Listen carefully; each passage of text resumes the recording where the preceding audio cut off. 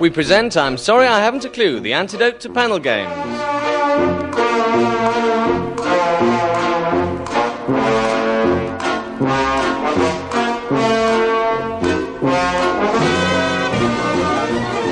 At the piano is Colin and your chairman is Humphrey Lyttleton.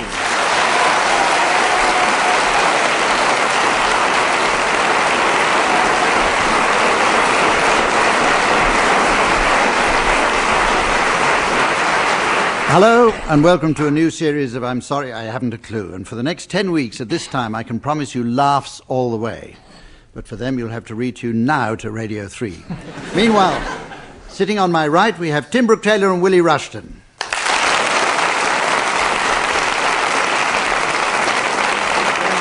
And on my left, Barry Cryer and Graeme Garden.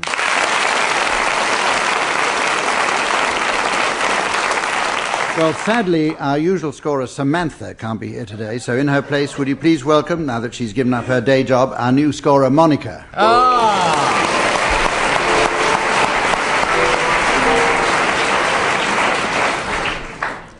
Right, first game coming up. This round takes as its premise the poverty of the international film industry. For economic reasons, new films will have to be the remains of 2 or more old films, and the teams will give me the resulting titles, and those that get the best titles will take away more marks than they ever dreamed of.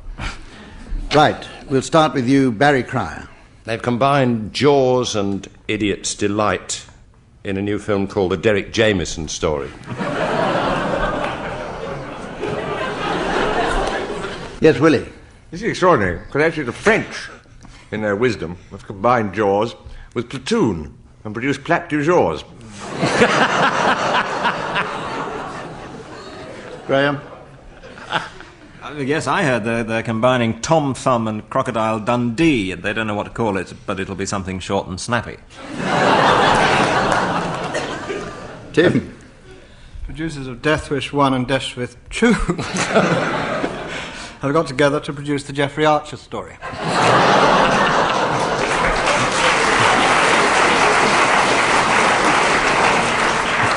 Yes, very good so far, considering you're all rusty.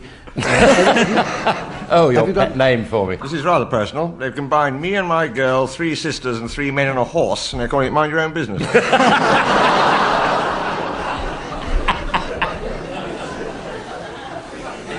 Graeme, have you got another one? Well, yes, speaking of Superman 4, The Quest for Peace, they're combining that with artists and models and producing a film called Peace Artists. Quite a good one is Blow Up and the Italian Job, which is going to be filmed as Up Pompeii.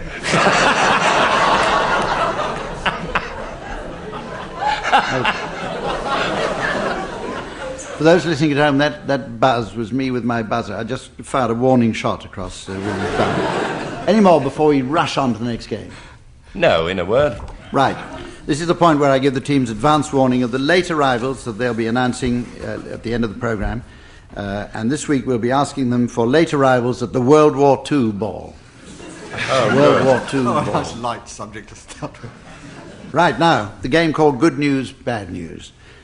It's the game where one member... Out with it! Easy for you to say that. The lip has definitely gone now. Oh, poor old devil. Anyway, you know the game. Willie Rushton's going to start. Willie Rushton, are you going to start with the good news? Just for you, Doctor. Thank you. Good news. Andrew Lloyd Webber's written a new musical. Bad news, he's using the same tune. Good news, Sarah Bryman isn't playing the female lead. Bad news, Andrew Lloyd Webber is. Good news, it's Joan of Arc.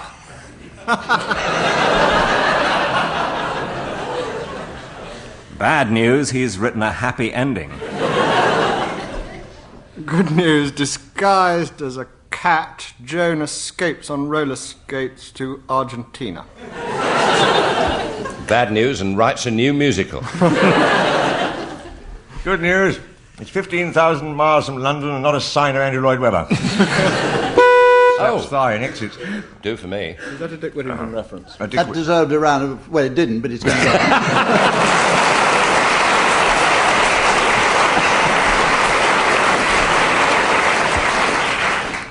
And we'll start with you again, Willie. This is inspired by the fact Tim Brooke-Taylor produced his at lunchtime. Well, it'll make sense in a moment when I say it. Good news, I've just bought a pocket television set. Bad news, it only works in my pocket. Good news, but I've found a place to put the aerial.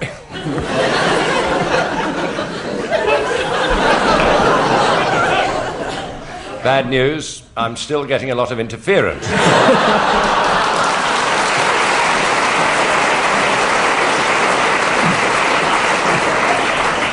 I thought that was good news in your book. Good news! I can now invite friends round to my trousers to catch up with the Colbys. Bad news is that Charlton Heston's hairpiece fools nobody. Good news, that's not Charlton Heston's hairpiece, thank you very much.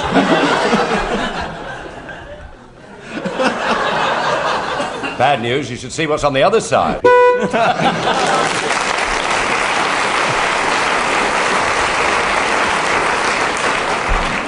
We're going on to a round now which is called the Bad-Tempered Clavier, mainly because that's what it's called. And the aim of it is to see how much of a song a team can sing when accompanied by a pianist who is both tone-deaf and incompetent. And as Richard Claderman is busy tonight, that man is Colin Sell.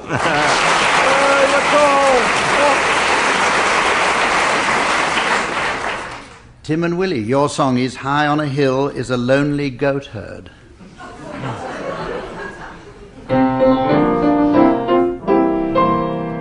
High on a hill was a lonely goat herd, ladle-ladle-ladle-ladle-dee-oh. Loud was the voice of a lonely goat herd, ladle-ladle-dee. Folks in a town that was quite remote heard, ladle-ladle-ladle-dee-oh. Lusty and clear from the goat herd's throat heard, ladle-ladle-ladle. Grace on the bridge of a castle moat heard, ladle-ladle-ladle-dee-oh. Men on a road with a load to tote heard, ladle-ladle-ladle-dee-oh. Men in the midst of a table tote heard, ladle-ladle-ladle-dee-oh. Men drinking beer from the rowing boat heard, ladle-ladle-ladle-dee-oh.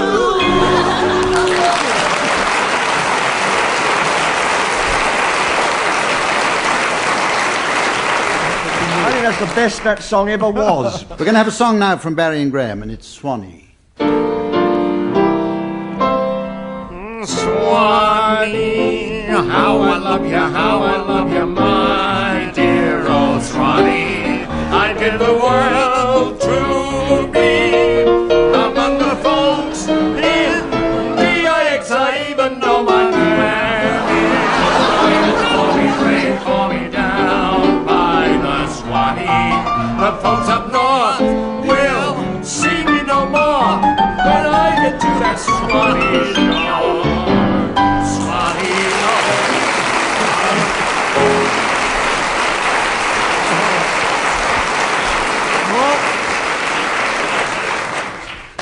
More. Less. Tim and Willie are in the lead, and we go on now to the round that you've all been waiting for, the controversial round, Mornington Crescent.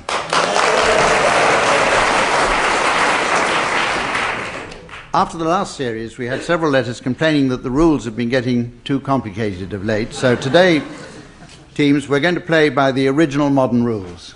Okay? Modern rules. The original modern rules. The original modern rules. Yes. Not the modern. Don't argue with the chairman. No, it's clear enough. How could you Right, have if it's clear to you, then, Graeme, you can start. Oh, dear. Stupid. And Is this the original modern rules? Graeme, In that order. Not revised. will you start, Graeme, please? Exeter Gate. Oh. Costa Road. Cromwell Road. Archway. Cole Park. Patterson Road, NW2. You don't have to do NW2. The original. But there are several Patterson Roads, and you'll follow my No, but gist you in a don't moment. have to do NW2, the original. But he no, if he has done it, could be. Well, you didn't. No, I'm being fair, because it No, could act in our Barry, favour that he has. I'd just but- give you any Barry, old Patterson Road. It would have been easy Sorry, for you, wouldn't it? Chairman speaking, I'm sorry. You didn't have to in the original rules, but they changed that for the modern rules. So carry on, Graeme. It's the Jubilee line that threw that one, in fact. Earl's Court. It's... Earl's Court. yes. Trafalgar Square. Northumberland Avenue. Quite right.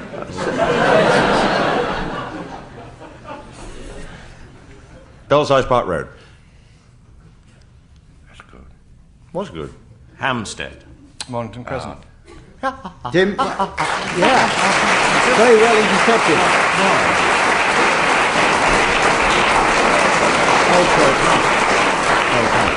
A very good interception there by Hence Tim the Brooke-Taylor. NW2, Barry Cryer. Know it all. Know it all. All right, all right. Right. I'm not Now a bad then, loser. it's time for the listeners to this programme to get their own back, and God knows they deserve it. Because we're going to have some listeners' questions in our programmes from now on, and I'm going to read one out now, and the team will answer it rightly or wrongly. The question this week is in two parts, and it comes from Mrs. Megan Roney of Poole in Dorset.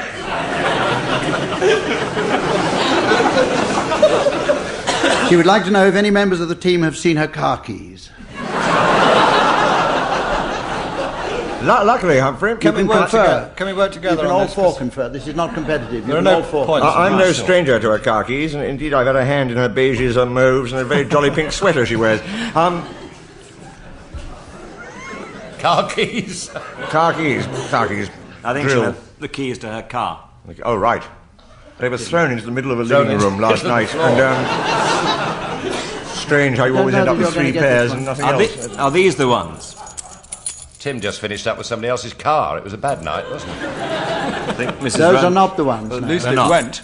Those are not the ones, because I know Graeme saw them, didn't you? Yeah, I did. Are these the ones? Those are the same ones you just picked up. Might be a second-hand car. And I have it on good authority, she only has one pair. Oh, have a care, Doctor. I sure he is. You're not going to get it, are you, teams? Well, Not gonna get it. No. Actually, yes.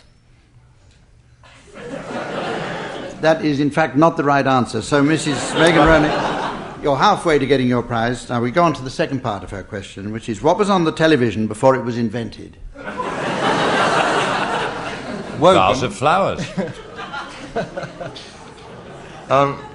George Cansdale.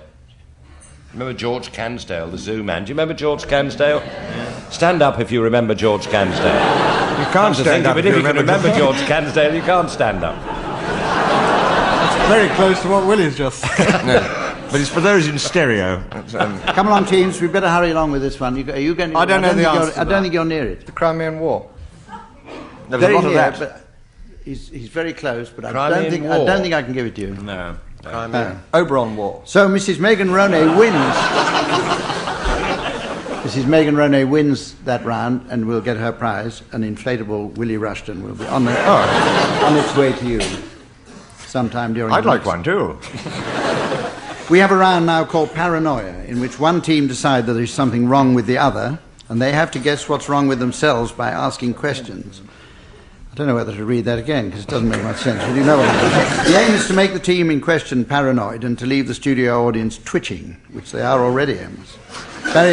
Barry and Graeme, you're going to start now. Your affliction is going up on the audience laser computer scoreboard. And here's a mystery voice to tell you at home what it is. They think they are Peter Wright. They think they are Peter Wright. Barry and Graeme, you have to now interrogate Tim and Willie to find out what's wrong with you. Well, it's obviously not very funny, whatever it is. It's long. Makes us laugh. Haven't been asked a What's question long yet. and Don't makes answer them any- laugh? Are we... Is this a generic term? I mean, do we think we're a group of persons? I don't think we're allowed to. Certainly not. No. We couldn't know. We can't. Oh, is Going a bit security far. involved in this? Well, not anymore. Do we think we're Peter Wright?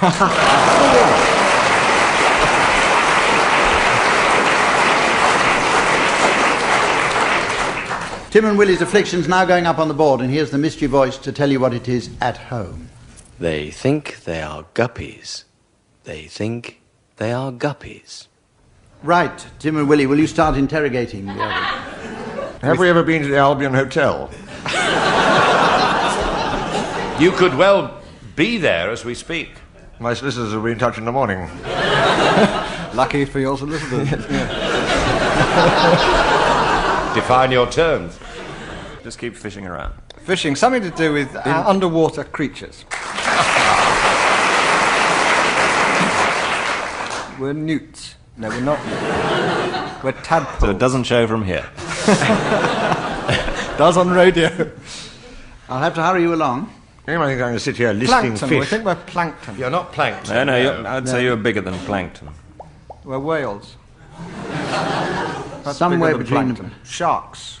What was No, that this- strange impersonation you were doing? Right, No, Ruth Maddock. We think we're goldfish. We're Ruth Maddock. Goldfish. Silverfish. Upwardly mobile you may be, but you're not yuppies. Oh, we are We're yuppies. guppies. Yeah. You are.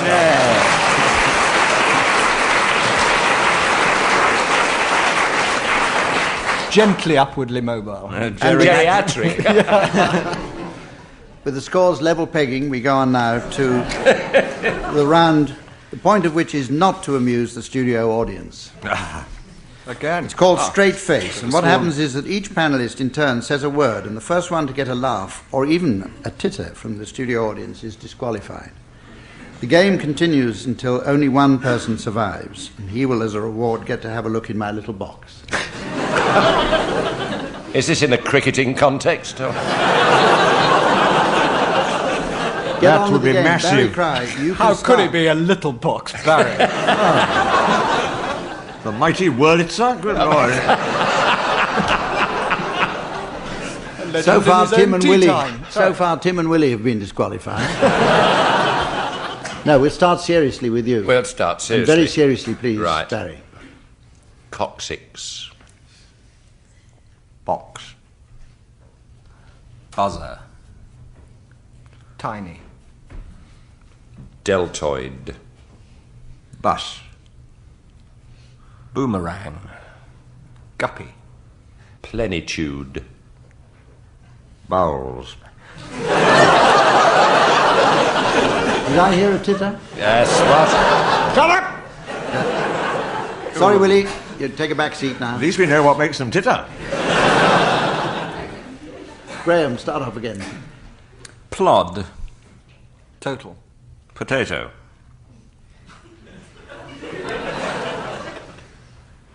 Brouhaha. Flange. Pirouette. Jeté. Knickers. That was suicide. Yes. There was a lemming approach to that one. I was losing the will to live. I assume you walked. You didn't. You're not waiting for my umpire's decision. I Right. walked, certainly. Thank you, Doctor. Barry and Graeme, it's between you two. Who's first? Well, Artichoke. Let's say Graeme. Oh, He right. seems to have a word welling up. Artichoke. Gusset.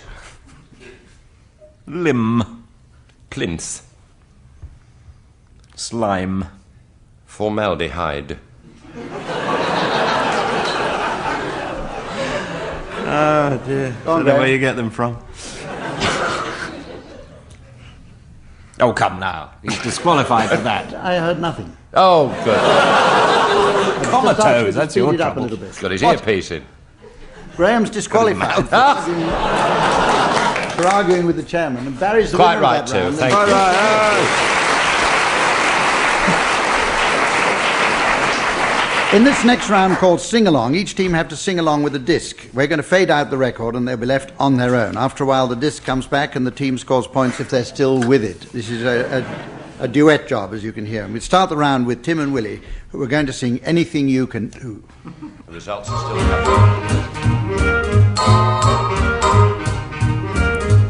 Anything Anything you can do, I can do better. I can do anything better than you. No, you can't. Yes, I can. No, you can't. Yes, I can. No, you can't. Yes, I can. Yes, I can. Anything you can be, I can be greater. Sooner or later, I'm greater than you. No, you're not. Yes, you are. No, I'm not. Yes, I am. No, you're not. Yes, I am. Yes, I am. I can shoot a partridge with a single cartridge. I can get a sparrow Oh, yes, with yours. a bow and arrow. I can live on bread and cheese. Only on that? Yes. So can a rat.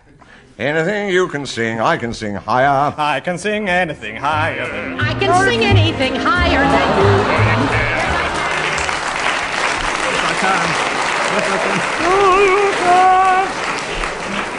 Tim and Willie get a bonus of 10 marks for being the only team in my memory who got out of sync while the music was still going on. Barry and Graeme, it's your song now, and it's I Wonder Why. Put your hand on my shoulder. You need someone who's older. I rub down with a velvet glove. There is nothing you can take to relieve that pleasant ache. You're not sick, you're just in love. 2, 3, 4. You don't need singing and there's no one there. So surprising. I smell blossom and the trees are bare. All day long I seem to walk on air. I wonder why. I wonder why.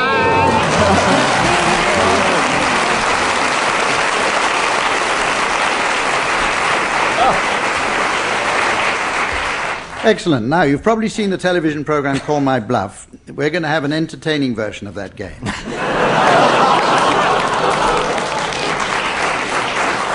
I'm going to give our team members a word which they must define, and at the end I'll try to guess which is the true definition.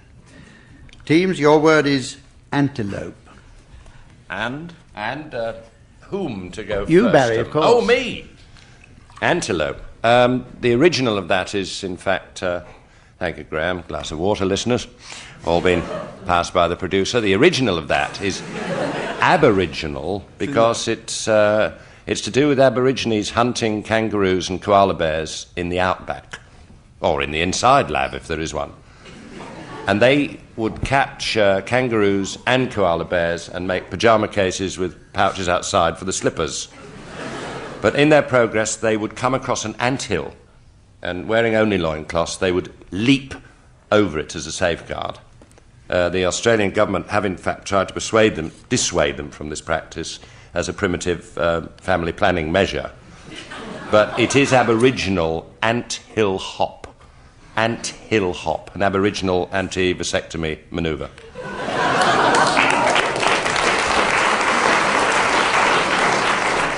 Right, Willie, let's hear your definition. Well, antelope is a melon, but the C's dropped off.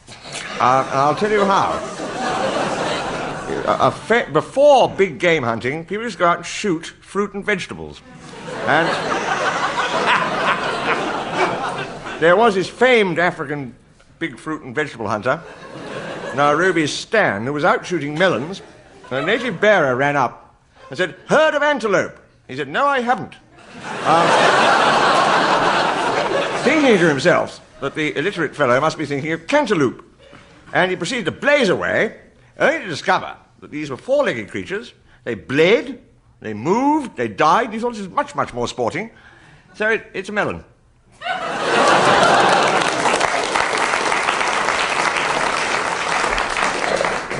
Right, Graeme, what about yours? Come back with me now to ancient Greece. You said that last time.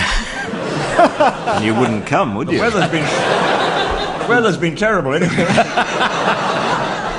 Right. Odysseus went away on his travels, leaving behind his wife, Penelope. Now, Penelope's mother's sister was called Antelope. And she was a delightful member of the family. She was known as Ante for short. So Antelope gave her name to all parents' sisters in the future. They became known as Antes. That was later shortened to aunt. So that's how we get our word aunt or gazelle. Finally, your definition, Tim Brooke-Taylor. Come with me. after the show, but at the moment, you may wonder, is there a word for that movement that precedes a high jump? Fosbury knows there is. And at that moment, when they sort of up and down like that, and the ladies, it's wonderful. Don't you admire their fragrance? Oh, come to my chair. No.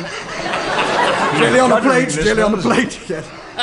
It's that movement, it's called the anti-lope. It's the before the lope. It is actually, the more common meaning is, of course, a five-sided sixpence. Yeah. Well, I've got 4 definitions to choose from. I'm not enamoured with any of them, really.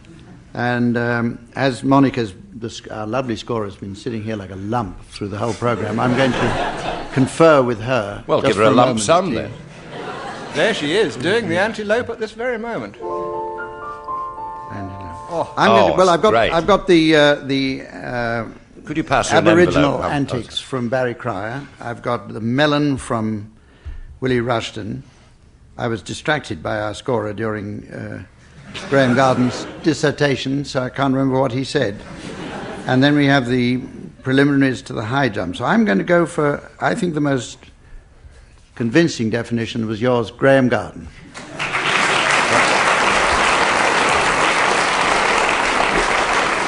Will you show us the card, true or bluff? Oh. Well done. Well, I'm going to get one right one day. Yeah. Oh, Lord. Very good. Right. We're going on to the game where I ask the teams to give their late arrivals for the World War II ball, and Monica and I are going to have a little lie down while they do. Who's going to start? I think we should start at the top with the Earl of Britain, who of course was known as Bert Earl of Britain.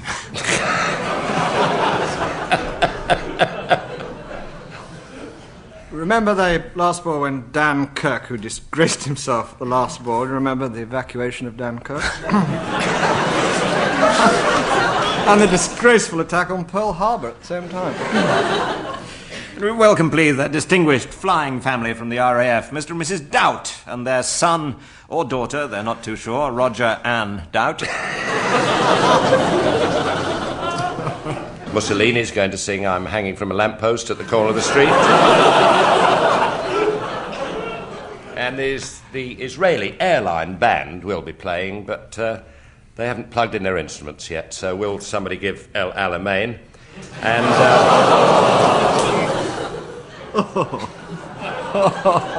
Interesting family. They fight them on the beaches with their daughter Michelle.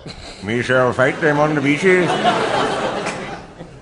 Also from the RAF, will you welcome Mr. and Mrs.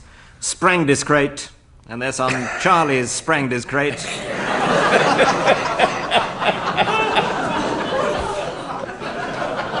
Here come the over the river quarries with their daughter Bridget.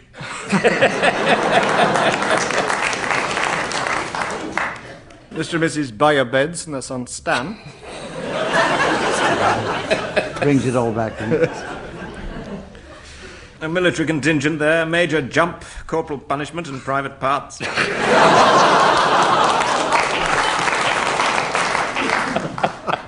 We're fast approaching the point where I have to wind up this programme. Just drop the bomb. It'd be making it much easier.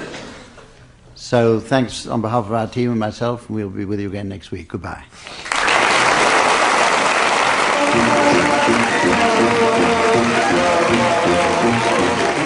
Barry Cryer, Graeme Garden, Willie Rushton and Tim Brooke-Taylor were being given silly things to do by Humphrey Lyttleton, with Colin setting some of them to music. The programme was produced by Paul Spencer.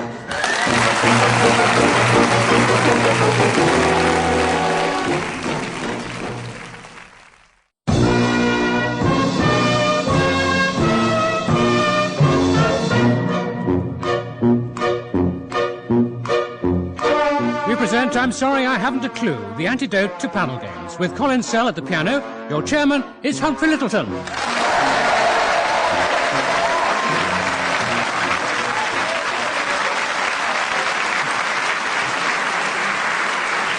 Hello and welcome to I'm Sorry I Haven't a Clue, the programme that does for comedy what Cyril Smith does for tightrope walking. I'd like to introduce Dizzy Gillespie, but he's not here. So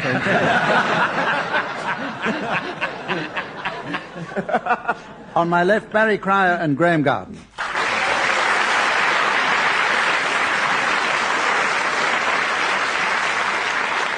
Well, sadly, Tim Brooke-Taylor can't be here today because we told him to meet us at the end of the M25. So please welcome in his place Stephen Fry with Willie Rushton.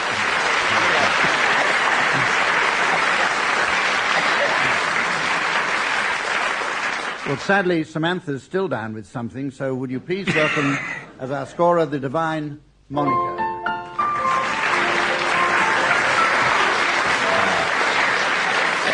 Right. We're going to start with a game called Initials. I'm going to read each contestant some initials, and I want to know what they think they stand for. Marks will be deducted for correct answers.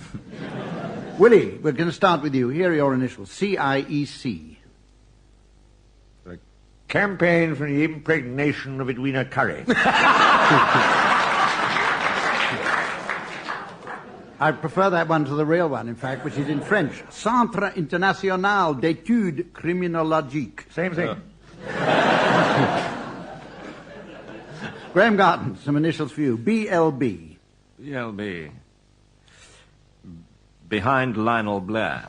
There's an alternative answer, and that is Boothby, Lovelace, and Bulbullion, which is apparently a type of nasal oxygen mask. Which is often behind Lionel Blair. Stephen, here's one for you. NKUD. NKUD. Sounds like a misprint. Sorry. There is a misprint here. It's NKVD. Ah. VD, you sure about that? NKVD. Never kiss Val Dunican.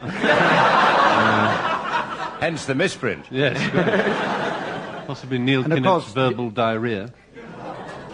Do you know what I suppose this is Turkish or something. Do you know what the Turkish for never kissed Val Dunican is? Because I've got it here. It's Narodi Komitet Vnutrekin Del. Yes, that is right. And we hurry along.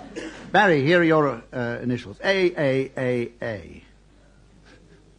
That's the Society for the Deaf, isn't it?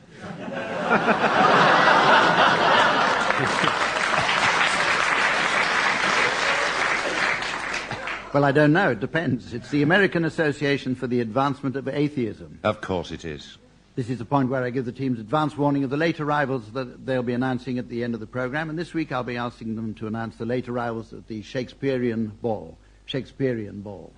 What fun that promises to be. And now on to a round called Just a Minim, a musical round in which the team members attempt to sing a song for a minute without hesitation, deviation or repetition. To help them along this evening, playing entirely with his feet, is our resident pianist, Colin Sell.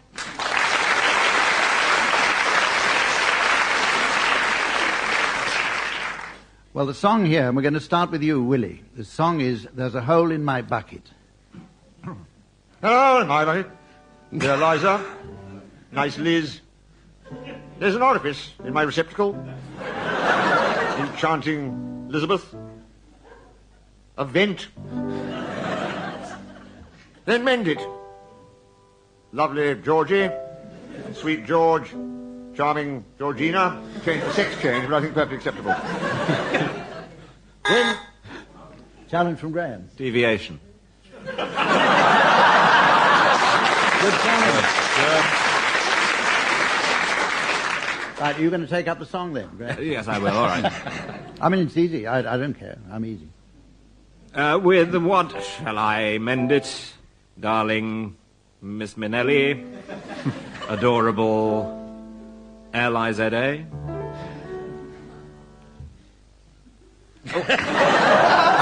Challenge from Stephen. I may be wrong. There might have been some hesitation. It could have been a rest, for all I know, a semi-brief rest or something, but it seemed like hesitation. It was the whole brief. Yes, it did occur to me that it was, which means that you have to continue the song. No, in that case there wasn't any. It flowed naturally, I thought. Through the hole in the bucket. With a straw, Poppety George, lovely George person, splendid Gregor. Use a drinking tube, dear old Gregory. Nice. Oh, no, you should be interrupting me now. Oh, thank you. Oh.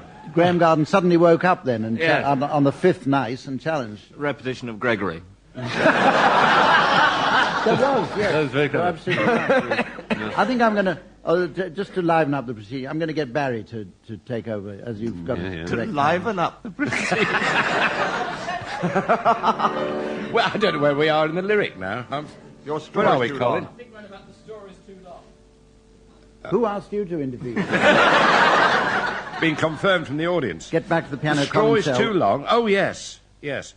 The fibrous tube is of an unfortunate... You haven't said too long once yet, Barry. I'm going to say it next time. I've got Irish blood. The fibrous drinking appurtenance is too long. Scrumptious heroine of My Fair Lady. Delicious Asil backwards. the aforementioned thing. I'll tell you what, I'm getting bored with that song. Shall we Thank you, Colin.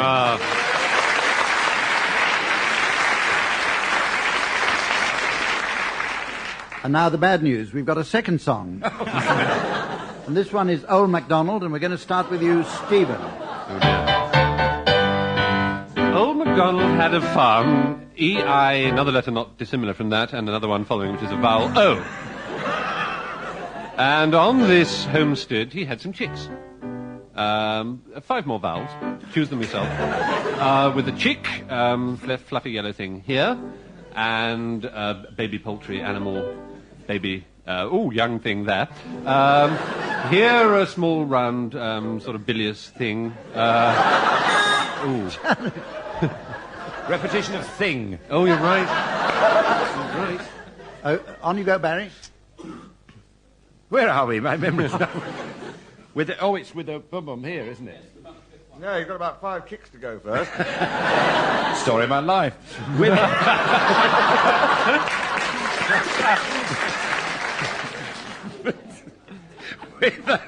oh God, with a former occupant of an egg.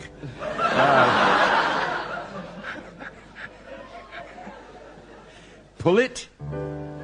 No, that's not a command. Have we had pull it? Have we had pull it? No.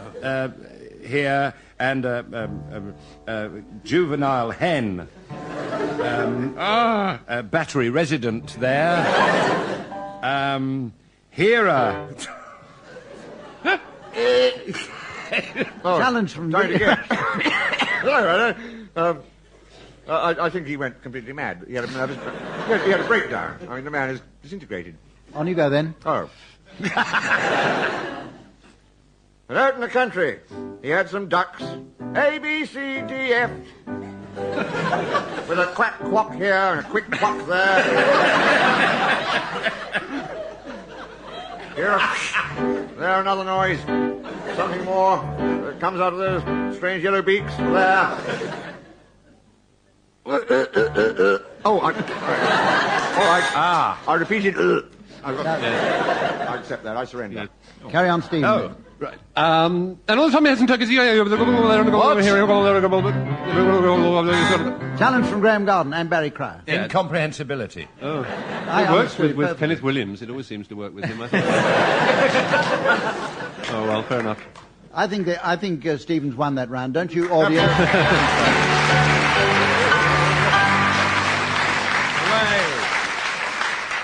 The next round is called Limericks, and the reason why is that I'm going to ask our teams to make up some limericks, especially those that are suitable for broadcasting.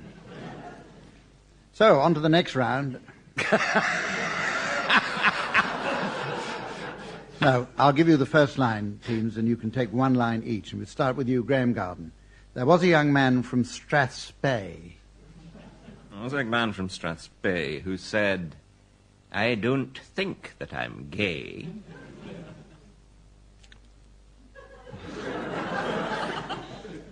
I'm quite neat and tidy. But first thing on Friday, I'm tossing my cable away.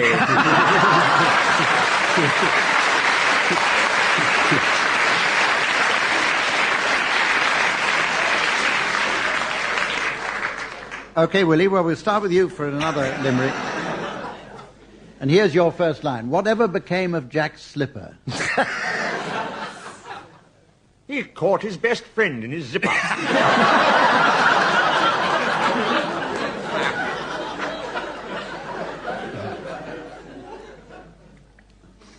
Now, it wasn't the pain that made him complain.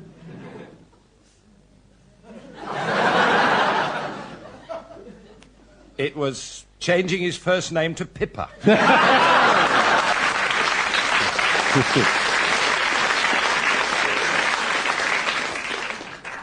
Okay, Stephen, you're going to start this last one. I once had a fully trained moth. Moth. Who'd swim like a fish in Scotch broth. To end his routine, He'd fart, God save the Queen.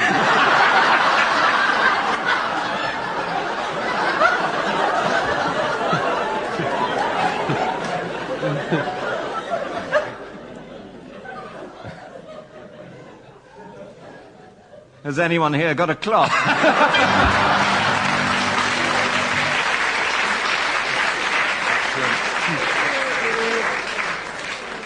I'm being nudged by Monica on my left because I believe she has a score. not for the first time. So we go on now to a little-known game called Mornington Crescent.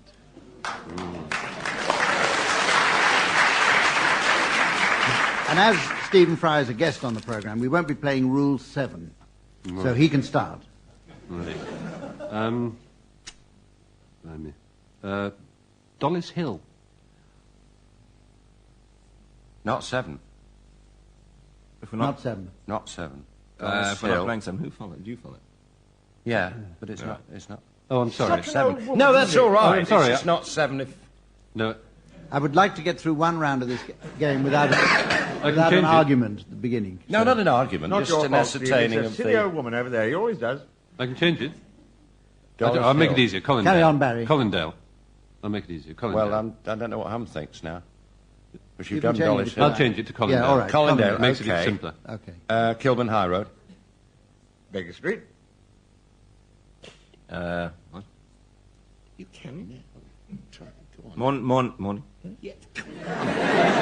Go straight in. Sorry, too late. Oh, come. Never been known. We'll have to go on With me? with you, Willie. You can't No, jump. You can't jump Graeme, Humph. Well, I can because he took too long. I thought that We're was going to Rule be 7. here all night. All right, Graeme. I'll give you I one. should think so. I'll give you 3 seconds more. All right, and well- that's it. Now, so we go on to Outrageous. Kensington Church Street. I've landed you right in it again. Ha, ha, ha, ha, ha. Wardour Street. Good.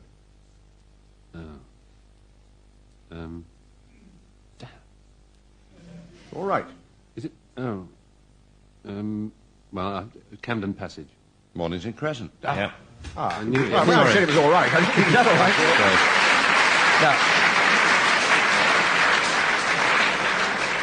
A bit unfair as he's well, a guest. Stephen's a well, guest, he- and he he hasn't did played really very walk often. into that It was a one. bit brutal, I'm sorry. No. Anyway, Anyway, on we go won. now. Anyway, Yeah. it's winning We have that a round matters. now, a new round called Critics Forum or Against Them. It's a round in which each team play the. Your Doing very lip's well gone. so far. It's a His round in lip's which gone. each team play the part of two critics reviewing a play or film. When the other team buzz, the critics must totally change their opinion. And I'll give a long buzz on my buzzer, which sounds distinct from the other ones. It sounds like that. When the whole thing's gone on long enough. Temptation to buzz it now is almost...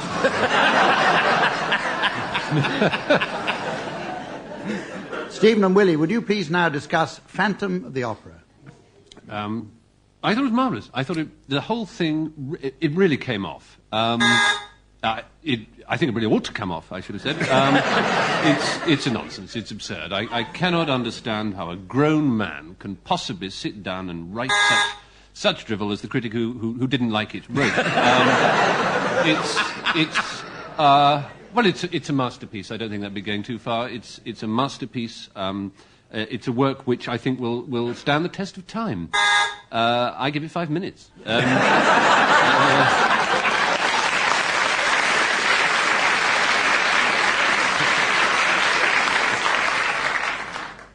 We haven't heard much from Willie yet.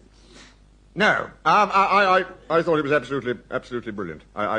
Superb. I've never enjoyed myself so much in the theatre as I was forced to enjoy myself. There was nothing going on the stage at all. It was an appalling evening. It was quite the worst evening I've ever spent in my life. Apart from going to see Phantom of the Opera. This was a singular experience, and a tremendous experience. And something, to see Michael Crawford with this white mask on, somehow looking very like Sarah Brightman. I find it very hard to tell one from the other. I believe Andrew Lloyd Webber has very much the same trouble. In some ways reflected in the score, which at tea interval was about 38 for 2. I can't remember now whether I'm for it or against it. I think that wraps it up, I think. Right. Give Willie a round of applause there.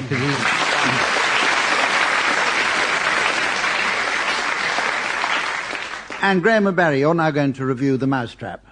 Well, the whole art of writing a really good detective story is to keep the audience in suspense, and preferably in their seats, which unfortunately this didn't do. I thought it was very poorly put together, and the audience, although badly put together, did stay in their seats for a riveting evening's theatre. And when the riveting had finished, the stage was cleared and the play began. The curtain went up to a roar of delight, and the audience were absolutely spellbound with what they saw, which was the curtain immediately coming down again. But don't just take my word for it. Barry, what did you make of it? Abysmal is the word that springs to mind. Ice cream? Call that ice cream? Abysmal! I threw it under the seat and thought, I'm going to watch this archetypal suspense thriller. Lead me to it, I thought. And I looked at the stage, and there it was happening. The curtain had stuck again.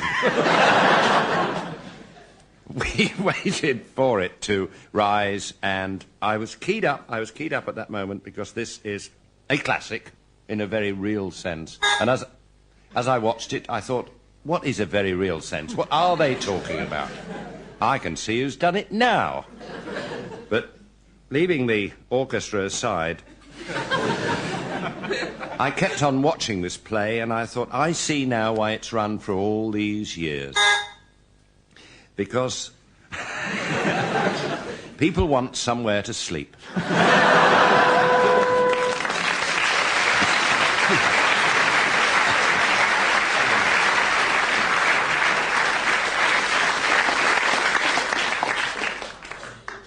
Okay, and the score, as everybody knows, is just sort of ticking over at this moment.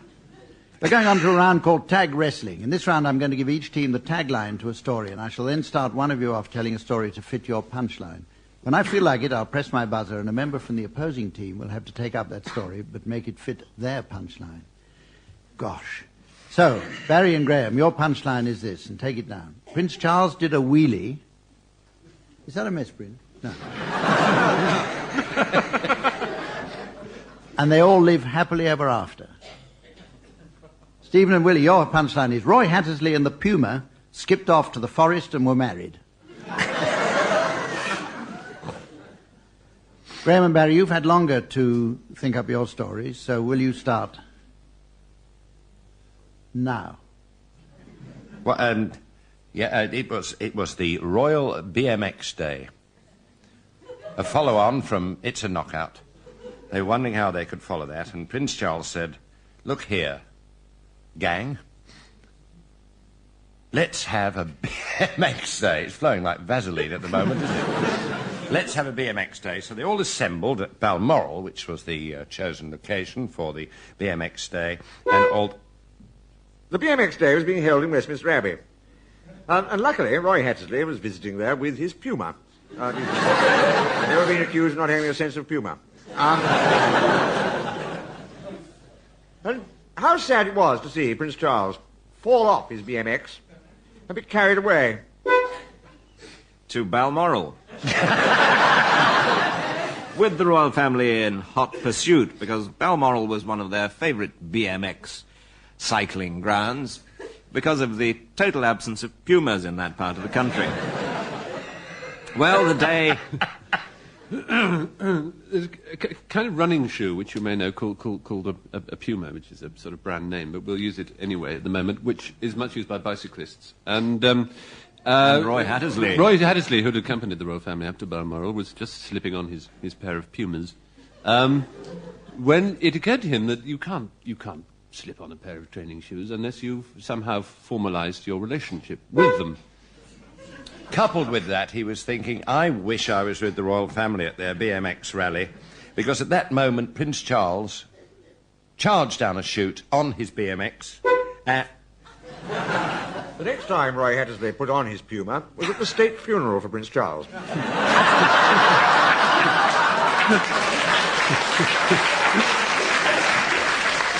A splendid occasion, and held in Westminster Abbey, which is extremely fortunate. But as Stephen has said, he wished to consummate this marriage with his gym shoes. And,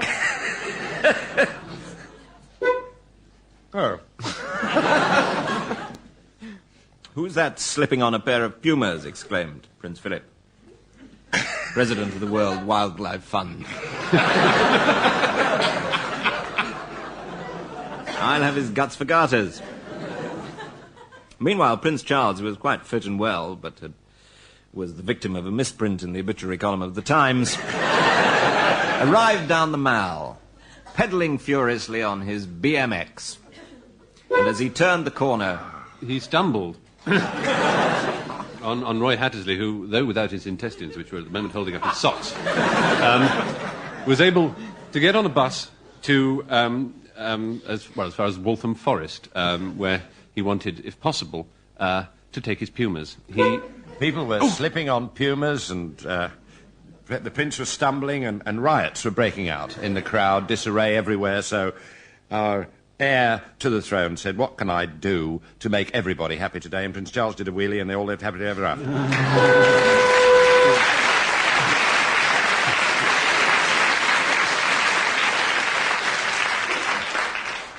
Well done.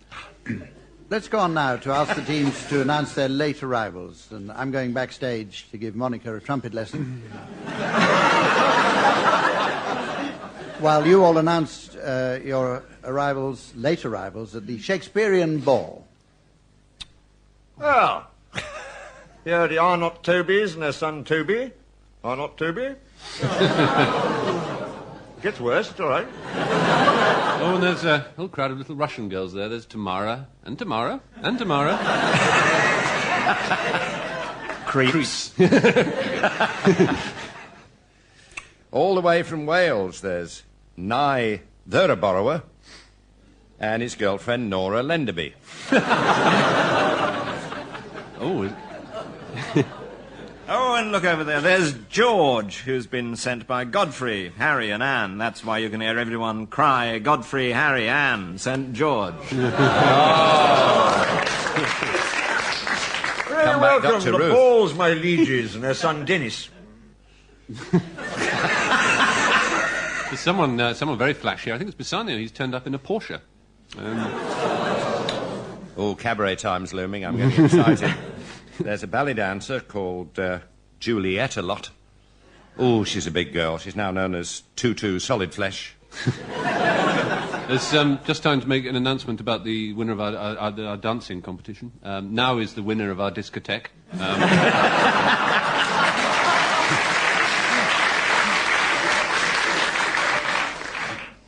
I think it's Nonny over there. I'll call her over. Hey, Nonny! No.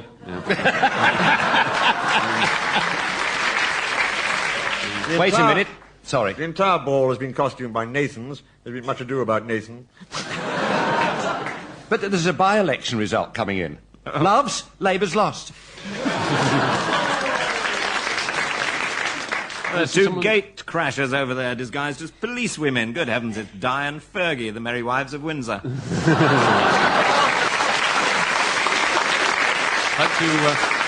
I'd like to warn all the guests at this ball to guard their puddings very carefully and to watch out for Autolycus, who's a snapper-up of unconsidered trifles. Mind you, he's as tight as Andronicus. Here's the Things, with their unfortunate son, who always has such a rough time in Scandinavia, Sam Thing, who's rotten in the state of Denmark. There's a Greek over there. I think it's a Greek. He's selling neckwear. Oh, it's the Tie Man of Athens. Oh, here's Stratford Johns and an Avon lady. Good Lord, Stratford on Avon. Stop that. Stop that.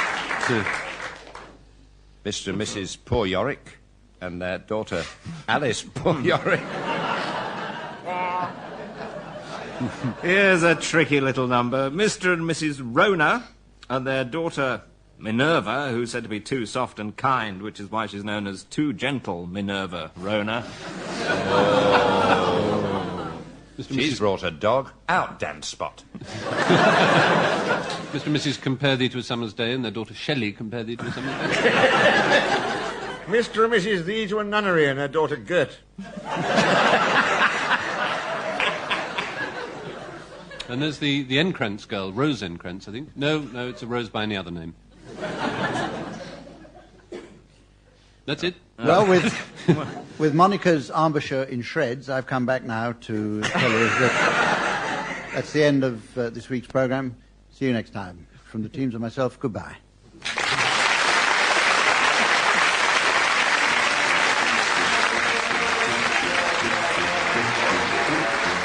Barry Cryer, Graeme Garden, Willie Rushton and Stephen Fry were being given silly things to do by Humphrey Lyttleton, with Colin setting some of them to music.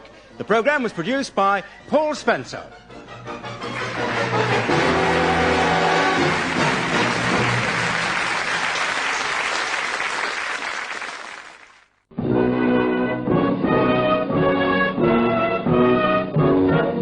We present I'm Sorry I Haven't a Clue, the antidote to panel games.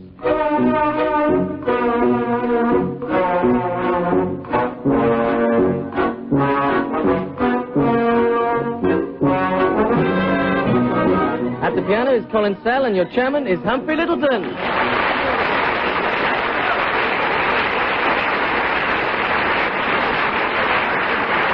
Hello again, and welcome to I'm Sorry I Haven't a Clue, the show that does for comedy what Nancy Reagan does for sumo wrestling.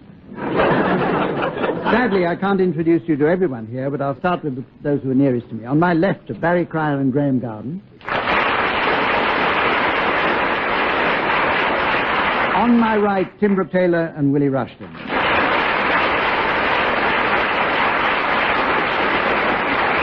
I'm sorry to say that we've got a note from Samantha's mum to say that she's got a bad back, and so she can't be with us. So scoring with me tonight is the lovely Monica.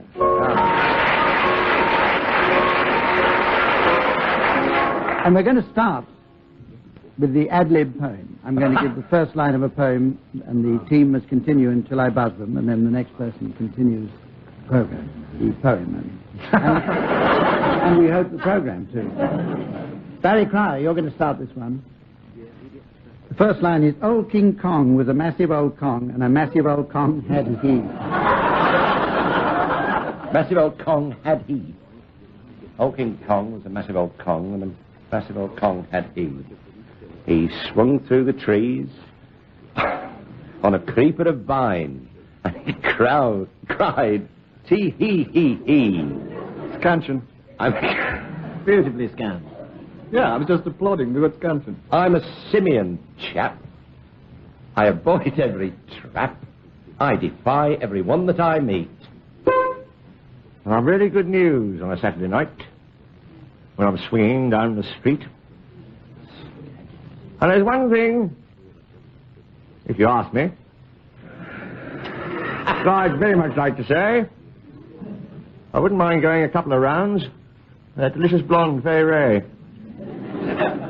But then again, she might say no. But then perhaps she mightn't. Good luck, Graeme. And then again, she might just scream, and then I would be frightened. I'd take her to my jungle lair and show my monkey tricks. Thank you, Graeme, very much. Put me in a fix. You didn't hear that, you see, you were talking, thank goodness. King Kong, I am, as you well know. I'll take you home again. So there, Fay Ray is waiting, dressed as a lovely wren. You've got that look, Hump. I said to her, Fay, I said, you're as lovely as a dawn. You are the loveliest lady I've seen since I was born. When I was just a little chimp playing in the bad weather, I remember oh so well I hadn't 2 8 knees to rub together. Go on then, too late, wasn't it? No, it'll do. Go on. Oh, and so, Fay Ray, on this fair day, I ask you to be my bride. You said I would. Perhaps I could. But then again, it's too wide.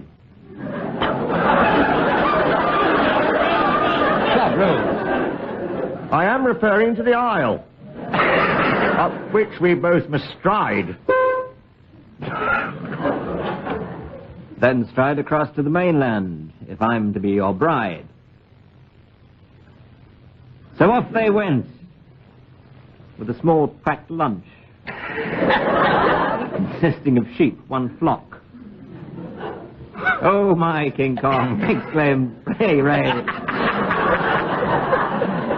You are a chimp off the old block.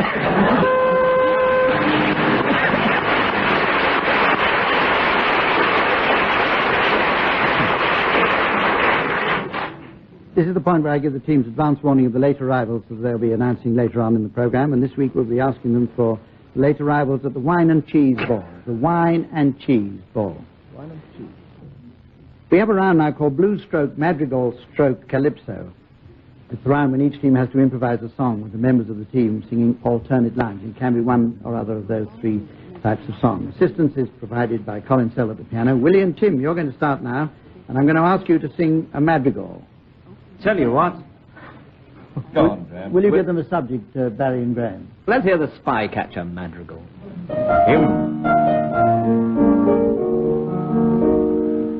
My name is Peter Wright. I know, what are they doing to me? Oh. Economizing with the truth is quite a liberty. I am a humble spy-catcher who got up the nose of Mrs. Thatcher. By suggesting that for years she's been the head of the KGB.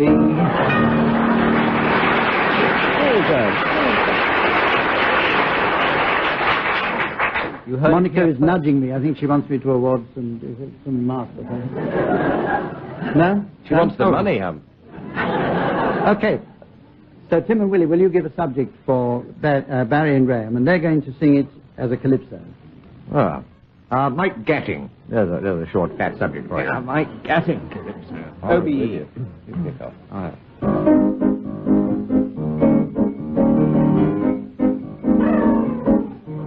Oh, England doing well under Captain Mike Gatting. He's good at the bowling and he's good at the batting. But at flipping the coin, he is not the boss, sir. That's why they call him a terrible tosser.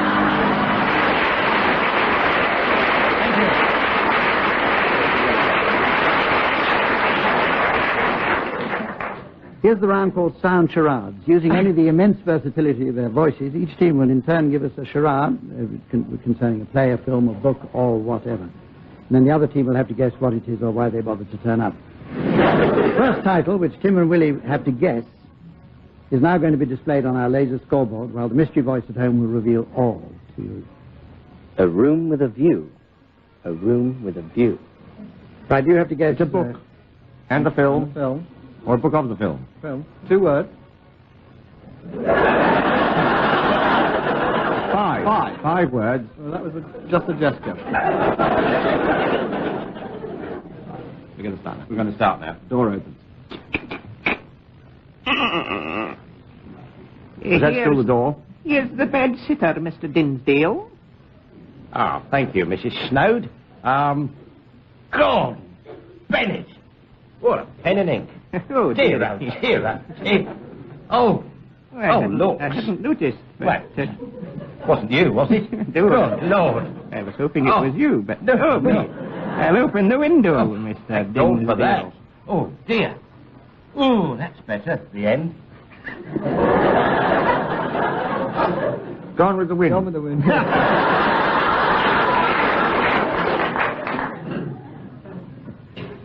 No. Far from the nodding crowd. I did say far. Too clear. Has wind got anything to do with it?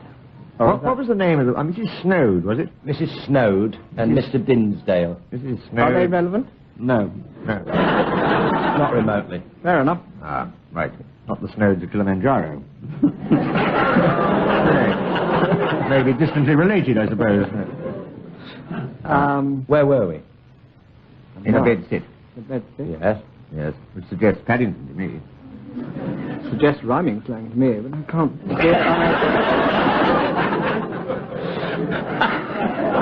Nudist. Did you mention Yes, there was a nudist in it. The smell-shaped room. Excellent. Not right. Better than ours, actually. That's very good. Oh. And wrong. Very good. Wrong. Yes, but are any of the words right? Yes. Room? The smell-back room.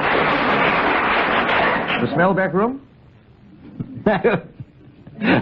Room with a view. Yes.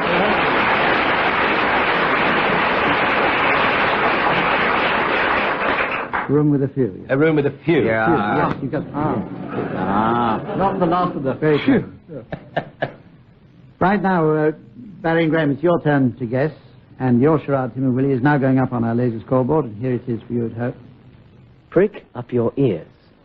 Prick up your ears. Okay, book, film, or what? There's film. And a book. There was a play, I think. No. No, there wasn't a play. Very misleading to suggest that. Right, on you go with your charade, then. Right. How many words? 4. For no reason whatsoever, a door opens. Excuse me. What's that? What's that? No, excuse me. I just... About 4:15. No, I simply want... Pardon? I just wanted to tell you... I'm sorry, I can't hear you. I've got a banana in my ear. No, I just wanted to tell you...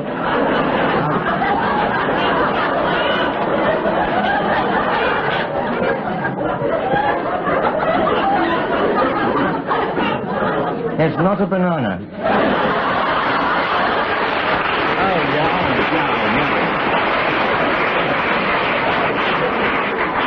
I have to warn you, Barry and Graeme, that if you guess this one right, you'll be disqualified.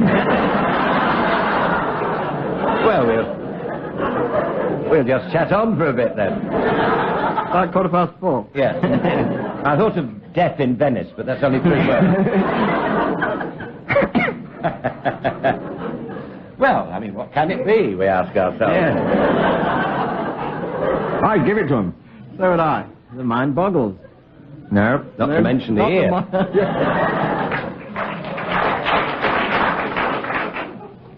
Is the second word up? Your teeth.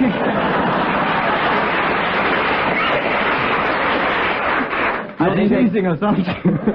Is the first word Giles Brandreth? Yes.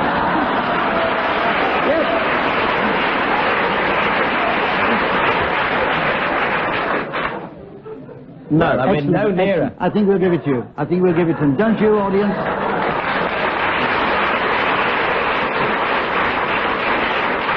Now it's time for a visual game, which you can watch at home. It's that popular party game, Pin the Tail on the Donkey.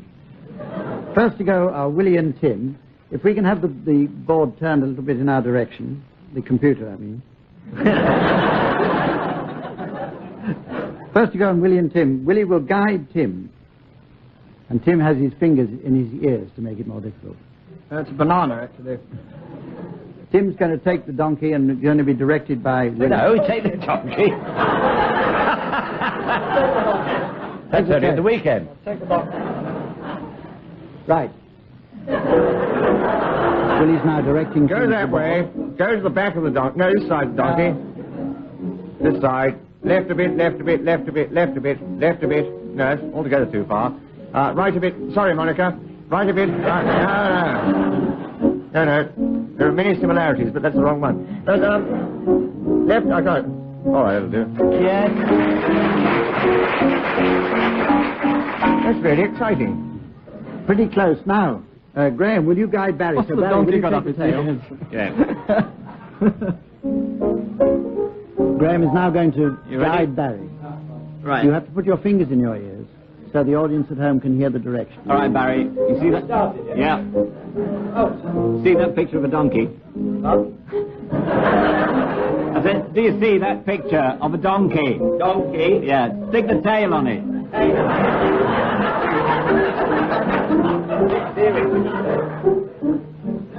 Take 10 bananas out. Barry's now taking 6 paces, 7, 8, 9, 10 paces. Come back, Barry!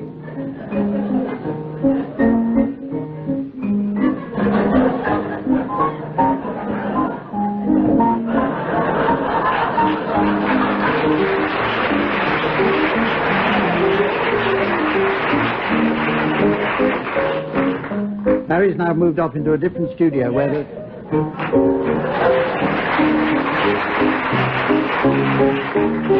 Show me, I must adjudicate.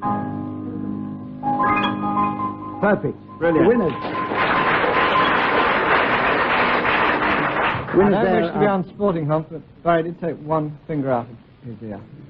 I would have. That's a deaf ear, anyway. As you took both out, I think you can About hardly... 4:15. We're going to hurry along now. We're going to hurry along now to a game called Fourth Bridge. And it's a musical game, so we'll call on Colin Sell at the piano. I'm going to ask each team to sing a song, but omit to sing every fourth word. I shall award 10 points to the winners, and the losers will receive a leopard skin wheelbarrow. The consolation prize. We're going to start with Not you, a Tim real and Willie. leopard skin, I hope. Would you sing A Nightingale Sang in Berkeley Square?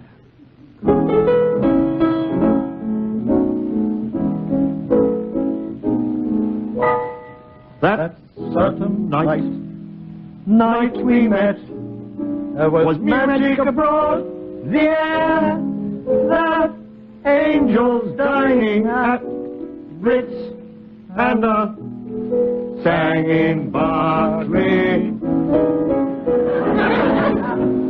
I may be, but perfectly to swear that you turned and at me, sang in Berkeley. I know, 'cause was there that in Berkeley Square. Oh, she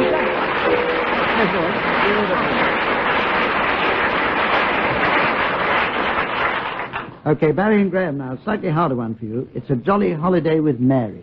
How fragrant. Oh, it's a holiday with Mary. Makes your heart light when the is grey and Mary makes the shine bright. So is blooming all earth. The daffodils smiling at her. When Mary holds and you feel grand, your heart beating like a big fan. Oh, a jolly holiday, Mary. No wonder it's Mary that we love.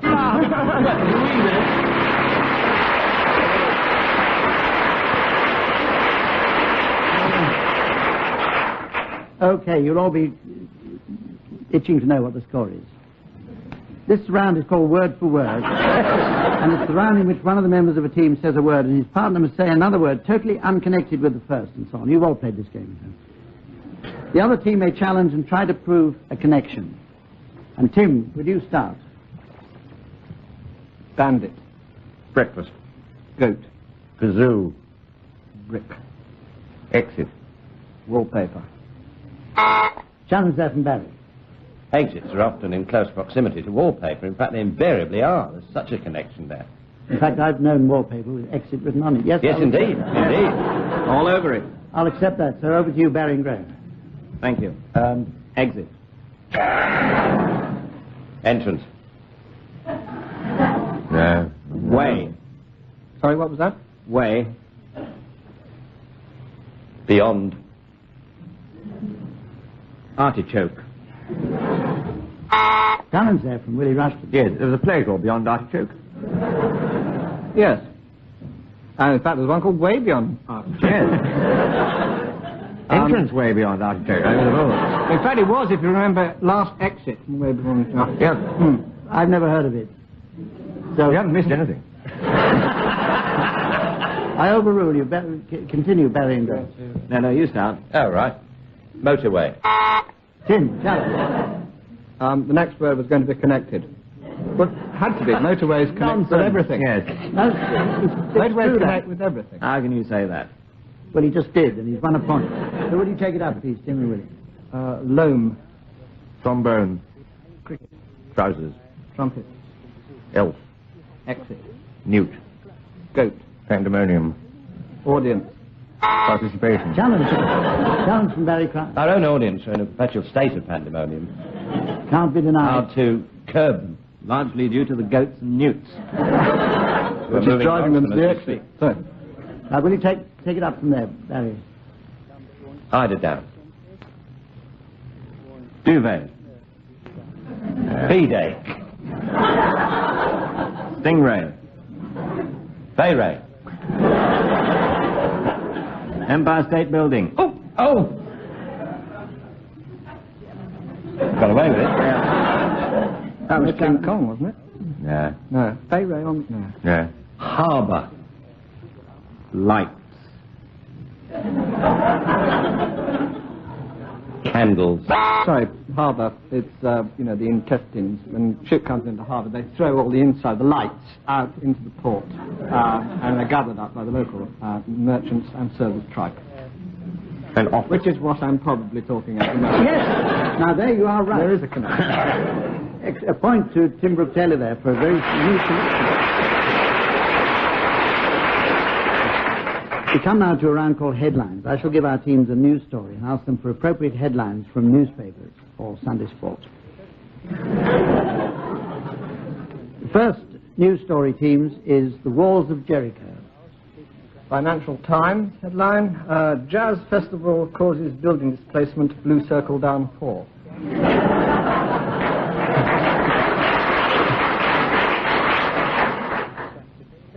The Independent. Musicians back Prince Charles on action in inner cities. Telegraph. Jericho's walls fall on populace, no Britons involved.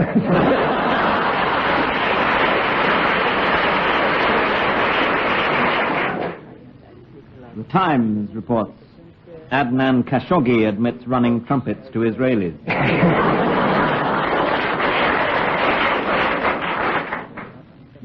Ready to make a review, actually. Joshua, surely the greatest trumpeter since Humphrey Lyttleton. And Tim leaps into the lead. Carry on. Sorry. Carry on. I'm reading the paper. Taylor and Cutter. Joshua fit the Battle of Jericho. Daily Mirror. Joshua shock. He is son of none.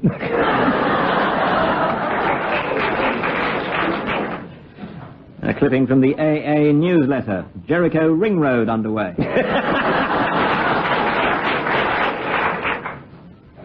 Brooke's Weekly. Joshua said, lucky I had banana in ear. Shall we move? Can I give you another story? Oh, please. Because Sodom and Gomorrah. The Scotsman. freak weather, hits gay resorts, no Scots involved.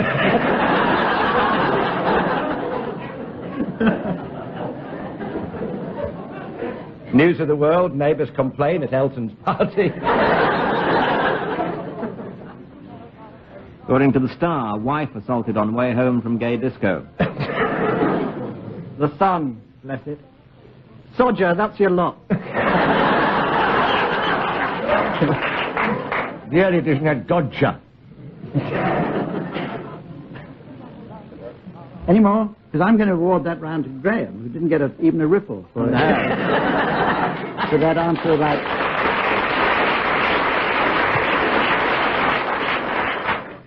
And I've only just got it too. Wife assaulted. Yes, excellent. Yeah. Excellent. Anyway, Slot reference, yeah.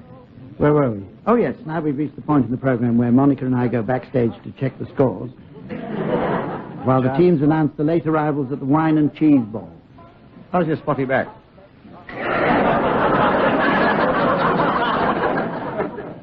Join up the dots. I'm certainly looking forward to the cabaret. Got the Ugandan William Tell act. He's known as the Apple Asian, and he's here with his agent Mo Zellwine. And there's Dick Dunk and the Twiglets. Twiglets? What have Twiglets got to do with cheese? Well, you have a nibble at Wine and Cheese, don't you? If you're lucky. Oh, well, if you have nibbles. You haven't been startled by nibbles, and you... There's Gordon Zola and Nibbles, his sneezing loony friend, Shoo Nut. The Scream Crackers and their son Jacob. Mr. and Mrs. Cheese and their hermaphrodite child, Wayne M. Cheese. Mr. and Mrs. Policella and their daughter Val Policella. Oh, there's that Dane Ishblue and his amazing dancing bear, who's lagging behind a bit. Come on, bear. Oh, dear, how sad to see Hank Marvin pissed again. I can see the headlines now, Shadow Bottled.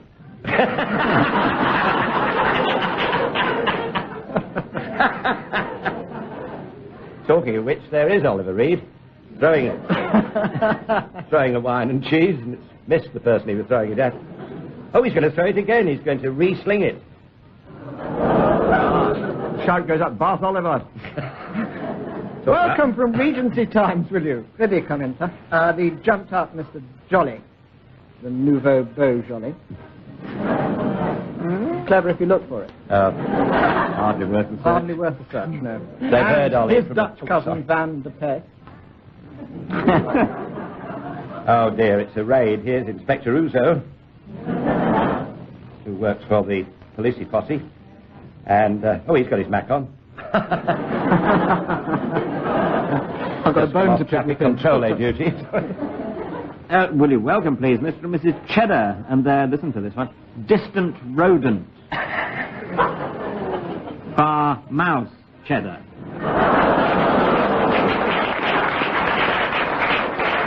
With his keeper from China, Mao Strap. His father, Parmesan. Oh, the cabaret's still going on, look. There's a German lady jumping over a gold top. She's called the Leek Brow Milk. Singer Bel Paese. All the way from Ireland. Paddy de Foie Gras. With his girlfriend, Cloderone. Liam's Wold. Lad Nibbles, Twiggy's here with her children, Twiggylets. What's that noise? What a noisy cheese board. Every little breeze seems to whisper Louise. Well, teams, I'm sorry you've left that Oh, Gordon... could you step aside? There's a man taking the wine out to breathe. We call it walking the plonk.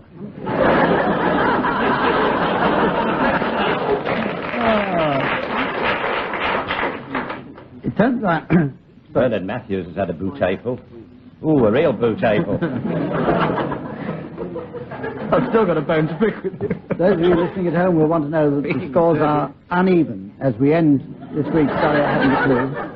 And we'll see you all again next week. So, from the team to myself, goodbye.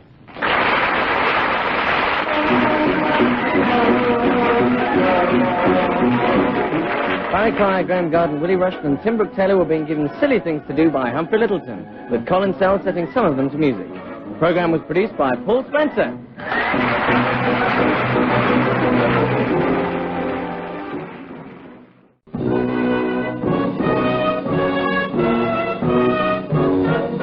We present I'm Sorry I Haven't a Clue, the antidote to panel games.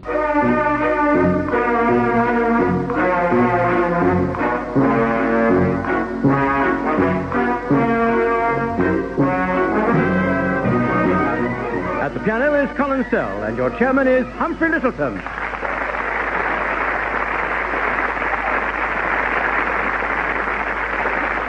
Thank you. Hello and welcome to I'm Sorry I Haven't a Clue, a programme full of games as exciting as a weekend in Leicester Forest service station. Sitting on my left are Barry Cryer and Graeme Garden.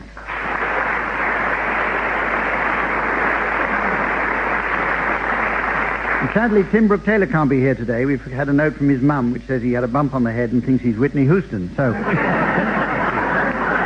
you please welcome on my right Willie Rushton.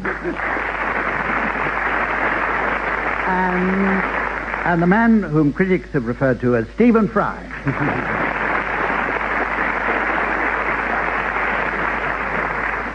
Monica, who's been our gallant scorer for the past 3 weeks, isn't here today, so teams, will you please give a big welcome back to our old friend, Samantha.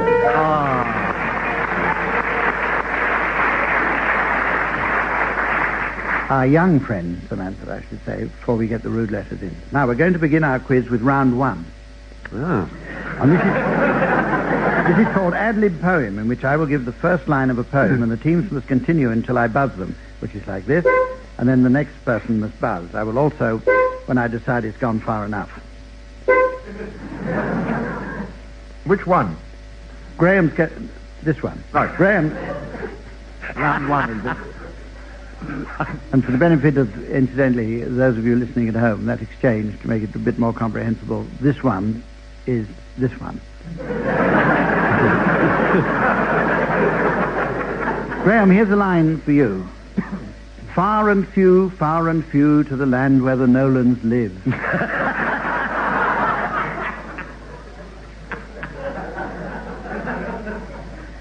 Far and few to the land where the Nolans live. As we set out that summer morn, the four of us in a sieve. Little leer there. You do it so well. Yes. You know, you can tell Samantha's back. And Monica's laid off. Excuse me, I'm composing it. You're decomposing. Carry on, Graeme. We all jumped up, ran down the beach, and jumped in our strange wee craft. Would it be helpful if I gave you the last line again? We abandoned the sieve for... No, come on, wake up. This has to rhyme? Look, I tell you what, I'll go to the lavatory. Willie, that doesn't rhyme either. Out of the sieve now. Yes, we abandoned the sieve. It was full of holes, and we took up a more orthodox raft. The problem with this was it leaked water, which fell on the Nolan's head. Got to that. Prose, really. I wondered what Thor Heyerdahl would have done. And everybody said, no, he's dead. I said, no, he is not. He's still alive. I'll give him a ring this minute.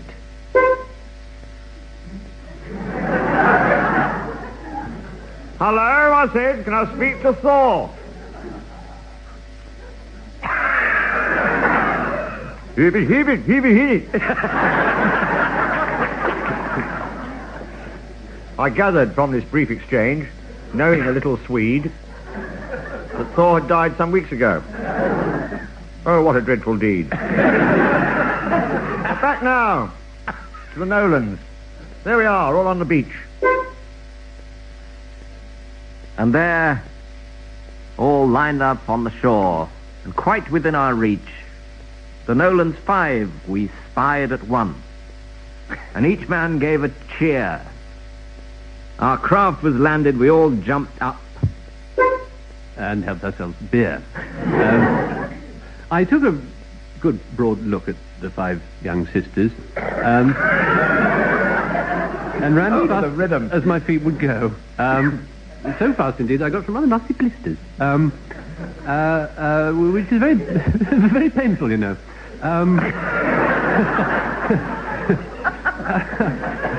That's a very good chance to be poet laureate. Don't threaten him. Dead bowls, and he'll be right.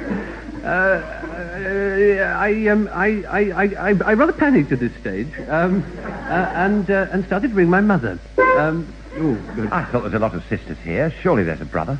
And then I thought, why are there so many Nolans? Good heavens, I'll think it is to my death odd. And then, remembering Stephen's delivery, I realised they didn't use the rhythm method.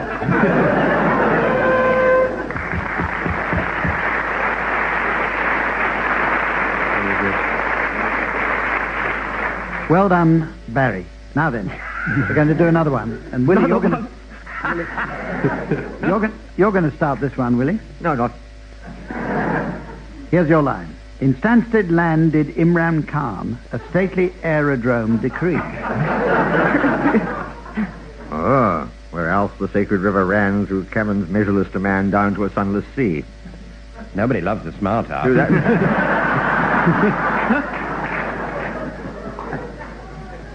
A damsel on a bicycle in a vision once I saw.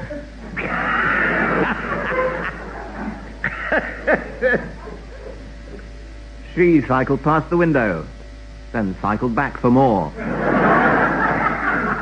All day she spent a-cycling to and fro.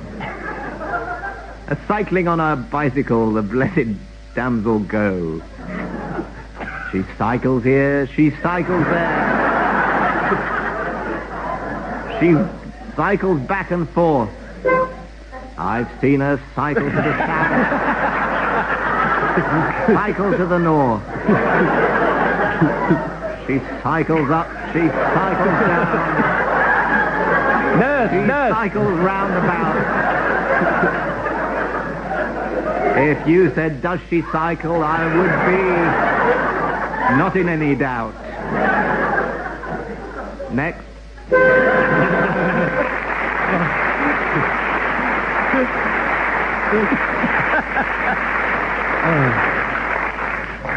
Well, this is the point where I give the teams advance warning of the late arrivals that they'll be announcing at the end of the programme. This week I'll be asking them to announce the late arrivals at the Weatherman's Ball.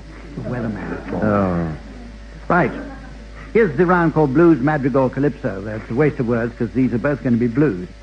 Each team has to improvise a song with the members of the team singing alternate lines. The subject for the song, in this case of blues, I think I mentioned, will be provided by the other team. Assistance will be provided by our resident pianist, Colin Sell. Applause. Bless him.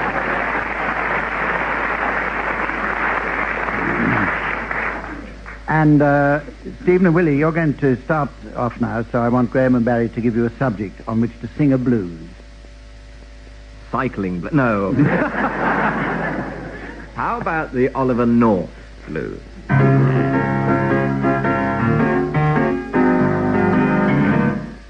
I wonder what he's playing. Woke up this morning, had my shredded wheat.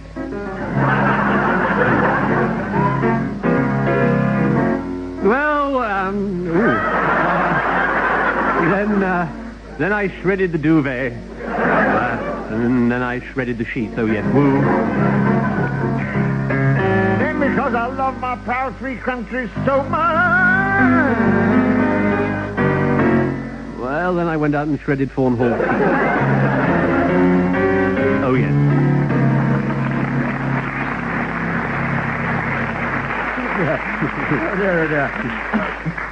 Crazy, man, crazy.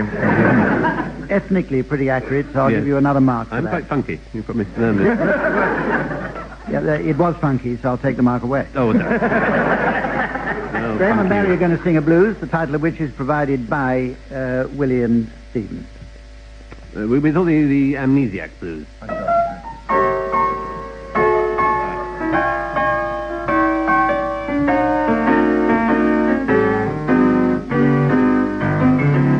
Woke up this morning, thought I don't know where I am.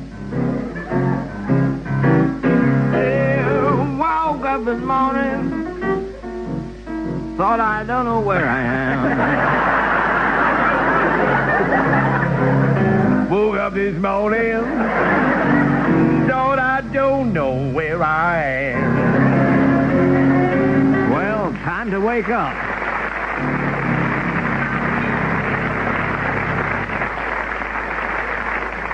Who said that? Right. I think it's our turn for blues now. That was very good. Incidentally, those of you listening, a little sidelight on this program. The chairman of the program gets a new BBC pen each week, which you may think is a typical example of BBC extravagance, but the point is that they only last a week. Our teams have decided in this game, it's a game called Suitcases, and our teams have decided to go on holiday. Sadly, I noticed that they've all bought return tickets. Anyway, they have to pack their suitcases entirely with objects beginning with a letter I shall give them. And the other team can challenge if they think the object won't fit into a suitcase or won't be needed. Stephen and Willie, your letter is S. Mm-hmm. Away you go. I think I'll probably take some Sterident. Because I come to like him, I'll take Stephen.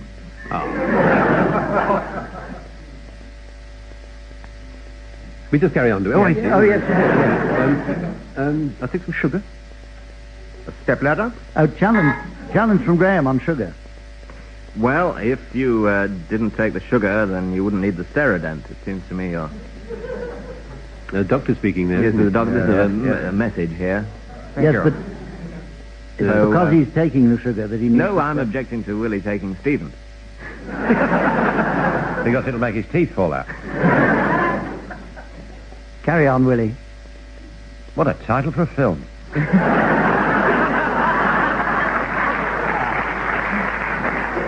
This could be the breakthrough they're looking for. I think they've used it. A syringe. I'll take, if I may, a small school. A challenge from Barry Connor. Specify the number of pupils. I got two. They both look inwards, so it looks as if I've only got one. That's a strabismus, which I'm also taking with me. A crosstalk act. Yes, indeed. A sack of sago. I'll take some Sturgeon.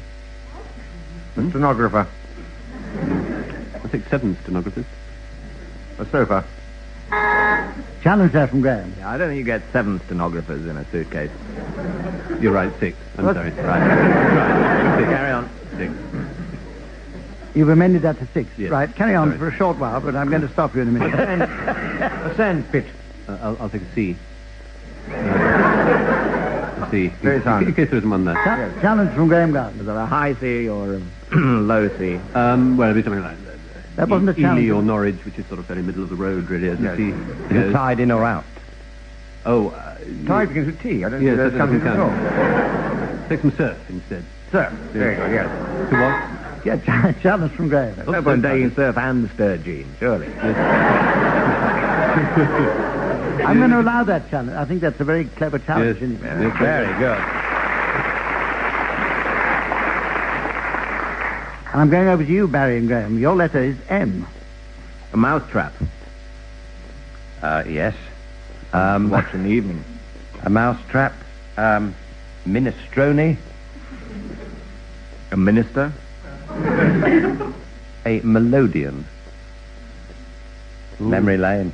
That's M as well. Yes. Melodeon. You say it so nicely. Say it again. Melodeon. And the next object is... I'll take a travel version of Mardi Gras. Mulligatawny. Challenge from Steve. Just too many soups. You can't have minestrone and mulligatawny. It's ridiculous. These are just packet soup. It's entirely up to them, actually. They are Packet allowed soup. to. Oh, they're allowed to? They are allowed to. As long as it'll go in a case. That's all right. I mean, really an endless number of soups will go in a suitcase. Yes. Oh. It's straight out of the packet. There's a lot of foreign food abroad. You've got to be too careful. Is it a soup? It's turning into a soup case. That's the trouble.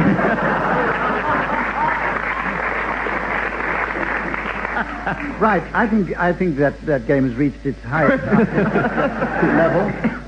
You didn't have anything else you wanted to take? No, who says tedium's dead? I just wanted to take a mushroom suit.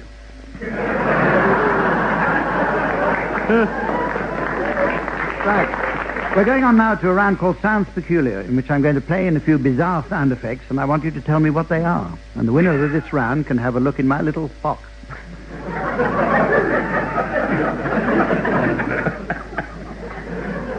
Going to start with you, Graeme. Here's a sound for you.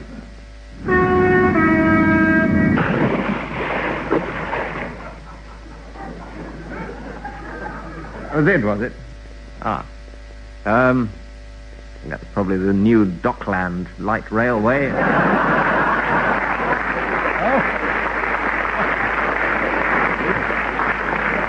was the sound of it getting there. Barry, we've got a sound effect for you.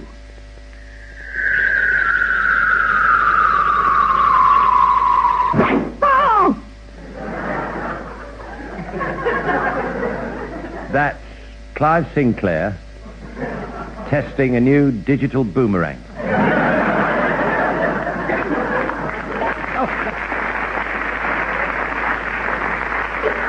Oh, there's Harvey Proctor making a comeback.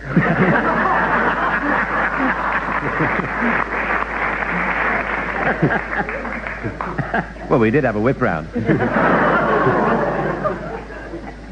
Stephen, let's hurry along to you. Here's your sound effect.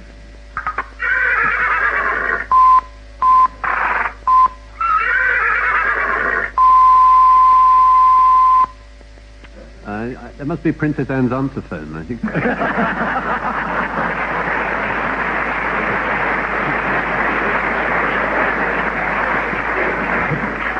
And finally, a sound effect for you, Willie Rushton.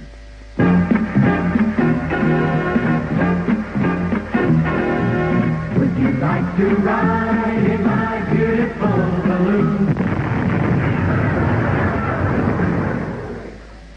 I had a failed condom commercial.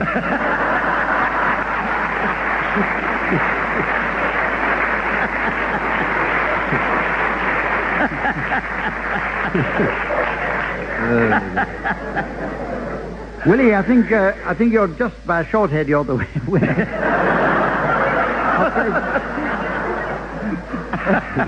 That could be better put. Willie, you've just won that round.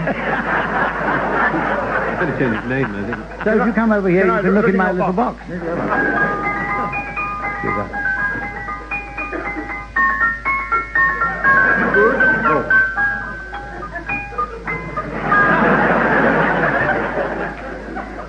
Willie is suitably astonished. And we go on to another visual game. Oh, no, that wasn't a visual game.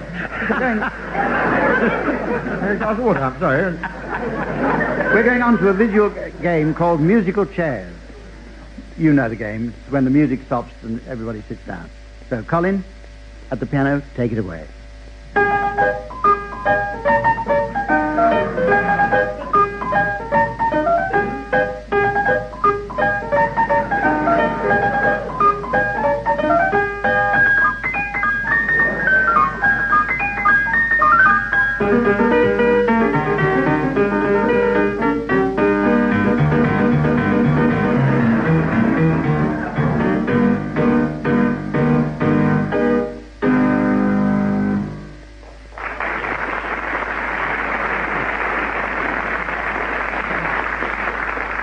Right, well, now we're all sitting down. Let's get on to the next round. The next round... Enjoyed that. The next round is called Singing Sprint. One team has to sing a song as fast as they can, and then the opposing team must beat their time. And I have a stopwatch somewhere. in order... So is Samantha. Extra marks will be given for the most sensitive rendering. The song is Danny Boy. I'm going to ask Stephen and Willie to start, please. Oh, Danny Boy, the pipe calling.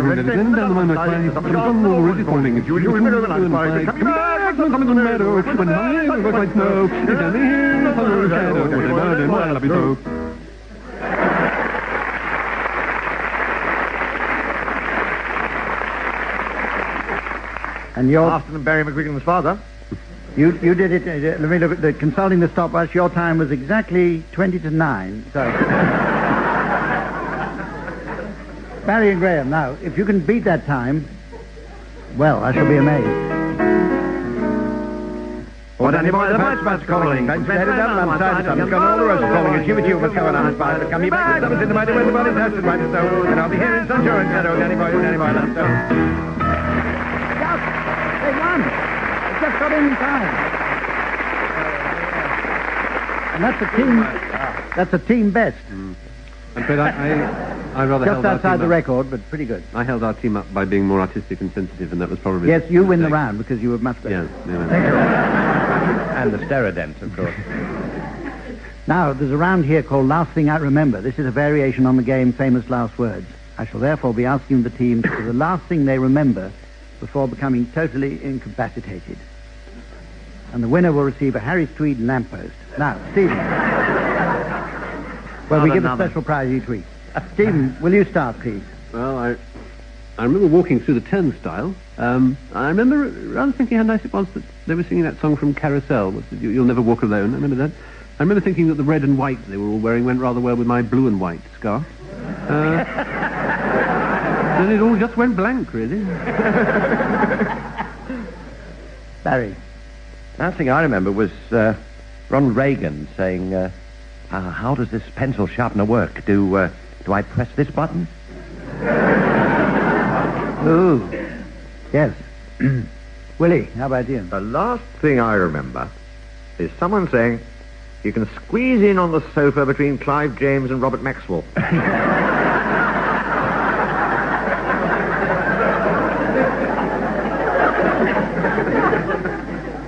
Graeme. The last thing I remember was diving for pearls off Teddy Johnson. The last thing I remember was somebody saying, I don't think you've met Ruby Wax. Well, the memories are all flooding back anymore. No more. No more. No, we've lost the will to live. I'm going to ask for some definitions now of some foreign phrases, and the teams have got to translate them into English. That's because they're foreign. Barry. Droit de seigneur. Sir dresses to the right.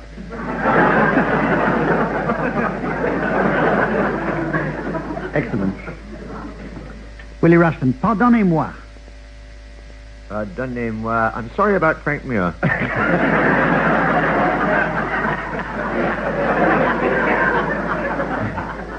Graeme, here's one for you. Donner und Blitz.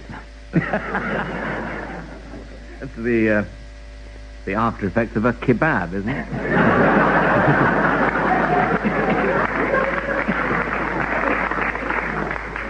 Right, Barry, here's one for you now. Oh, no, it isn't. It's Stephen's turn. I was going to say Donna Immobile is a kebab on wheels, but it's neither here nor there. As the man said when he put his truss on upside down. Stephen, it's your turn, sorry. Stephen Fry. Ich dien. Ich dien. I am Jane Torville's dancing partner.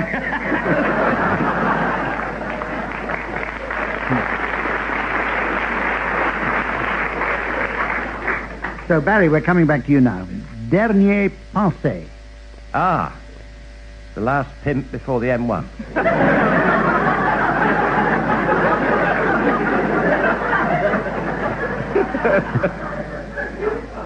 Willie Rushton, short and sweet, yeah. Achtung. Achtung. German kissing.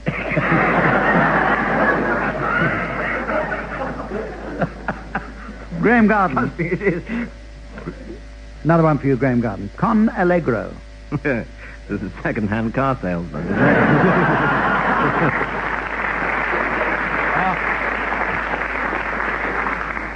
Stephen, a Latin one here. Do you prefer the old or the new pronunciation? Oh, give us the old, I think, probably. Yes, because that's the only one I know. Good. Mens sana in corpore sano. Mens sana in corpore sano. Corporal punishment available in the men's sauna.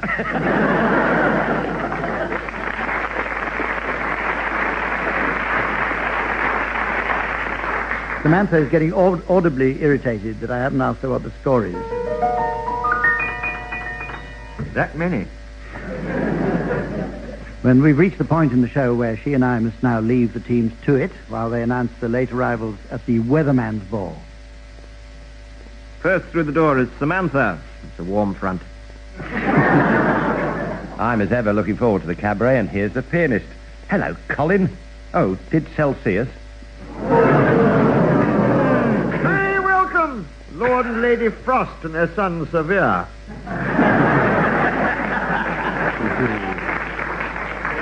Mr. and Mrs. Metric Pressure and their son Barry. Oh, here's Michael Fish and Ian McCaskill. They do an act called Mac Fisheries. Also in the cabaret is that Helsinki tap dancer, you know, the thin, the stare. And that great four-handed act, Rockall, Malin, Hebrides and Pearl Bailey. The Tea Patches and their daughter Miss Tea Patches.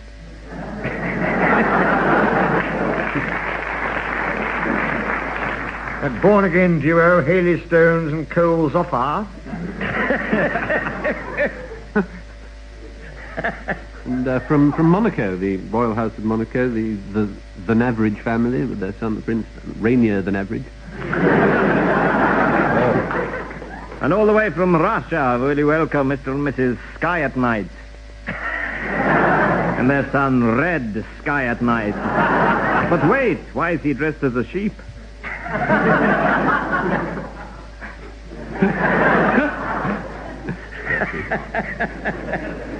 Also in the cabaret, I'm sorry. Please welcome Mr. and Mrs. Temperatures today were recorded in the Orkneys. And their daughter Lois Temperatures today were recorded in the Orkneys. Oh, look, there's Gale Forthwinds and Harry Kane Warning. There's Farrah Fawcett. She's got married again now. Her married name is Farrah Unheit. With her mate Cindy Grade. Mr. and Mrs. Royd Barometer and their daughter Anna Royd Barometer. And Sunny Spells. Yes. Oh, and from Germany, a cousin of Sunny Spells, I think it's Claudia Spells.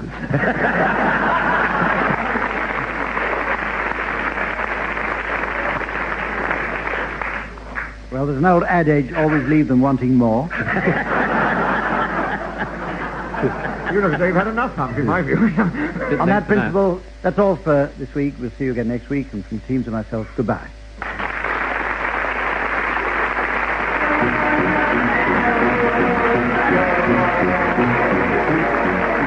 Barry Cryer, Graeme Garden, Willie Rushton and Stephen Fry were being given silly things to do by Humphrey Lyttleton, with Colin Sell setting some of them to music. The programme was produced by Paul Spencer.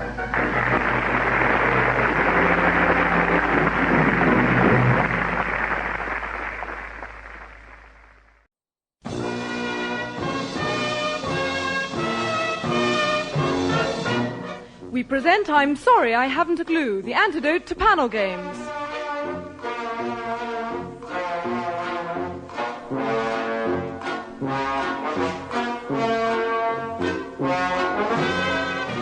At the piano is Colin Sell and your chairman is Humphrey Lyttleton.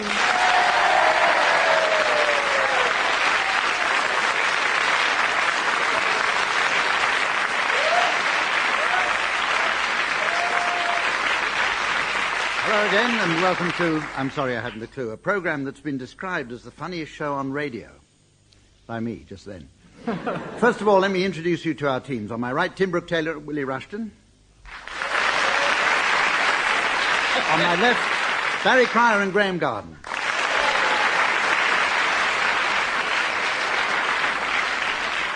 But would you please welcome someone more outstanding than any of them, our scorer, Samantha.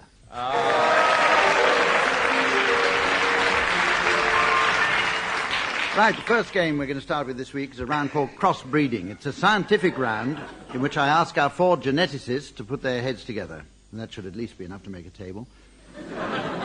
Put their heads together and come up with... Can you get a move on, Humphrey, please? Come up with suggestions for new hybrid creatures. Barry, have you any ideas? If you cross Geoffrey Archer with this piggy, you get a spotty-back bacon. Willie. If you cross the Atlantic Ocean with Richard Branson, you get into the Guinness Book of Records posthumously.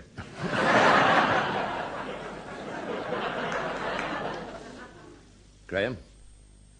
Oh, me? Yes. I was just thinking, if you crossed Crystal Carrington with Eddie Cantor, you'd get a Crystal Decanter.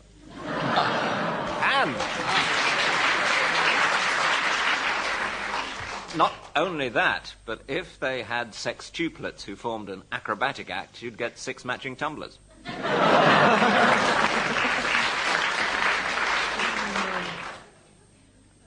Tim. Move it along, move it along.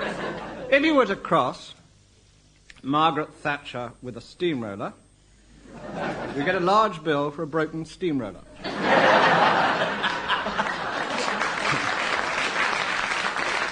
Alternatively, keeping everything even, if you crossed Arthur Scargill with a steamroller, you get a large round of applause.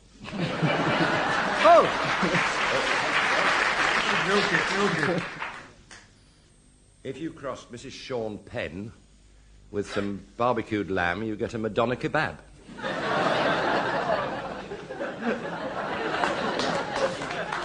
Willie, any more? If you cross a palmist's hand with silver, you get a large hoof print on the palmist's hand and a distant cry of up, up and away.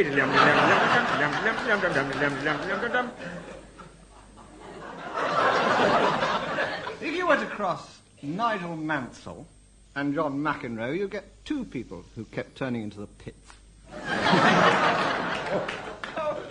That nearly works. Graeme Garden, please. If you crossed me and Barry. Yes. If you crossed Pee Wee Herman with Superwoman, you get pea soup. Barry? If you crossed a length of tartan with a bag of flour, you get a self-raising kilt. If you were to cross Edwina Curry and Arnold Wesker, you'd get chips with absolutely nothing. Oh, excellent. Very good. Any more suggestions? If you cross the Russian border with a condom, you get a letter from Brezhnev.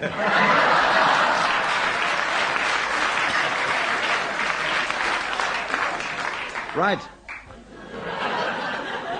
This is the point in the programme where I give the teams advance warning of the late arrivals that they'll be announcing later on in the programme. This week we'll be asking them for late arrivals at the Criminals' Ball. Meanwhile, this is the round now when each team has to improvise a song with the members of the team saying alternate lines. And I said saying on purpose, because you can't call it singing. The subject for the song will be provided by the other team. Musical assistance will be provided by our resident pianist today, playing completely naked, Colin.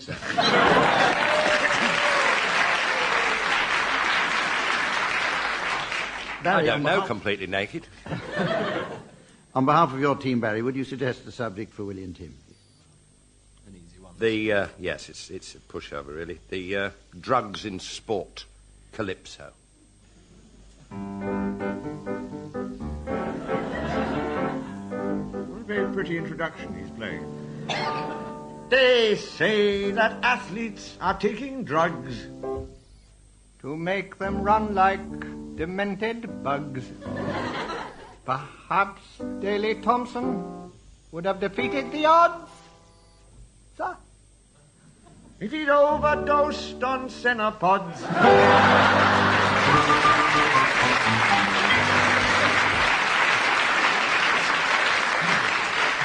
Okay, Willie and Tim, give the subject to the others. Snappy, the Jacques Cousteau Calypso. It's the name of his boat. I dived off the Calypso the other day. I saw Duncan Goodhue coming the other way. He held a poorly octopus up to my view. And he said, here's the £6 that I owe you.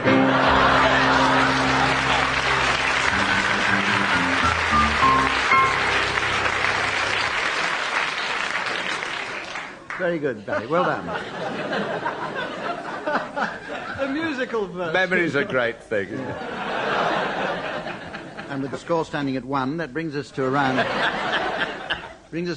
called the Guinness Book of Records. As you may know, Barry holds the record for the largest amount of Guinness drunk, but in this round, I shall give our team some statistics, and I want to know which record they represent. And we'll start with you, Tim Brooke-Taylor. 17,000 million cubic feet of gas. The TUC conference. Almost any year. Cyril Smith on a good day. No? Pretty good. Not very, though, is it? Liberal Party on a bad day. Now, I think you were actually right with Cyril Smith. Ah. Because the correct answer is the largest gas holder in the world.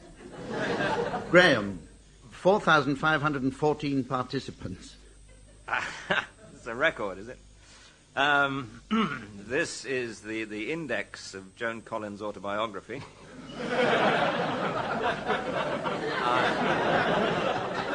4,514. It qualifies as a record because it's the highest number of entries under the letter A.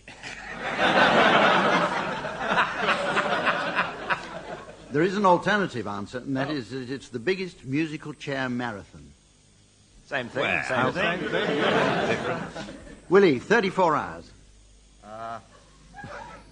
A day in the life of Geoffrey Archer. Or the time it takes him to write a book. Well spotted, Willie. Thank you. Another back reference. Do you want to know the real answer? Billy, you weren't very close. It's standing on one foot. Well, he hasn't got a leg to stand on. I don't know, it just says here standing on one foot. Barry, 70 stories. That's the record set by Frank Carson in 1.5 minutes to an audience of Trappist monks. Well, they weren't Trappists before they heard him. But... It's also the tallest block of flats. Ah. Tim, 167 feet. That is the most severely disabled millipede.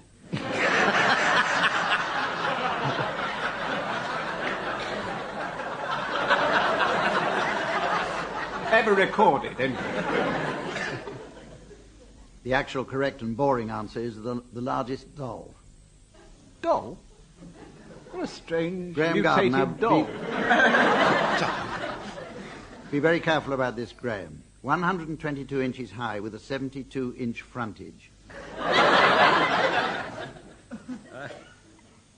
Samantha Fox springs to mind, but no, 122 inches, that's about 10 feet. Samantha Fox standing on my head. Why such an everyday occurrence should be a record. It's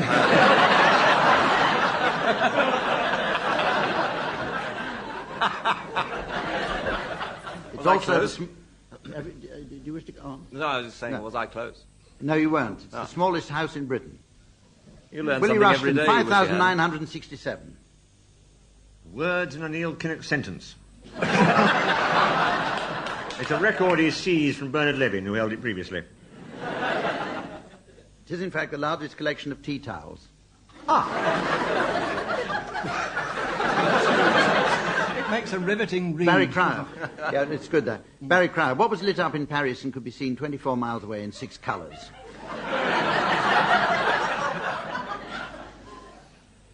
Oliver Reed withdrawing from the Beaujolais race. Actually, the real answer's so boring, I'm not going to give it to you. It's time now to play a game of which you may have heard, Mornington Crescent. As it's the Queen Mother's birthday this year, we've decided to play...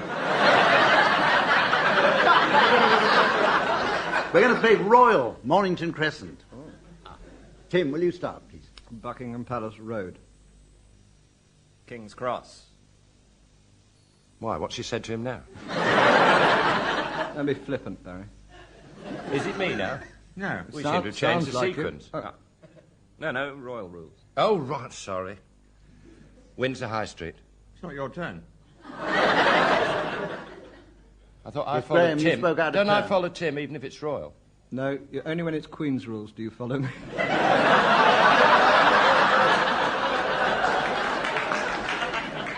Carry on, Barry. Windsor High Street. Isn't a Mark Phillips close, is there? Nor would I like him to be.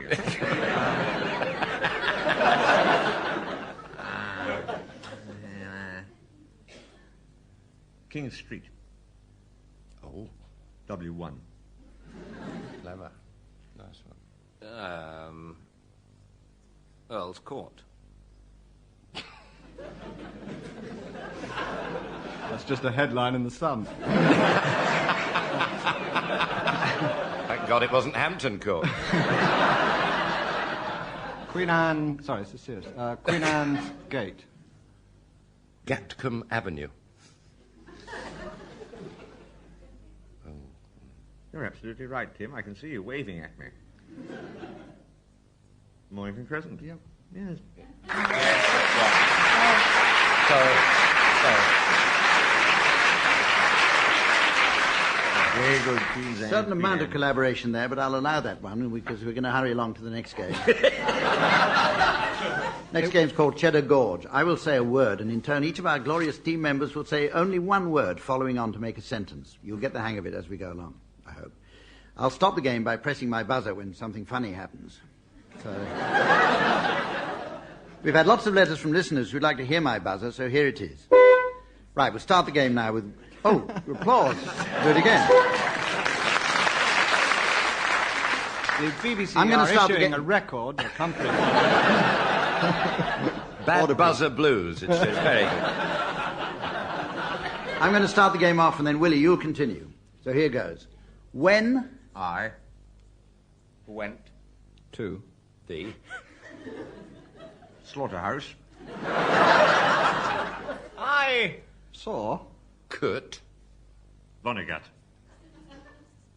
and his wife Mildred Vonnegut. Who were playing at disgusting pursuit a board game in Minneapolis.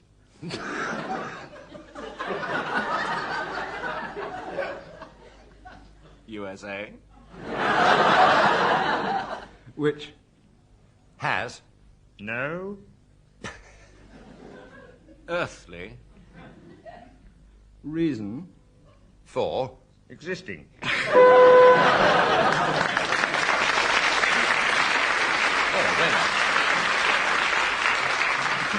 With a flash of wit, Willie Rushton wins that first game. Just truth, that's all. And Graeme Garden, you're going to start the next game. And, well, I'm going to start and you take up from where I start. It isn't.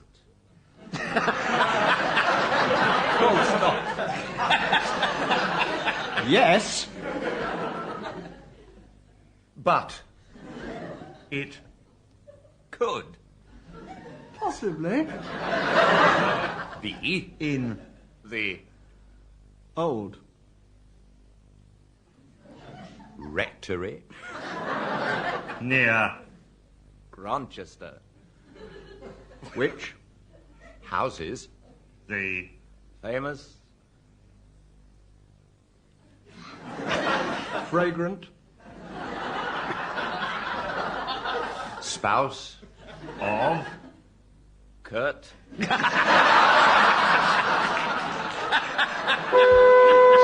was good.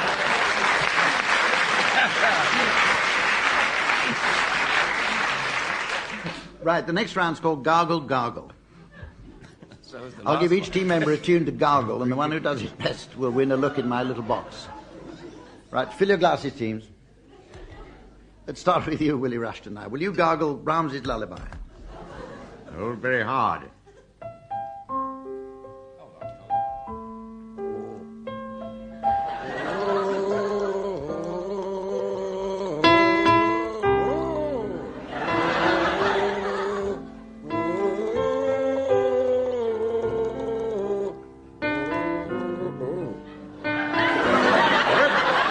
Swallowed Brahms's lullaby. It's in 2 movements.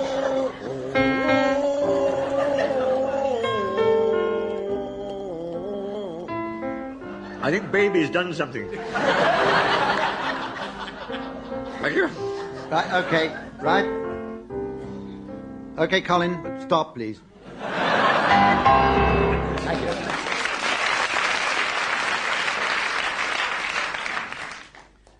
Graeme, you're going to gargle, wouldn't it be lovely? Are you sure?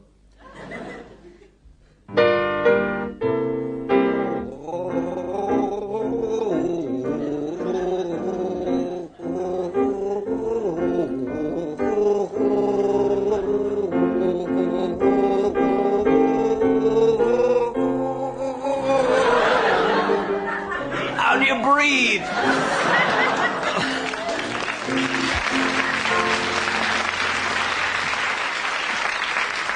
Graham's now in the lead by about 3 seconds.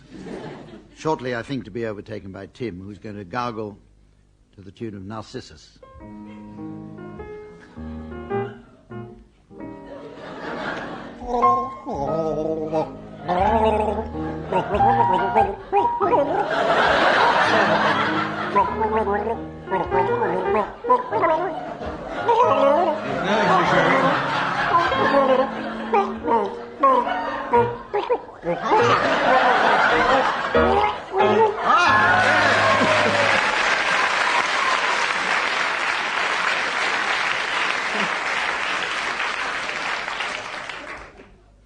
That's one's going to be a hard one to beat, I think, but Barry, you might make it. Will you gargle the Flight of the Bumblebee?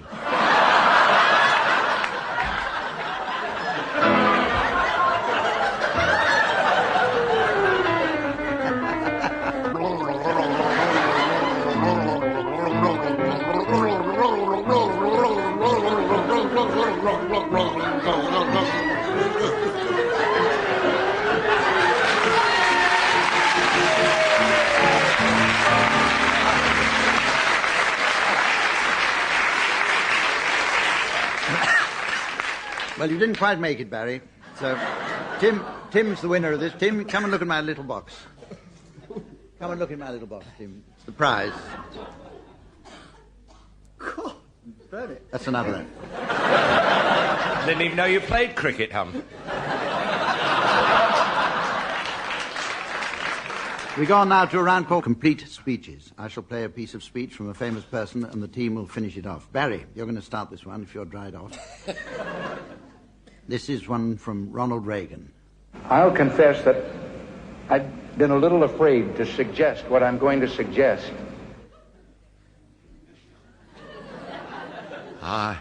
You show me yours and I'll show you mine.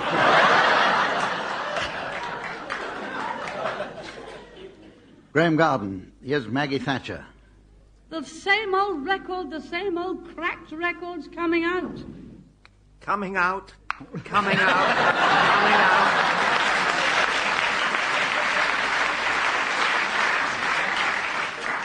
Willie Rushton, Neil Kinnock. I really would like someone like you to be leader of the Labour Party. Oh, dear. The mirror's steamed up.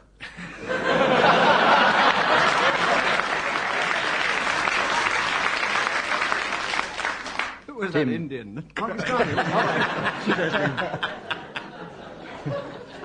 Tim, here's Donald Sinden. My interests have largely been outside the theatre. But the police kept moving me on.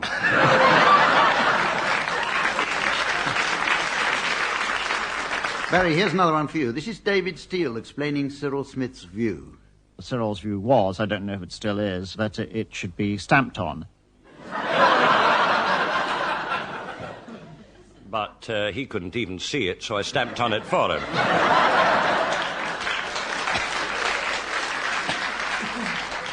Right, Graeme, here is Cyril Smith. If it doesn't come off, we're finished.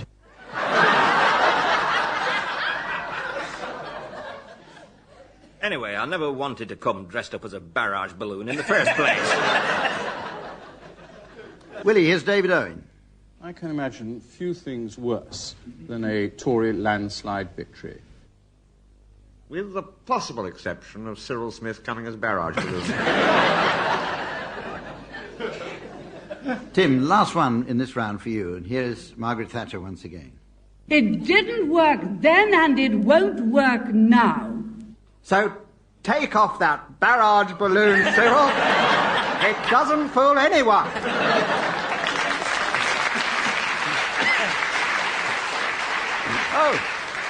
Oh, you have taken it off. Now we move on to a round which is a variation on famous last words. I shall ask the teams to suggest the first words of famous people, or Bonnie Langford. Oh. Graeme, you can start this one off. Sorry, I sounded just like Tim for a moment. That was unfair. Famous first words. Oh, I don't know. How about the Dalai Lama? Here we go again.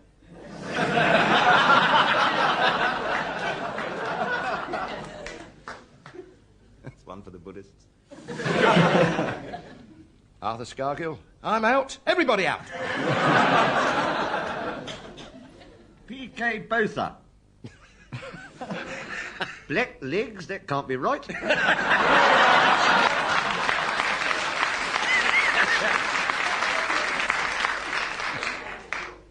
The editor of the Daily Mail. My 9 months of hell in tiny loony left womb. Jimmy Carter.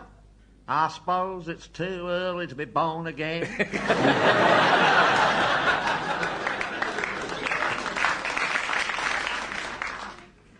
Well, always end on a high note, they say. Anybody got any more?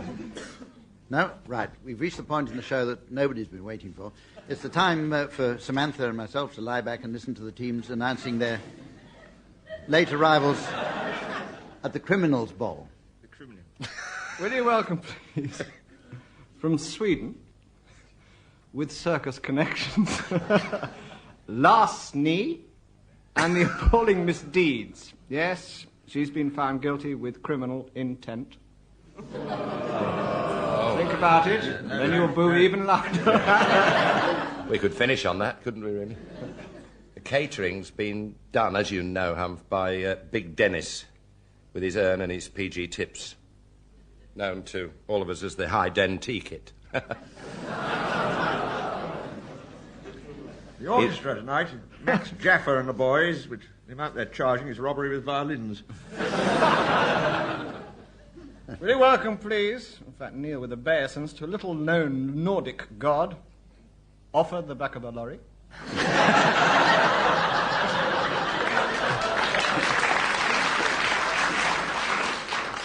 Would you welcome, please, all the way from Wales, Mr. and Mrs. Eving Stolen Goods. And their son, Rhys Eving Stolen Goods. Big Den's doing a marvellous job on the catering with St. Valentine's Day moussaka. Mashed potatoes and seafood, smash and crab, it's all good. He missed out Irish stew in the name of the Lord.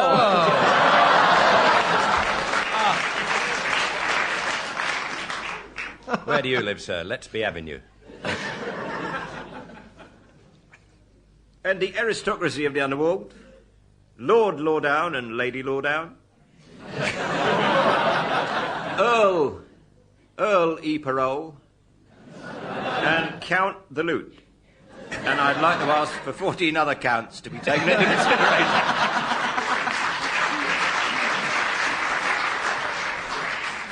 Big Den's doing a marvellous job. He's got drinks there as well. There's a crate of wine or a pack of lager. I don't know which we should choose. I think the crate wins.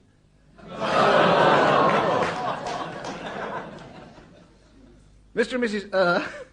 and their charming son Ernest. Nice little earner.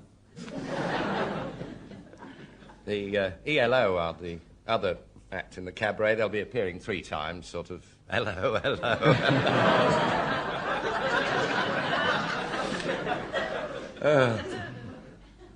Kenny Ball and Chain, that was just for you, huh? And Killer Ball Black. Chain, Oh, here's Mr. and Mrs. Dabode, with their son, who's given up his naughty habits. He's now known as No Fix Dabode. Stop hogging it, Willie. I just like listening to this bit.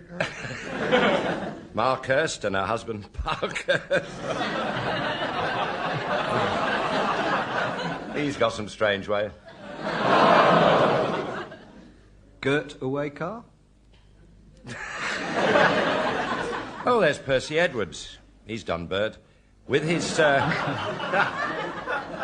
canary, Harold, known to us affectionately as Cheapy H.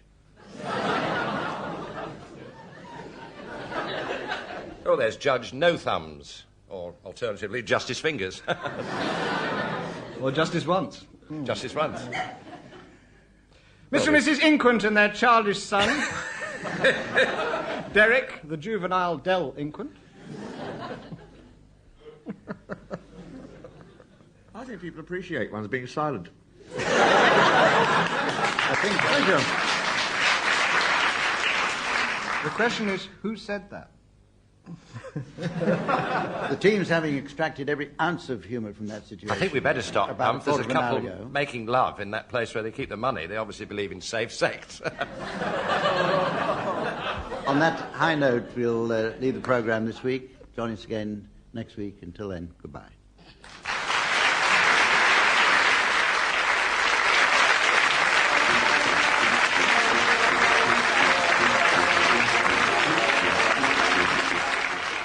Barry Cryer, Graeme Garden, William Rushton and Tim Brooke-Taylor were being given silly things to do by Humphrey Lyttleton, with Colin setting some of them to music. The programme was produced by Paul Spencer.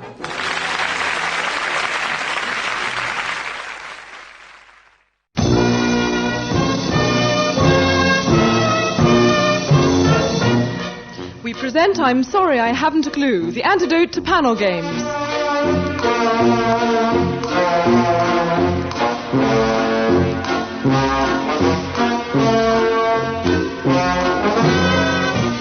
At the piano is Colin Sell and your chairman is Humphrey Lyttleton.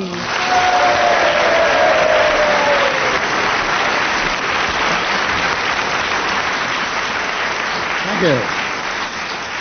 Hello and welcome to I'm Sorry I Haven't a Clue, the show that does for comedy what John Inman does for weightlifting. Let me introduce the teams now. On my left, Barry Cryer and Graeme Garden. On my right, Tim Brooke-Taylor and Willie Rushton. And please give some sympathetic applause to our scorer, because she's been on her back all week. Here she is, Samantha.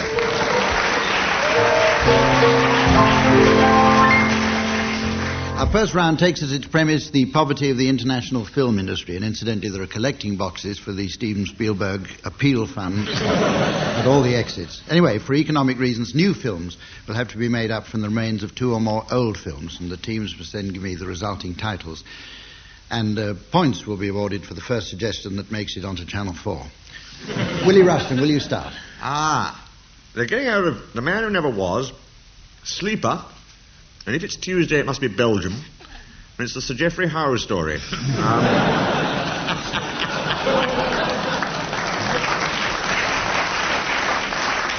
Latest news is that Sir Geoffrey will be played by the late Charles Lawton. Without the hump. Graeme. They're going to combine Porky's and The Exorcist to make bacon and eggs.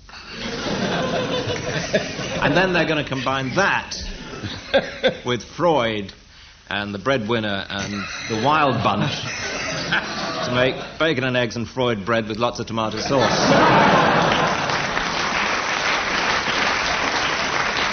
Tim? The producers of All Creatures Great and Small have got together with the producers of The Deer Hunter to produce It Shouldn't Happen to a Vietnam Vet.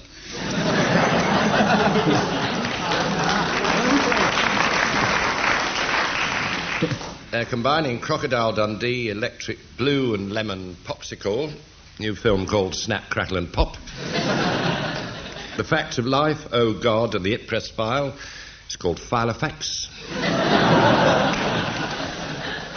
Combining Little Women, Bittersweet, Animal House, and The Godfather to produce a little bit of House Your Father.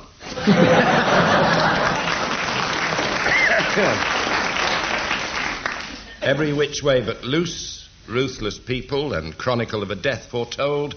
New film called the SDP Conference. Any more?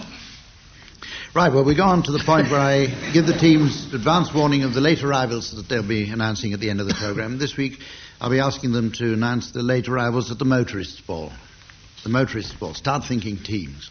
Right, we're going to play a round which is wittily called One Song to the Tune of Another.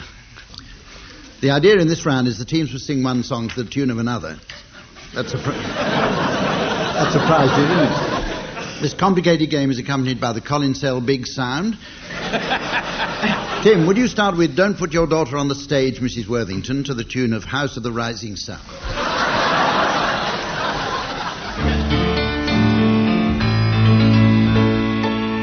Don't put your daughter on a stage, Mrs. Worthington. Don't put your daughter on the stage. The profession is overcrowded and the struggle's pretty tough. And admitting the fact she's burning to act, that isn't quite enough. I think I'm near the tune, am I? No. She has nice hands to give the wretched girl her due. But don't you think her bust is developed too much for her age? And I've got the words wrong. Mrs. Worthington.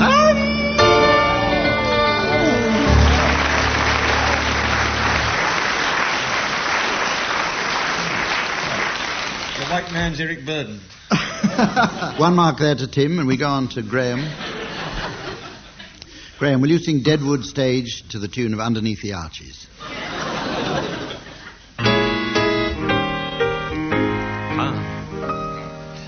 And how the Deadwood Stage is rolling on over the plain, with the curtains flapping and the driver is slapping the reins. A beautiful sky, a wonderful day. Whip crack away, whip crack away, whip crack away. Deadwood Stage. You all know this one. Heading on over the hills all together now, where the engine arrows are thicker than porcupine quills. No time to delay. Whip crack away, whip crack away, whip crack away.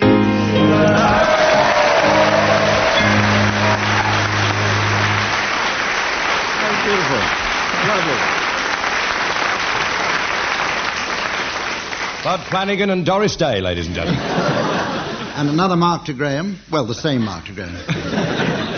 Yes. Willie, will you sing Supercalifragilistic to the tune of Baby Love? I don't know the tune of Baby Love, Hump. Well, you have to make up another tune. Oh, right. You won't get a mark. One of the House of the Rising Sun. No.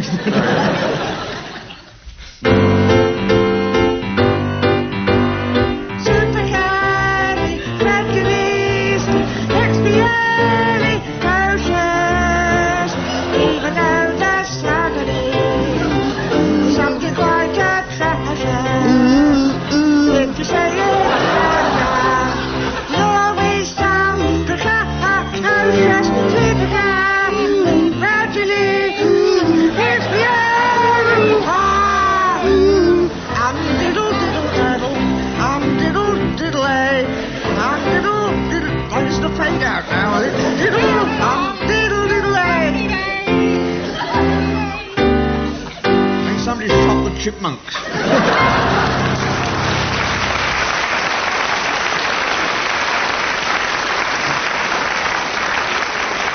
Okay, your turn, Barry Cry. Now, you're going to have to sing Right, Said Fred. to the tune of the Merry Widow Waltz.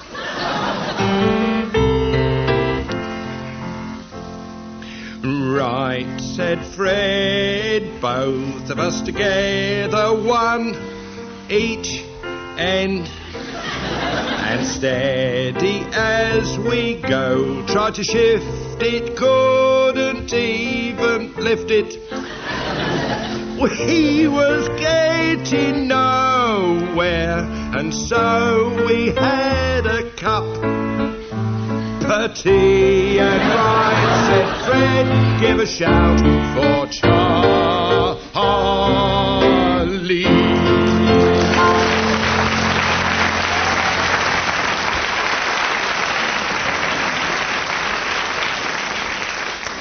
We're going to do the ad-lib poem now. Oh, great. Tim's favourite game. Can I play my Joker and not play this one? I'm going to give the first line of a verse and the team must continue until I buzz them, and the buzzer sounds like this. A star is born. It's the phrasing, Sam, it's the phrasing. press the other one. Timing.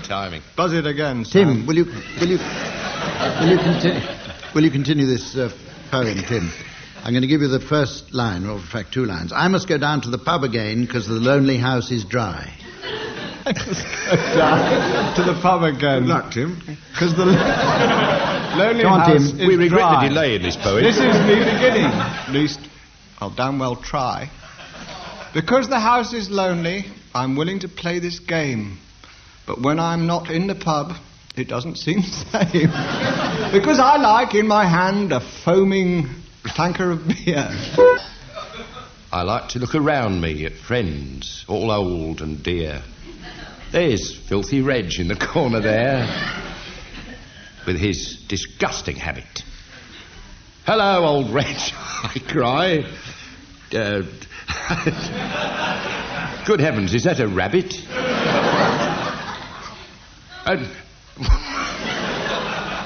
It's none of your business, cries old Reg, if I've got a rabbit here. I've also got a rabbit there. Which I hope will disappear. I can't stand the sight of rabbits. But then I'm picking hairs.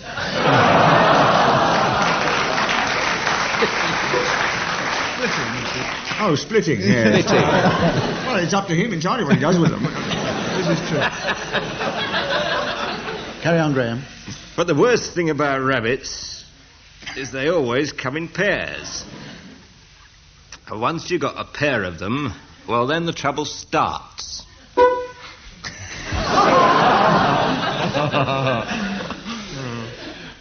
Because you think the pair of them, they do come in 2 parts.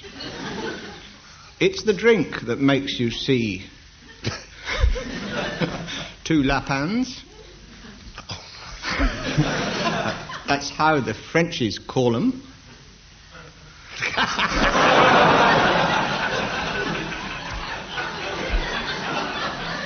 Because when the dogs get at them, they tend to maul them. Now I'm in the pub once more, I cry, because that is where I like it. Sometimes I walk down there, but sometimes I bike it.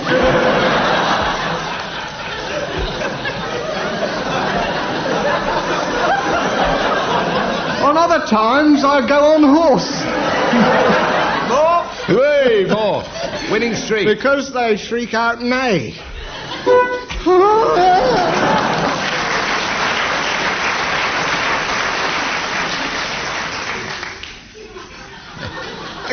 But when I get down to the pub at the end of a working day, the company there is cheerful and charming, hospitable and funny. The place is full of rabbits. Oh, in my pub there's always a lot of bunny. And, but away with rabbits, I cry. Because in my pub there is also...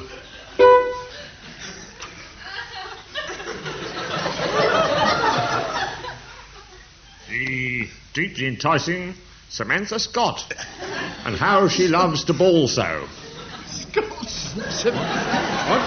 What did I say? Selina Fox, you said, didn't you? I wasn't listening. I don't blame you. I was aiming for the balls, though, which I thought was terribly good. They prefer you silent. My word, sir. Does she love to ball, whoever she may be? A collection of knitting wools, the pride of all her family. But this particular afternoon, as I was quaffing my ale, I happened to bump into Tim B.T., who told me this long tale.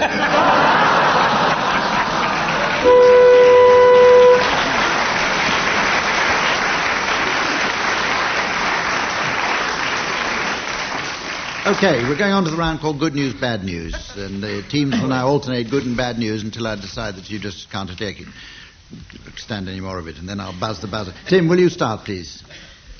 Yes. Good news. Prince Edward is joining the BBC. You heard it here first. Or second. He's starting at the bottom as controller of programmes.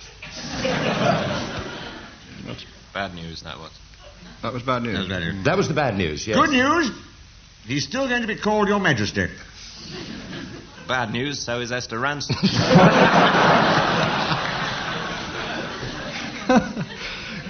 Good news, he's going to get the red carpet treatment. Bad news, Gloria Hunniford's going to go over him with the Beck's Bissell.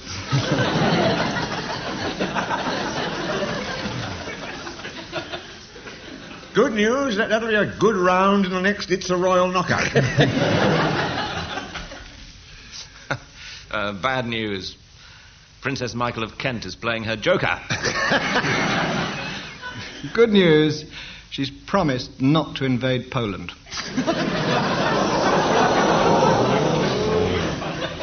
That's a Krakow. Bad news. Bad news, but she's insisted all the royals dress up as vegetables. Good news, Mark Phillips won't need a costume.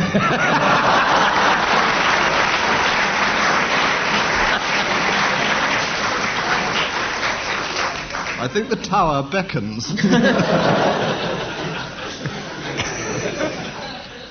Was that good news? Yes. Yes, that was excellent news. But bad news, Princess Di has asked the Emmanuels to run up a carrot.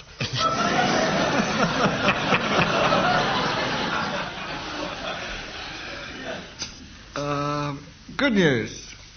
Princess Margaret is running the beer tent. Bad news, Fergie's wearing the beer tent.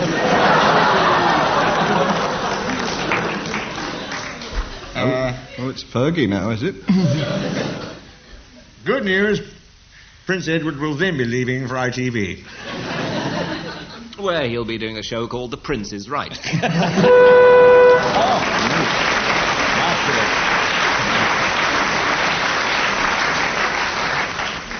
Okay, Graeme, you can start this next one with the good news.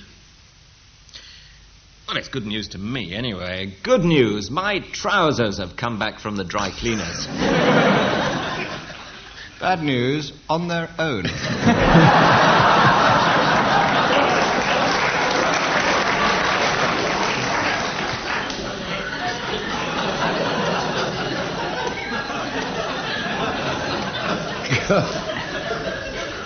Good news, they picked up a bit of skirt on the way home. Bad news, they've moved into the wardrobe together.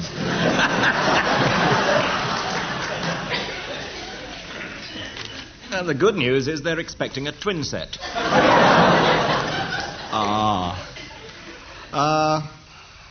Bad news. My underpants have just come out of the closet. Not before time. Good news, they're going to star in Run for Your Wife Fronts. Bad news, they open on Monday.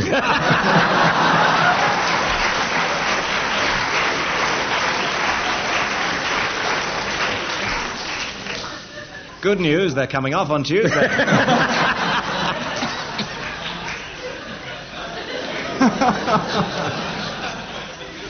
Bad news. They weren't a patch on Tom Stoppard's jumpers.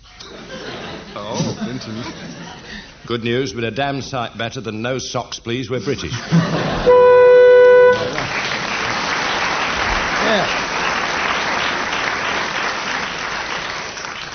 Now, with sinking hearts, we go on to a round called Feelies. The team have to feel some bits and bobs I have with me. They're hidden in bags, which I shall pass round to see if the teams can identify them from their feel. The mystery voice will now tell listeners at home what the objects are for Willie and Tim, while it's displayed here on the laser display scoreboard. A donut and some dried prunes. A donut and some dried prunes. The audience now know what it is, eh? You can close your eyes for this, or... No, I'll put my hand in the bag. Right, I'll hold the bag, you put your hand in. That's my hand you're feeling. Well, it's round and soft, but then so are you, Willie. Lovely. Would you like to put your hand in it as well? I think it's an inflatable polo mint. There's something rather strangely like enormous rabbit droppings.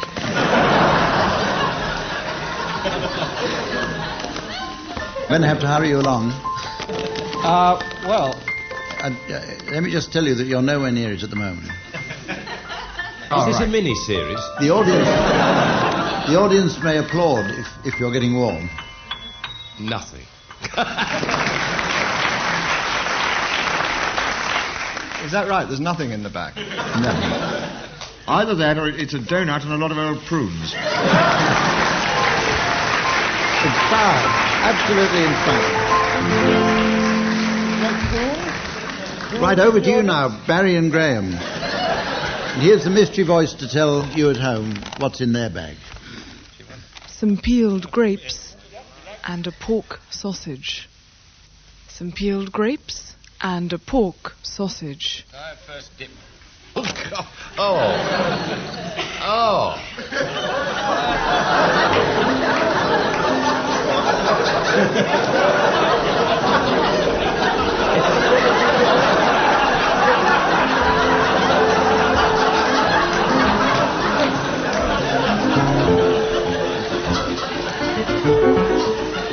Well, come on, Barry. It's no one I know. I know that.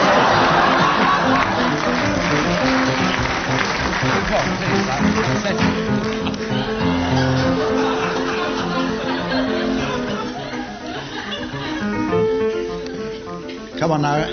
Any ideas? I didn't even know Dudley Moore was in the country. It's, well, it's sort of cold and, yes, moist. And uncooked to the point of possibly still being alive. Sausage. Yeah. What else we ask? What goes with sausages? What goes with sausages? Well, it's just my own taste. I like grapes with sausages.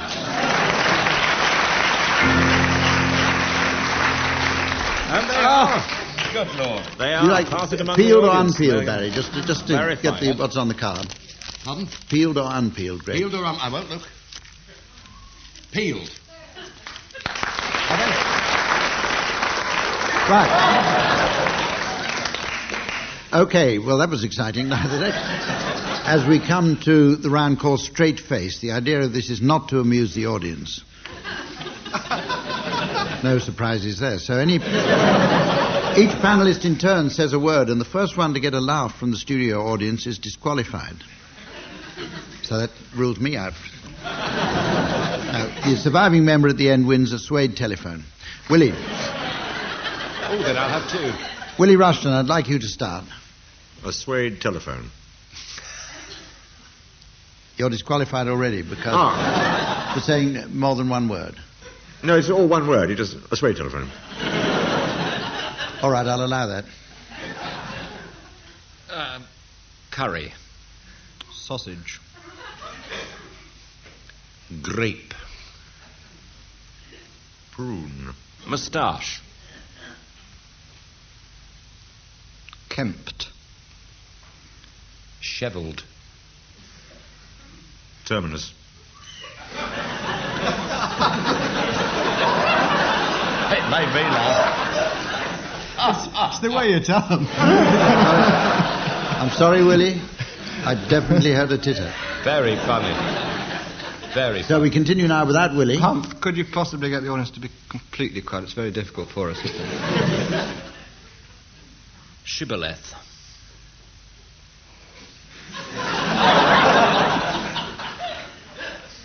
I thought I heard a laugh there, but I think it was the members of the audience laughing at other members of the audience. That doesn't really count. Unless we disqualify half the audience, which the lid is pretty thin. Boot. Coccyx. Oh, you're out, aren't you? Yes. 5 years you were in, weren't you? Striptease.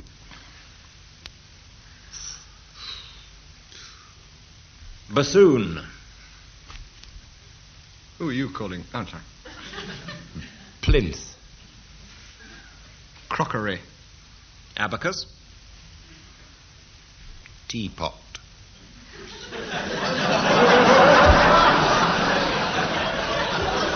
Sorry, Barry. It's words beginning with T. That's how to get a titter. So now it's a face-to-face contest between Graeme Garden and Tim Brooke-Taylor. Starting with you, Tim. Bitter. Titter. Sitter. Bike. On. Off. Fridge. Deep freeze. Pomegranate. Oh, give us a chance. Well, with Tim Brooke-Taylor bringing the house down, Graeme Garden's the winner of that match.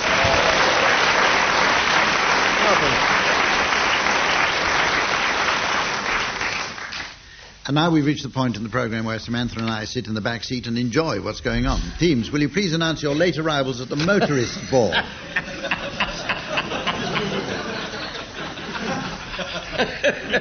I have nothing to add. All the way from Wales. We'll keep her welcome. They better add he'll be back soon. Will you welcome, please? Mr. and Mrs. Screen Wipers and their son, Win Screen Wipers. Will you welcome from Sweden, please? Last year's model. With Manuel gears. From Spain. And from Germany, Hans Freefoam. And his friend Otto Bahn. Welcome. There's Mr. and Mrs. Amcones and their daughter Maud Amcones. That's rather touching because the band, Morris Oxford and his Music of the Motorways, is actually playing Send in the Cones as you speak.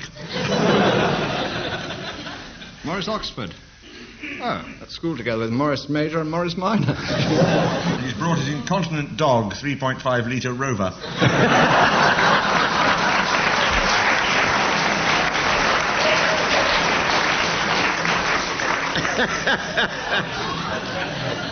Morris Oxford and the band will be accompanying Mini Metro, who'll be coming on and shouting Audi Volks and singing Happy Fiat and Honda Clear Day. God bless you. Bit of culture in the cabaret. Judy Wrench will be doing Portia's speech. From the car salesman of Venice. She'll be joined by Crooklock. We're joined by Elvis Costello. Oh, he's having a breakdown. There's Mr. and Mrs. Sanging Up and their rather frothy daughter, Fluffy Di, Sanging Up. It's worth working out, it is. Not worth the trip. Willie, stop it. Give us a chance. know whether there's anybody called Lay-by Sifri, but I was going to do a joke about it.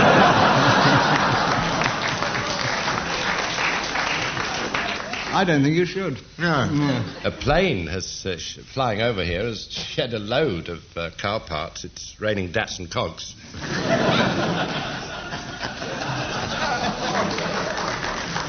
Please, silence for the maestro. Well, I hate to interrupt, ladies and gentlemen. Oh, go on, Barry. It's time to wind up the programme. Gave my wife a Jaguar. It bit her leg off.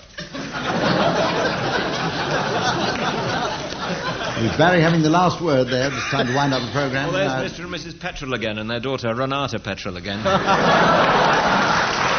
it.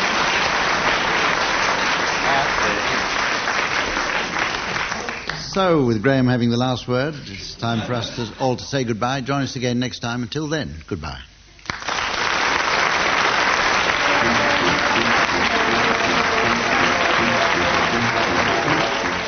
Barry Cryer, Graeme Garden, Willie Rushton and Tim Brooke-Taylor were being given silly things to do by Humphrey Lyttleton, with Colin Sell setting some of them to music. The programme was produced by Paul Spencer.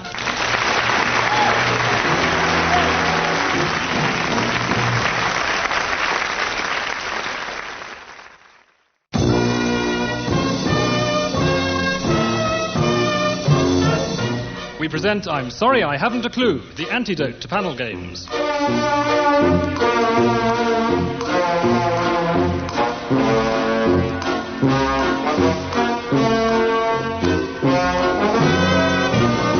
At the piano is Colin Sell and your chairman is Humphrey Lyttleton.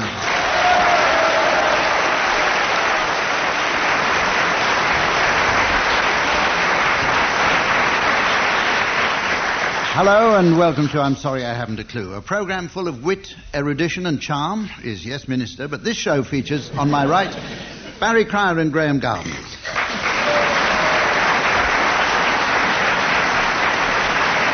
And on my left, Tim Brooke-Taylor and Willie Rushton.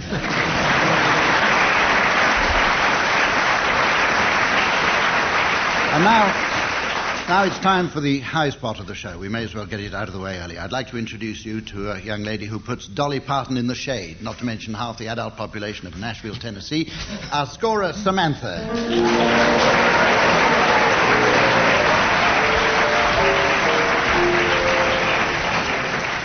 Let's start off the show with a new round called Wuthering Hillocks. It takes as its premise the poverty of the publishing industry. All new books or plays will have to be cheaper versions of existing ones. Willie Rushton, will you start? The concise Oxford word. Graeme. Oh, that comic classic, Jerome K. Jerome's One Man in a Rubber Ring. I know the feeling. What does it feel like? Tim Brooke-Taylor. Dickens' Old Curiosity Car Boot Sale. Dickens' Pickwick Tissue.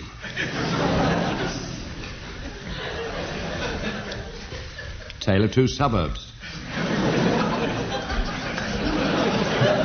One thing to do with a dead rat.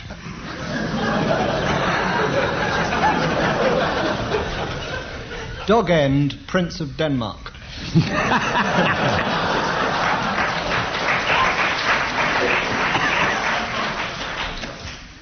Bleak Shed.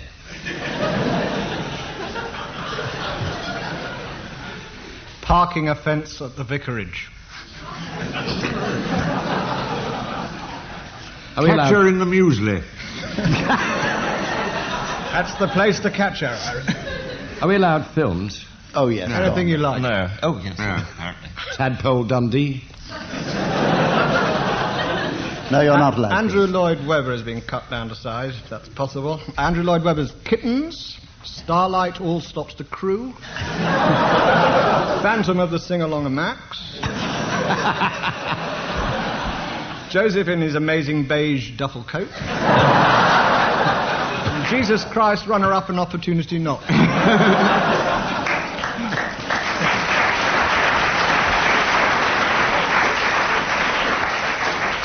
There's another Dickens classic, Dombey.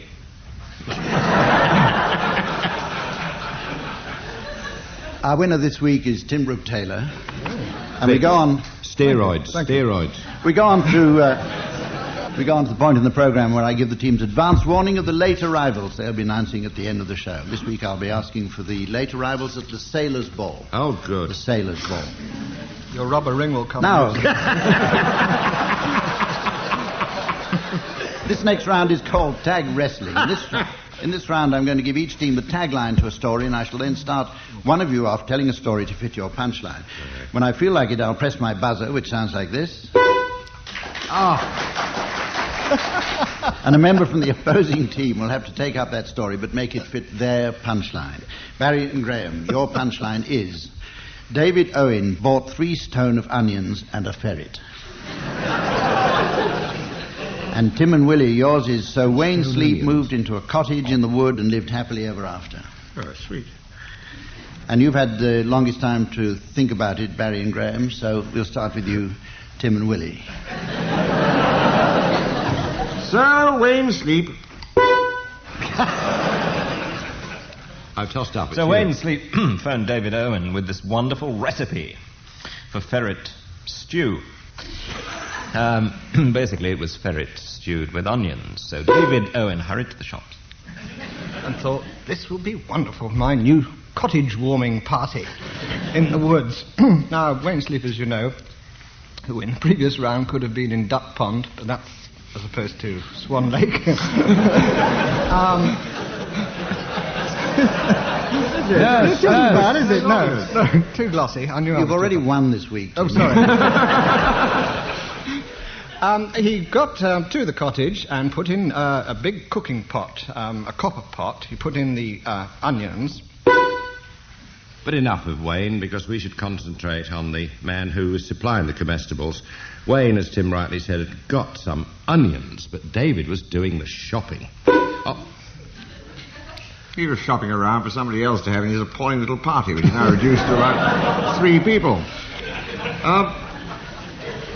Sir, Wayne Sleep has got this thing going on the boil, on his cooker, in his cottage, in the woods, which he hasn't got to yet. What are you looking at? Said David Owen, walking past. I'm looking at this cottage, Dave, said Wayne. Where are you off to? Well, I'm down the old onion and ferret shop, said David Owen. Is that what you call it, sir? No way to refer to the party. Oh, that's no way to refer. No, I don't call it that, said David. Can't remember who's speaking now. Anyway, this is me, Tim Brooke-Taylor. Hi, folks. The sugar plum ferret.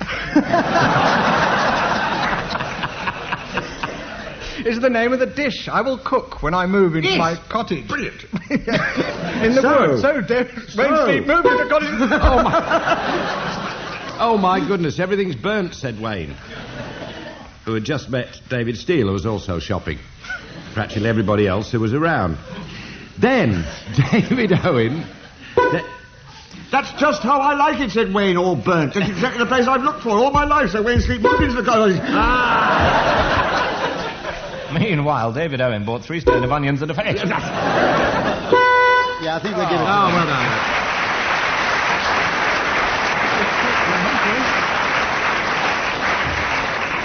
We have a round called Blues Stroke, Madrigal Stroke, Calypso. It's the round when each team has to improvise a song with the members of the team singing alternate lines. And the subject for the song will be provided by the other team. Musical assistance will be provided by the Colin Cell Experience. Ghastly experience. Tim and Willie, will you give Barry and Graeme a calypso subject? A calypso? Calypso. A calypso, right. The Doctor Who calypso. Good.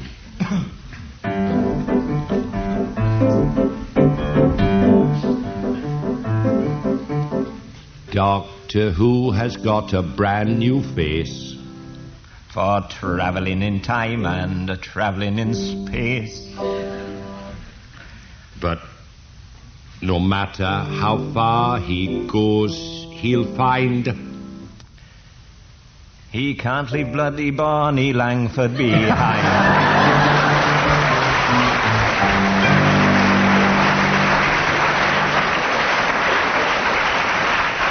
Okay. Very good. Will you give a subject to the others? Another calypso, I think, don't you? Yes. Joan Collins. Joan Collins, yes.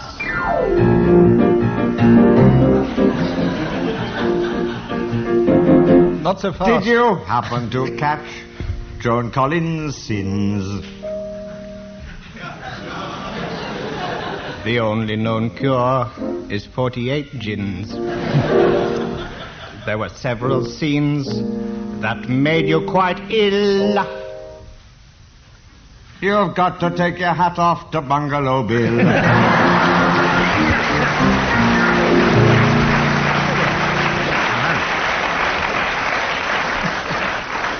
Right, now we have the game called Sound Charades. Using only the dexterity of their mouths, each team will in turn give us a charade of a play, film, book, or whatever. The other team will then have to guess what it is. The winning team will each receive £350. And I must warn the teams that part of what I've just said is a lie. The first title will now be displayed on our electronic laser display scoreboard, while the mystery voice will inform listeners at home. Full Metal Jacket. Full Metal Jacket. Okay, book or film? Film? It's a film. Film. 3 words. 3-word film. We'll do it all together. At once. At once. Out loud. Just like that. Bloody rude. Slip the trousers off, sir. The inside leg needs a little light riveting. If sir would allow me to remove the waistcoat with this can opener.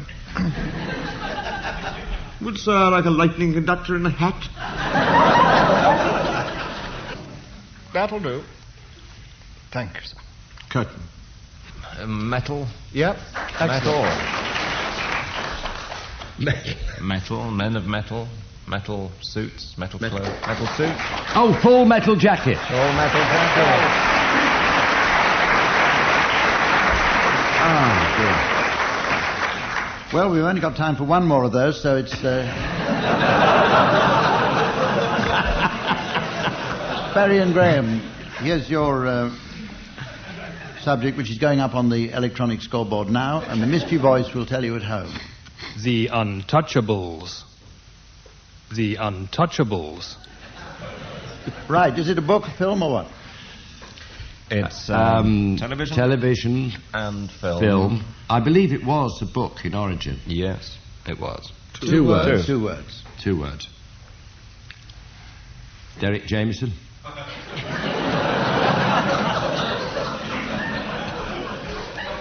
Jeremy Beadle.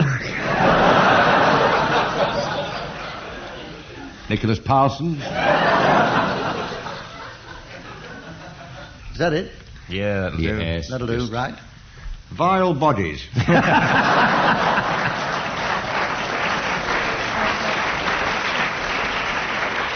I think that's better than ours. Oh, what did you say, TV? There's something people. They're revolting people, aren't they? Yes. Isn't there... I remember a book called Revolting People. Like Wat Tyler, historical reference.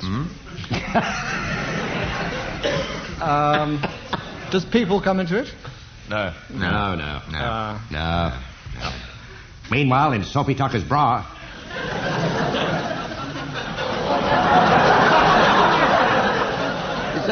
Is that a clue? What? Just passing the time. He's having one of his explosions in the head.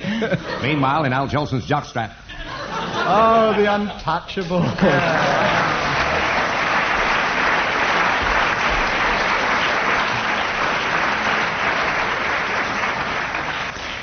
The next game's called Closed Quotes. I'm going to give each team the first half of a quotation, and I'll ask them to complete it, and the winner will won't get a look in my little box this week because I've thrown the damn thing away. Graeme. Oh, that's the whole Graeme, point. here's your quote. We don't get it's a paid. long road. It's a long road that has no gents. True, very true. Tim, when shall we three meet again, in thunder, lightning, or in rain? Well, sometime during the summer, anyway. Very true. We can't keep this up.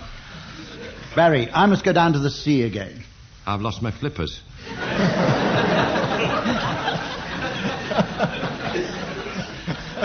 Willie, Out of the mouths of babes and sucklings. And straight down the back of your suit.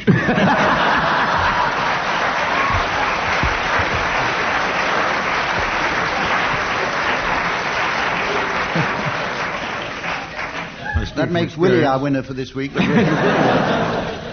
Tim, to be or not to be? That is the apiarist's choice.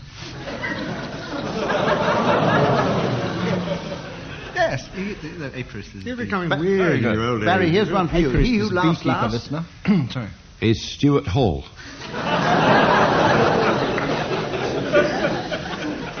Willie, here's a somber one for you. It is easier for a camel to pass through the eye of a needle. If you put it through the liquidizer first.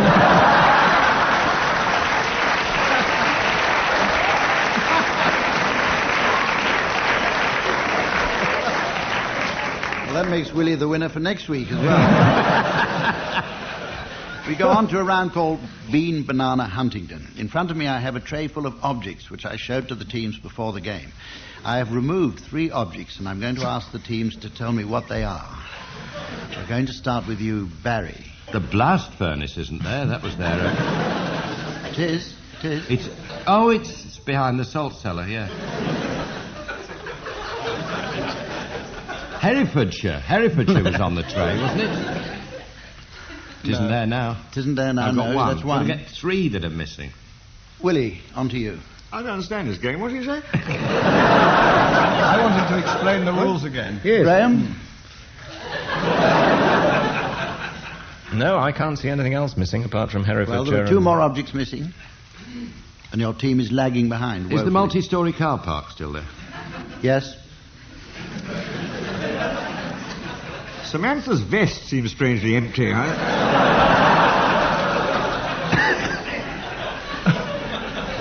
Right, you win that one, Willie. All right.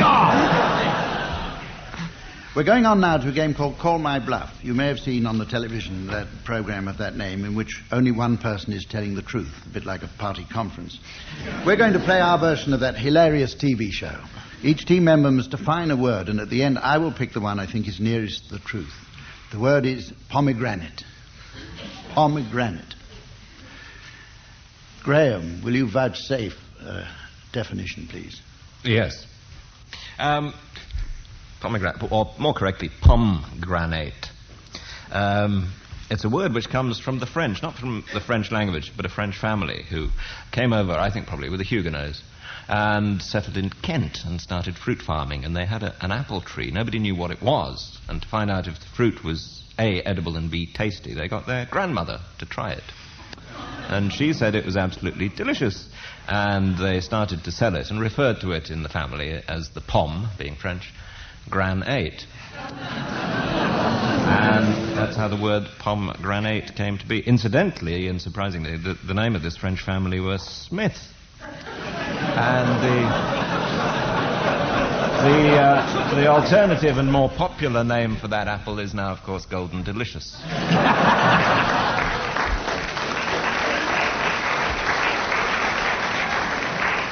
A likely story. Tim Brooke-Taylor, what's your definition? In fact, it's a portmanteau word, following on the French. It's a Libyan word. We don't find it in many English dictionaries. It's the contents of a Libyan overnight bag. A bomb and a grenade, and it's become, over the years, it's become bomb-a-grenade. Pomegranate. Loses a little in the translation. And it has pits in it, too. Barry? Well, it's a verb. It's a verb. Pomegranate. It's the opposite of peregrinate, which is to move about a lot. It's pomegranate, to stand perfectly still. Pomegranate. Right, the final definition from you, Willie Rushton. It's an Australianism. It's pomegranate. It's a statue of Captain Cook in Botany Bay. It stands up. And, they call it pomegranate because they don't like to mention Captain Cook, mainly because they can't remember his name. Pomegranate. Right.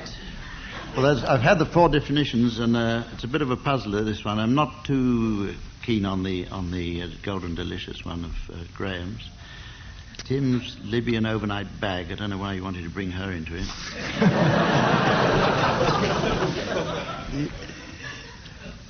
I think I'm going to go. I'm going to dismiss Willie's there because I didn't write it down. I've forgotten what it was. I'm going to choose Barry Cries. I think it's yours. Oh, yes. Well done. Well done. Bluff. So whose was it? Yes. Oh! It wasn't, was it? Oh. You could have fooled me, and you did. Never know. You never know. I love that game.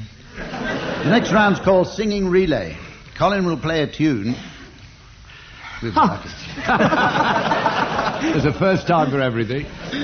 This is the experience. And each of the teams must attempt to sing alternate words. And the best time wins.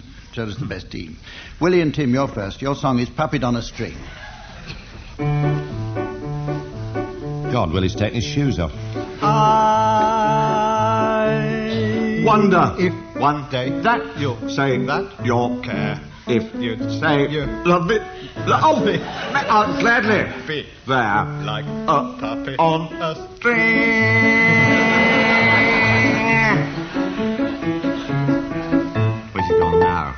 Love is just like a merry-go-round with all the fun of the fair. One day I'm feeling down the ground, then I'm up in the air.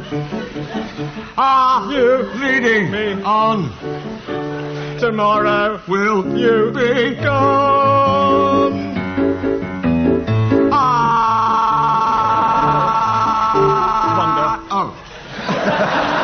You start it again.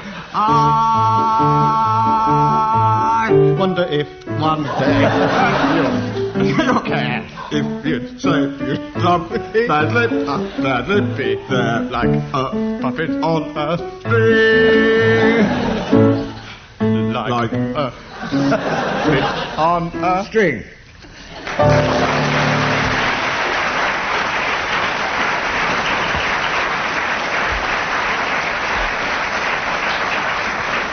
Well, if it hadn't been for Willie Rushton, who thought we were still playing the gargling game, you would have got some points for that. Now then, Barry and Graeme, will you... Luxembourg, un point.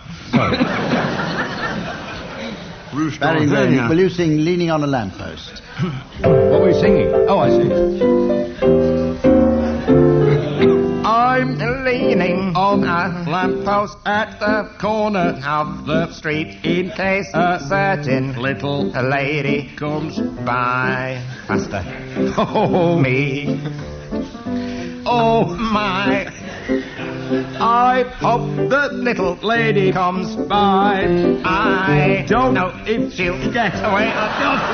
Always get away. But anyway, I know that she'll try. Oh, me. Oh, my. I hope the little lady comes by. There's a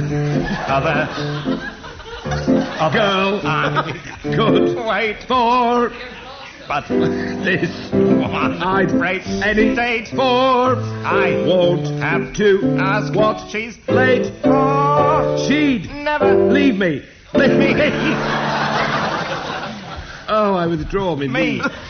Flat. She's not a girl like that. She's absolutely wonderful and marvelous and beautiful, and anyone can understand why I'm leaning on a lamppost at the corner of the street in case a certain little lady comes by.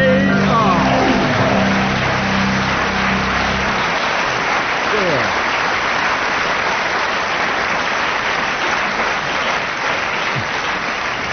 That earns you 27 time faults and a disqualification because lamppost is one word, Barry. Right. Tell it like it is. We're going on to a round called Sounds Peculiar. I'm going to play in a few bizarre sound effects, and I want the teams to tell me what they are. The winner will receive a custard lighthouse. Here's your sound, Barry Cryer. 180. Scalpel.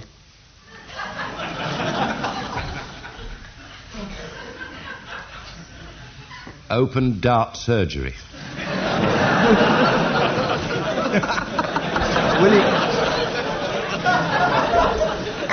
Willie Rushton, here's your sound.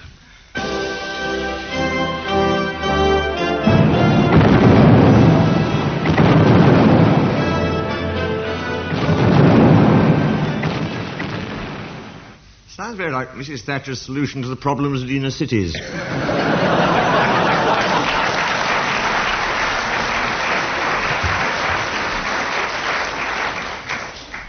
Okay, Graeme, here's your sound. Ow! Ow! Terrible. That was Chief Constable James Anderton.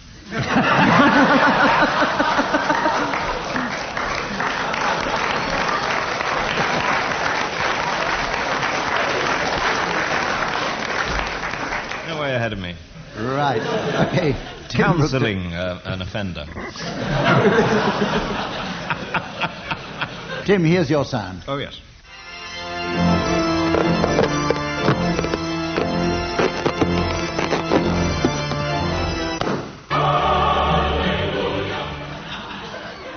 That is an unsuccessful attempt to cover an enormous organ with a condom.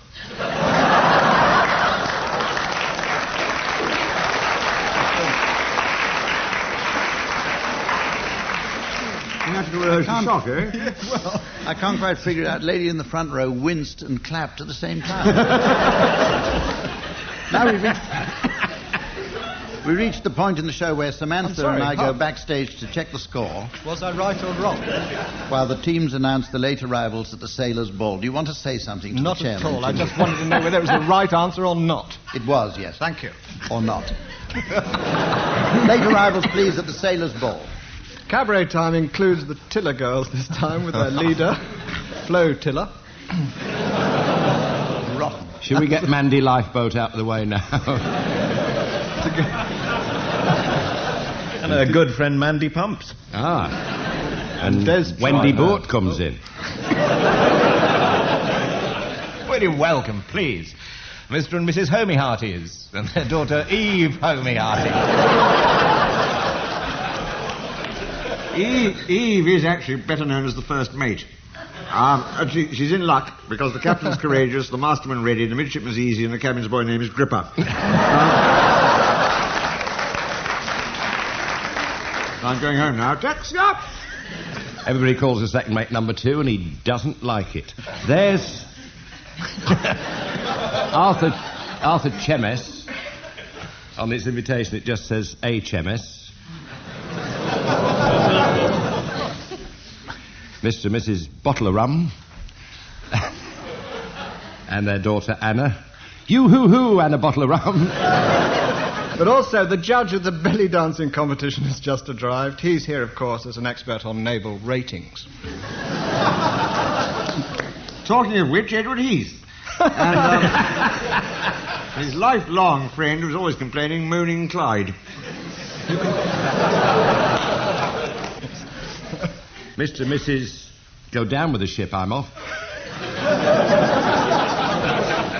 And their cowardly captain's son, Hugh, go down with the ship, I'm off. There's Captain Slog.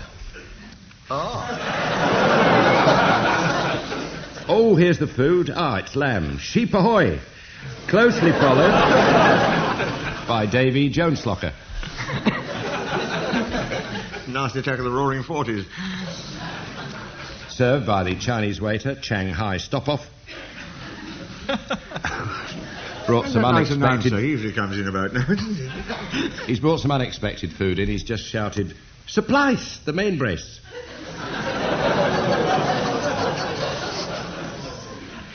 And will you welcome, please, Mr. and Mrs. Zovate and their son, the policeman, PC Zovate. And an Israeli Admiral, Mauritania. He's been circumnavigated. Well, this is the point where I have to come in and say we've come to the end of this week's programme. I always hate having to interrupt such a flow. I always get the feeling I've left it too late. We'll be back again next week, so join us then. Goodbye.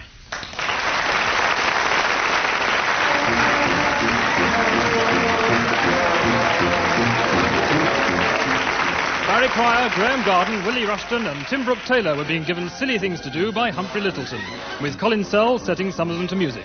The programme was produced by Paul Spencer.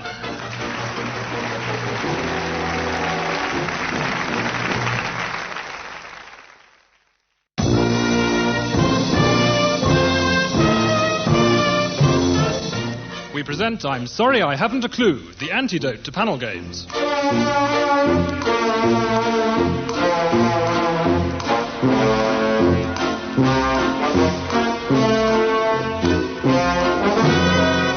At the piano is Colin Sell, and your chairman is Humphrey Lyttleton.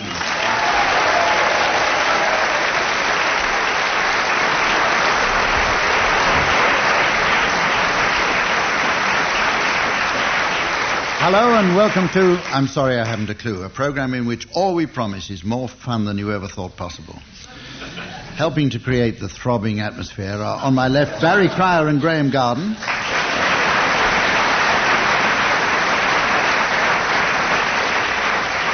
On my right, Tim Brooke-Taylor and Willie Rushton.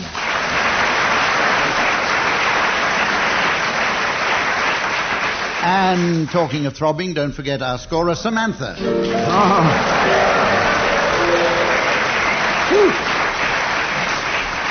First game is called Initials, and it's all about initials. I'll give each team member a few initials, and then I'm going to ask them to tell me what the initials stand for, and marks will be deducted for correct answers.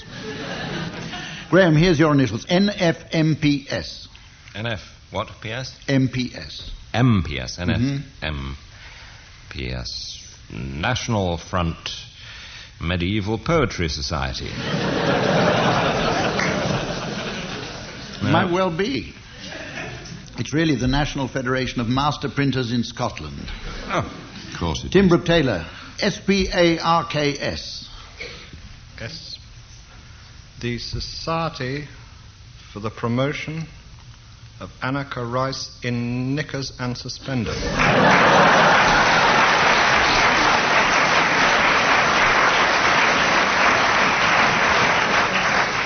Large membership seems to be The real a answer big is- following. You could have said sportsmen pledged to aid research into crippling diseases, but you didn't. I could have done, yes. Willie Rushton, here's your initials. DFMS. DFMS.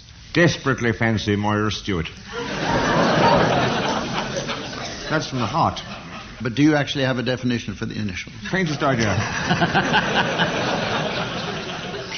It's the Domestic and Foreign Missionary Society.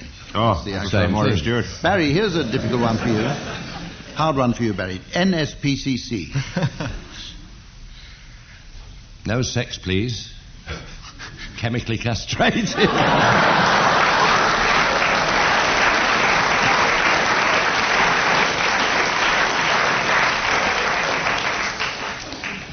Everybody knows the other answer, so I'll go on to you, Graeme, with another set of initials. NHBRC. NHBRC. Never have British Rail catering. Would you believe the National House Builders Registration Council? No. Not a word. Tim, here's some for you. TJBT. Tremendously jolly and brilliant talker. Well, you couldn't be more wrong. Timothy Julian Brooke-Taylor is the answer.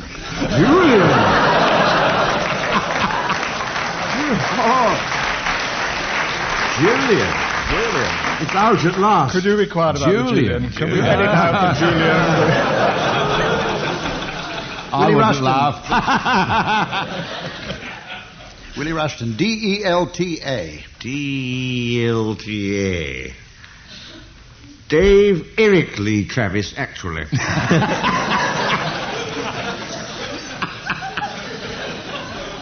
Or Detailed Labour and Time Analysis. Barry, here's a final one for you. BFMF. BFMF. Oh, yes, this is a hair reference. Bruce Forsyth's matte finish.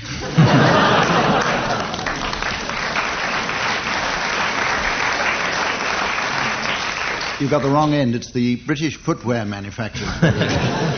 This is the point in the programme where I give the teams advance warning of the late arrivals they'll be announcing at the end of the show. This week I'll be asking them for late arrivals at the Americans' Ball. The Americans' Ball. OK, we have Tim Brooke-Taylor's favourite round now. It's the ad-lib poem. I will give the first line of a poem, and the teams must continue until I buzz them like this.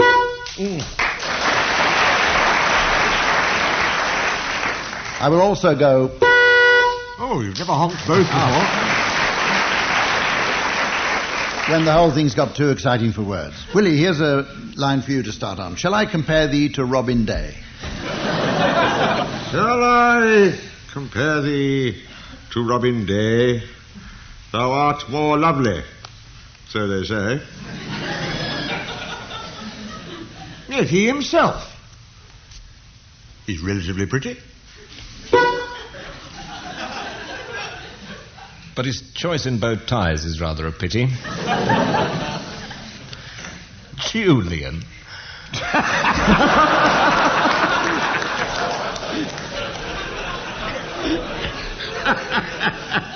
But you, upon the other hand, whilst not the fairest in the land, do not indulge in bow-shaped ties. That is, I must say, a load of lies. Pink ones, green ones, orange ones too. Sometimes I wear a bow tie blue, or maybe maroon and poppy-coloured.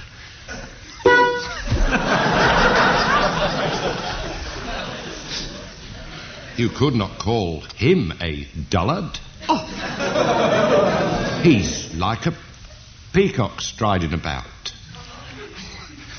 And when he passes, people shout, "There goes the amazing dream-coated Tim.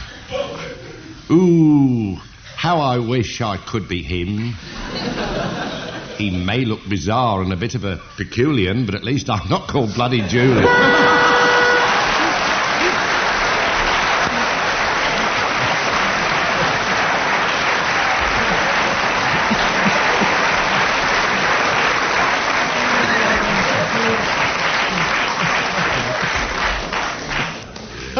The next round is a musical one called Just a Minim. The team members attempt to sing a song for a minute without hesitation, deviation, or repetition. That's repetition. If they go wrong, the other team may challenge. To help them along, doing his impression of a piano, Colin Sell.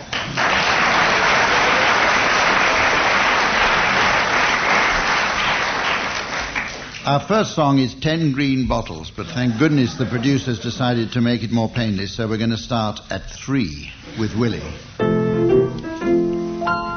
3 green bottles hanging on a wall.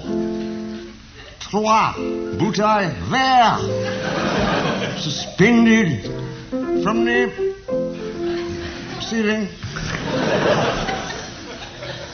How'd you go there? Good. You have a challenge there from Graeme Garden. Hesitation. Yes, I agree. All right. Lost his bottle. Right, will you continue the song, please, Graeme? Yeah, all right. And if for one viridian glass container should accidentally fall, there'd be... How many are we left? 3. Just 2 now. Yeah. 2 tinted see-through artifacts lying against the brickwork. A pair of not entirely blue milk containers swinging against the plasterwork. A duo of not neither entirely yellow, transparent objects shaped like a bottle without saying the word bottle. Challenge. Challenge from Tim. It's the police. Call the police, for God's sake. I thought he repeated dromedary. I spotted that too. Yeah. So will you take the song up, Tim? Where were we? I don't know. How can you possibly tell? I'm still thinking about green milk containers. Sounds disgusting. What? Oh, that was Colin. Do you mind? Repetition of green bottle. Gets more money if he speaks. Go on, Tim. Hurry along. And should one coloured container by mistake plummet to the ground, there'd be no green bottles lying on the wall. No, I got away with that, didn't I? No, I didn't. There'd be one. I've had one, haven't A single. You started with two. There'd be zero. This is one from two. No, you started with two, and only one of them has... We said one. If You've there's one been clever. on the You wall, had two fall off at the That same was time. the piano player. You've been looking at my doctor's note. If you're going to start... Would you mind blowing into this green bottle, sir? If you're going to start taking instructions from the piano player, I might as well go home. Musicians peak. Far too early.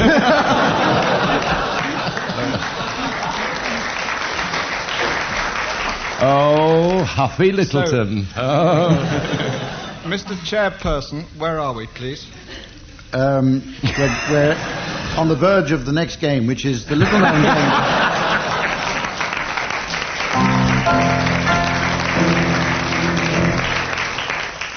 This is the little-known game called Mornington Crescent.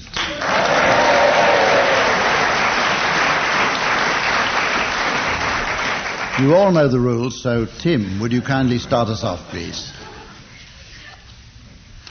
Panton Street. Haymarket. Coventry Street. Baron's Court. Cheapside. Cheap. No, you could go east. East. My God, they're flying low tonight. Tim, you challenge. I know. Sorry. I know there's always a time, but surely there must be a time he's got to come up with it, isn't there? Yes, there is. I'll decide that. Story of my life. East India Dock Road. Sorry, I just quite word my partner here. Surely there's a time they have to come up with it, Humph, isn't there? He blows in my ear like that.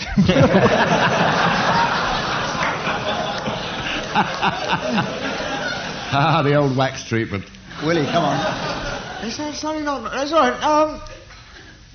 East India Dock Road. Yeah, it takes you. You've got to do. Yes, you're right. Got to do it again. Yeah. Coventry Street. You've been there? I know. Okay. Yeah, it figures. Yeah. It's all right, yeah. It's all right up to East No, wait a India minute. Dock Road. No. Cheapside, East India Hold Dock up. Road, Coventry Street. I have to open it out. No, I have to go to Baron's Court. You did before. Yeah. So that means. Well, he has to now. Cheapside.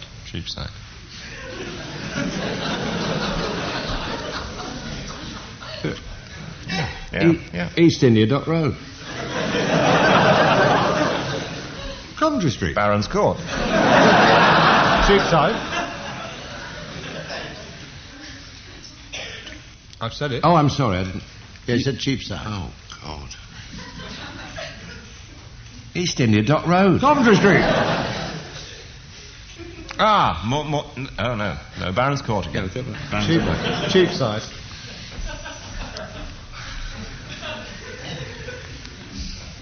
I don't actually think I don't there is a see... word. There's no serious Well, then word. get out. In a This bind. hasn't actually happened before. Is this a stalemate? A Mexican I think it's a stalemate. Not necessarily. If you go to East India... Oh, no, you've done No, that. you can't, no. There is a way out. If you play Corbett's rule... The audience have found it, I think. No laughing matter, Barry.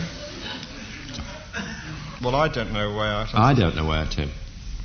Well, I do, which makes me the winner.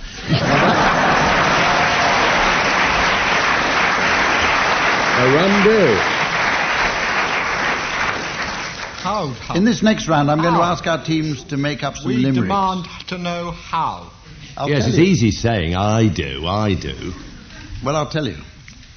But in this next round, I'm going to ask our teams to make up some limericks that are clean and suitable for broadcasting.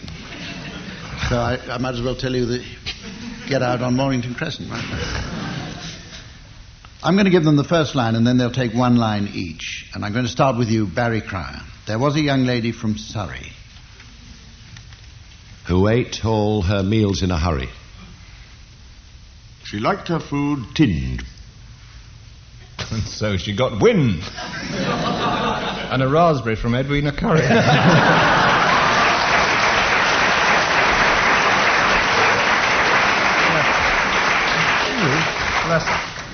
Graeme, here's one for you. I once had a smart aleck gerbil. I once had a smart aleck gerbil who did nothing but bumble and burble. His one saving grace Was to sit on my face.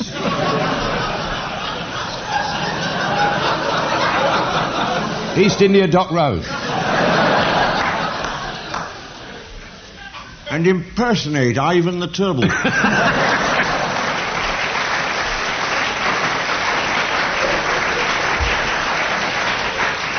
Right, Willie, here's one for you to go on with. There's a cafe in Old Milton Keynes.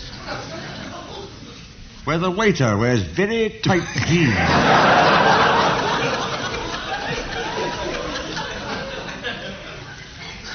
With an awfully large bulge. which, when asked, he'll divulge.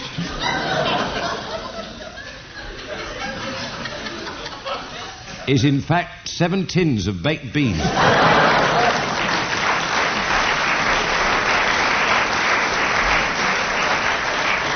Right, here's the final one for you, Tim. I'm sorry I haven't a clue.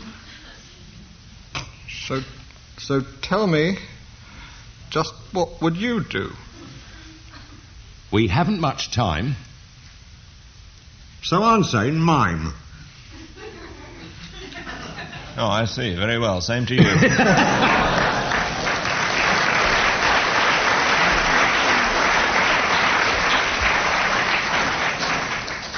We have time for another music round now. It's called Pick Up Song. Someone will start singing a song and stop on a word in the lyric. An opposing team member must then pick up with a different song starting with that word. 200 points for a correct answer.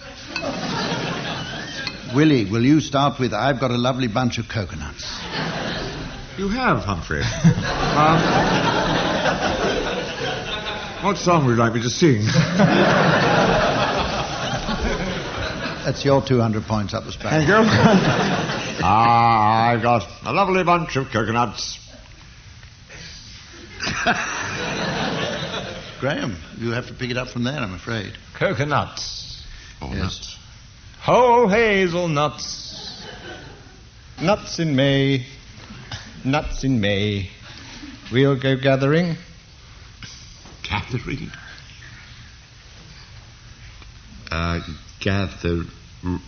Ring I'll allow that I gave you on our wedding. Just making it up. No, ring that I gave you on our wedding day. Lovely song. Shouldn't it have a tune, though? Not the way Vince Hill recorded it, no. Pick it up on wedding. Pom, pom, pom, pom.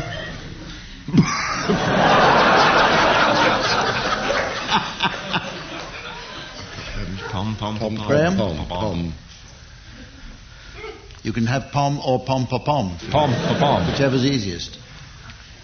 Pom in granite. Pom, No. pom, pom, pom, pom, pom, pom, pom, pom. That's Pomp and circumstance. He's got his bomb again. No, Tim, circumstances. Yeah. I thought you might. Dance, little lady.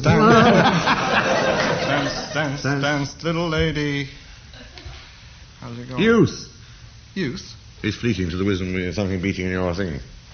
Barry. Either leaving with youth. Thing. Edited highlights of Noel Coward there. What, sorry, thing? Little lady. Oh, little lady. Little lady. Of Spain, I adore you. Right, isn't it? No song starts with I, does it? No. I mean, be fair. Right from the first time I saw Easy. Lots of them do. Easy. I love Paris in the springtime. I love Paris in the fall. Falling in love with love is falling for a make-believe. Make-believe, Brian. Make-believe I love you. Make-believe I love you.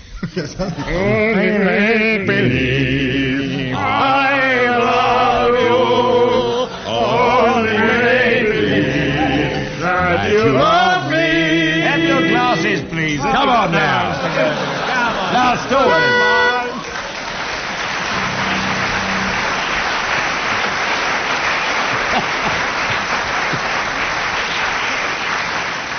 We have another very quick round now called Word for Word. One of the members of a team says a word and his partner must say a word totally unconnected with the first, and so on. It's easy when you know how. Oh, I only wish I could remember. The other team may challenge and try to prove a connection. Barry, would you start off?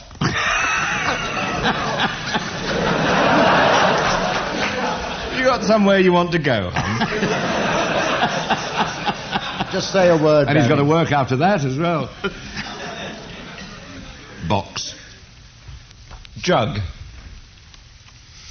Plinth. It's the police Challenge from again. Tim.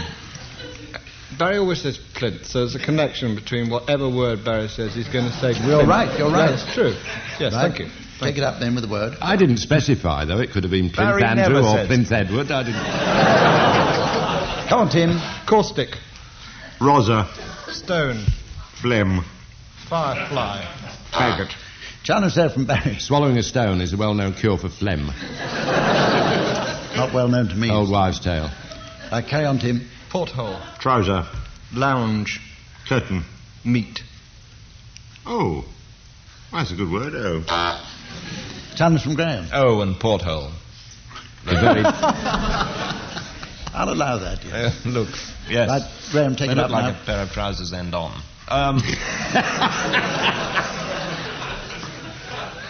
Elastic. Gusset. Plinth.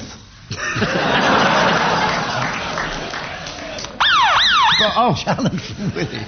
Well-known double act in vaudeville days, Gusset and Plinth. Yeah. Well, they used to love. They were part of the Crazy Gang for a while. It'll be garden and plinth shortly. Yeah. Carry on, Barry. I'm disallowing that. pomegranate. Challenge from Tim Brooke-Taylor. Begins with P, like plinth. Absolutely right. Take it up now for your team. A frame. Ashtray. Nose. Glass. Challenge from Barry Cryer. Well-known cure for blockage of the nose is to hold an ashtray up to the nostrils and inhale vigorously. I did it only this afternoon. Graeme. Take it up, Graeme. Oh, right, sir. Tablecloth. Weather. Pumpkin. Challenge there from Tim Brooke-Taylor. All these words have been used in a Geoffrey Archer novel. But not as well. Oh, well, fair enough. They've not been used as well in a Geoffrey Archer novel. Absolutely right. Will you take it up, Tim? We've only got 2 seconds left. Crow. Desk. Mouth. Beta. Trouser. Mooly mix. Challenge from Graeme. Oh. I can't let crow and desk pass. Oh, we're very sorry to hear that. A little bit of syrup of fish will cure anything. Take 3 of these pills, sir. You'll find it soon. Right, and leaving... Go on.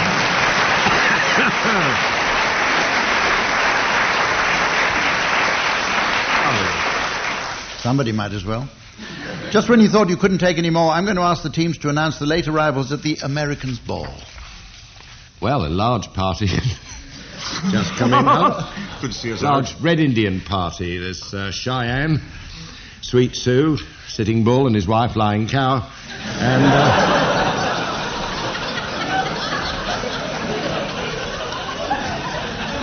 No wonder he's in a state. He's got poor knees and a patchy complexion. They all came in a bus, you know, and there's a clear sign outside, no coaches. Ava Gardner and Ava Nice Day, said in Australia. Civil Rights and our Irish cousin, Bill of Rights. Would you welcome from Chinatown that Oriental American artist, Yang Ki Doodle. And his pony. Good heavens. The Spurger dresses and her daughter Betty. Oh. I thought she came with me. Never mind. Mr. and Mrs. On My Mind and their American Sloaney yuppie son, George Yar On My Mind. There's Mr. and Mrs. Ho and their daughter Ida. There's Kentucky, Maryland, Minnesota, Philadelphia, and our Cockney immigrant son, Arizona.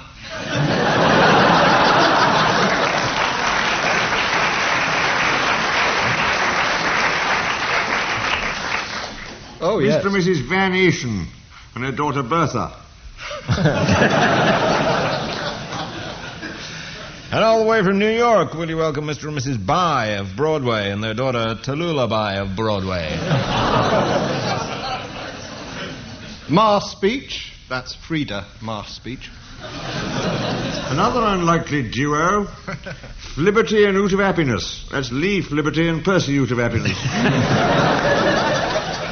Followed by a rather effeminate Father Christmas. That's Santa Fe. All the way from Mexico, Jose.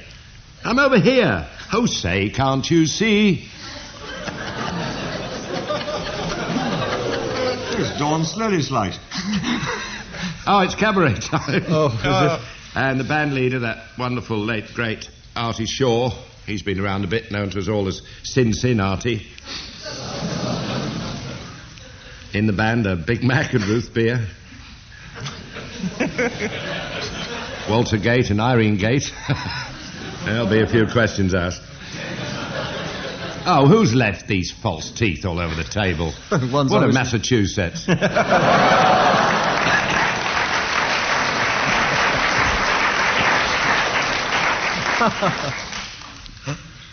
Maple syrup. Oh, there's that witch Etor, who crossed the Delaware with George Washington and got a ferry at the bottom of a garden. Well, we're approaching the end of the programme. The scores stand at the moment: Tim and Willie 13, Graeme and Barry 14.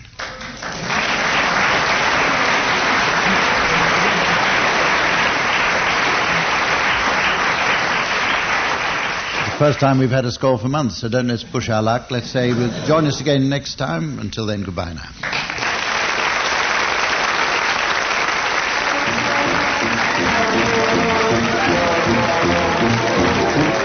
Barry Cryer, Graeme Garden, Willie Rushton and Tim Brooke-Taylor were being given Silly Things to Do by Humphrey Lyttleton, with Colin Sell setting some of them to music. The programme was produced by Paul Spencer.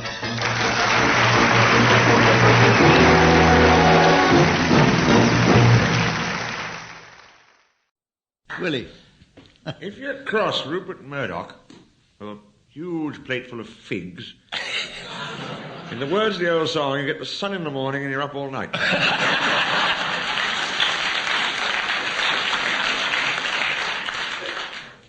Graeme. Yes, for cinema buffs, if you crossed Cornell Wilde with Humphrey Bogart, you'd get Cornell Bogey.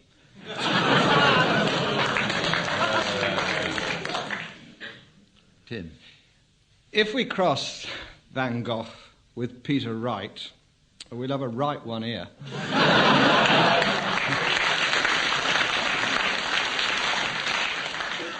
Cross a psychiatrist with Bungalow Bill and you get the listening bonk.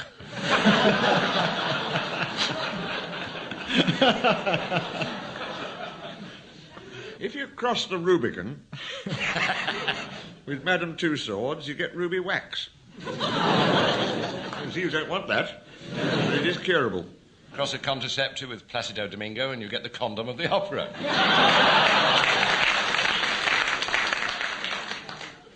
If you cross your heart with St. Michael, you get a pair of Y-fronts that lift and separate.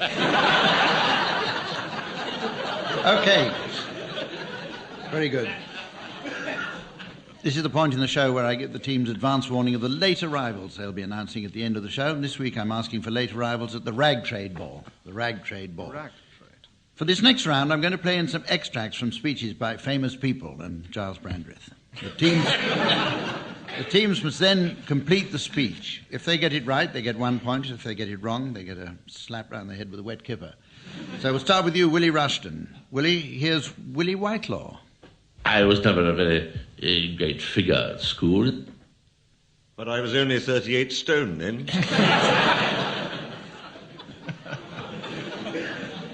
Graeme, here's Prince Charles.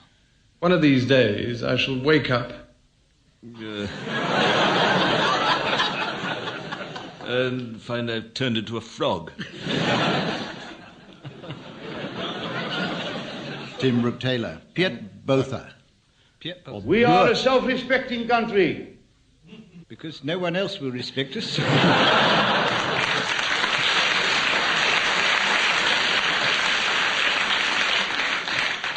Barry Cry, here's one for you. Joan Collins. I'm the sort of person who likes all kinds of things. Girl?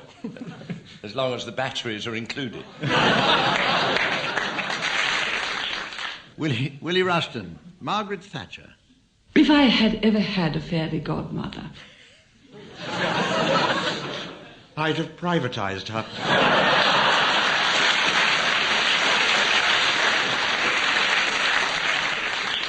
Graham Garden, here's another one for you. Cecil Parkinson. There are literally hundreds of people that I haven't laid a finger on. Well, nearly hundreds. Tim, here's Roy Hattersley for you. I've never seen anything like it. It's just a new experience. I've left something on my plate. Leftovers. And finally for you, Barry, here's David Frost. The thing can go off in almost any direction. That's the trouble with Irish condoms. I say, here, we've got a round called One Song to the Tune of Another. Oh, gosh. Which I've forgotten the rules of, unfortunately, but anyway, we'll carry on. Our singers are accompanied by the Colin Early Music Consort.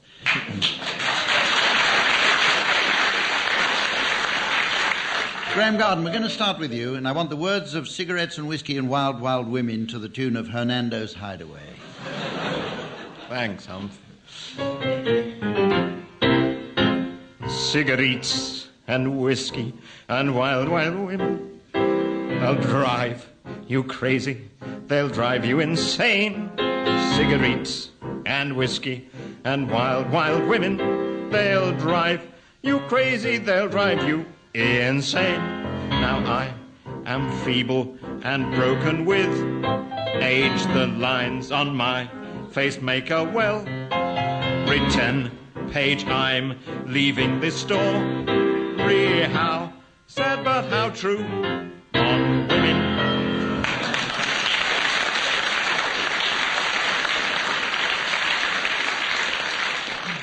Graeme, you did say broken with, didn't you? Broken what? Difficulty here with this bloke hammering away at the piano. No. Willie, can you give us the words of Oh What a Beauty to the tune of The Sunshine of Your Smile? No.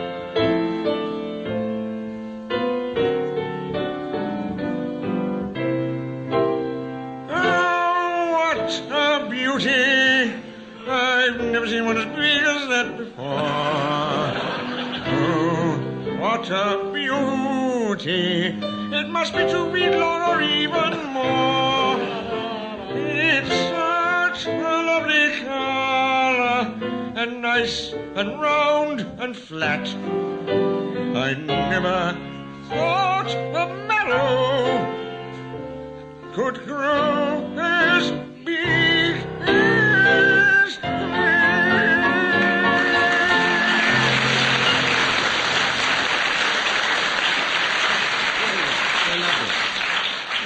Okay. Turns. Barry Cryer, the tune is Keep the Home Fires Burning, but would you sing the words of the old Bull and Bush?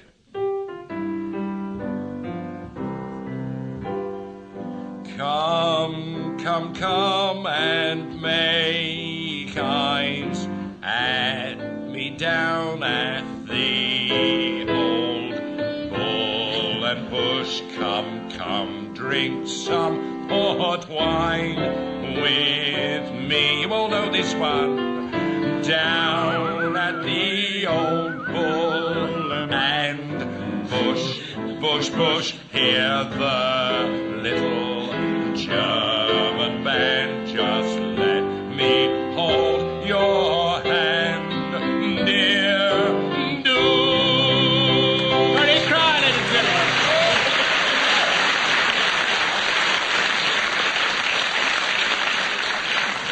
Right, and with Barry in the lead, we'll come to you, Tim, now. The words of We'll Gather Lilacs to the tune of Waltzing Matilda.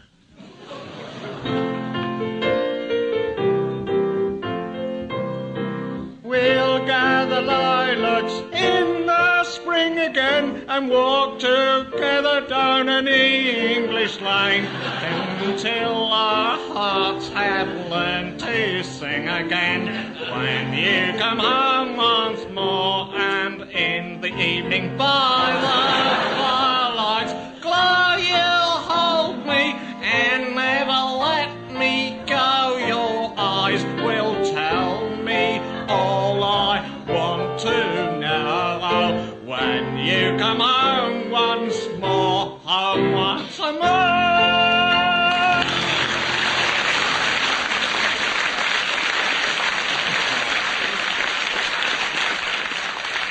Our next round is called Bedtime Story. Each team will tell a story, signalling our sound engineer to play in a sound effect to enhance the drama.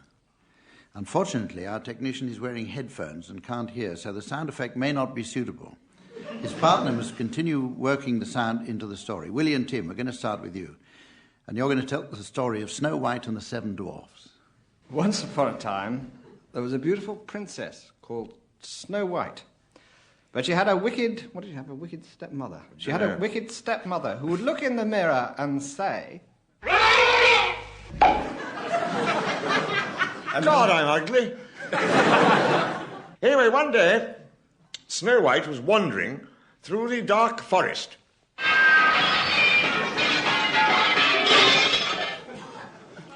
Well, in fact, it was a mirror, and she walked straight into the mirror because the forest was behind her. She turned round, bruised, blood pouring forth from her, and she went out into the forest because the mirror had told her of this Snow White.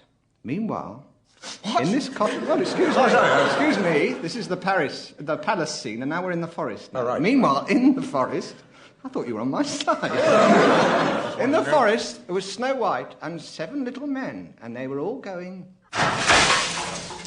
as they were wont to do. Oh, it's your turn. Why does Grumpy always flush first? He could wait for Dopey, Doc, Happy, Sleepy, Sneezy and Horny. Bashful. I ain't bashful. There were 8 little dwarves, but... That's why he flushed. Snow White ate one.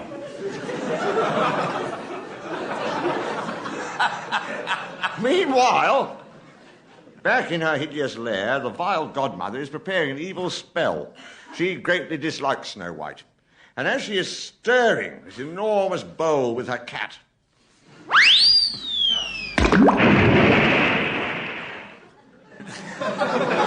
Continue the story. It was a perfect sound effect. Wasn't it good? An enormous bowl of potion that she was going to slip into an apple for Snow White. Meanwhile, the dwarfs are going off to work the mines. Hey ho, they sing, and then they go...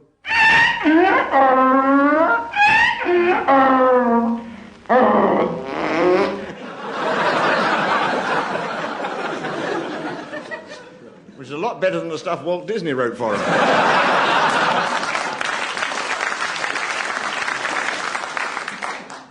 When the dwarves return to the cottage, they find that silly old Snow White has eaten the apple and fallen asleep in one of their, well, actually in all 7 of their beds. She's spread across the lot, and is lying there comatose, making the following noise.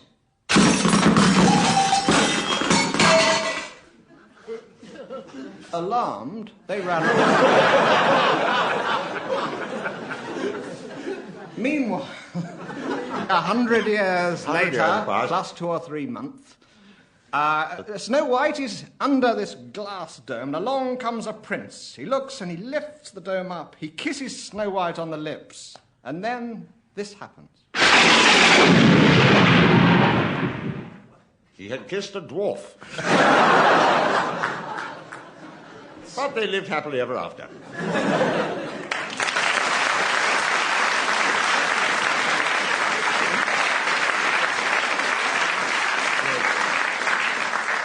Well, you certainly put me to sleep. Now, Barry and Graeme, Little Red Riding Hood. It's not difficult.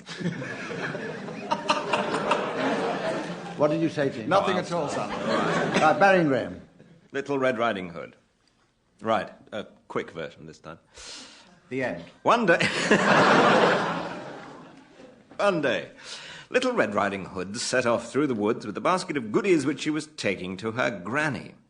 Suddenly, as she rounded a corner in the path, through the trees, she saw something which made her stop in her tracks.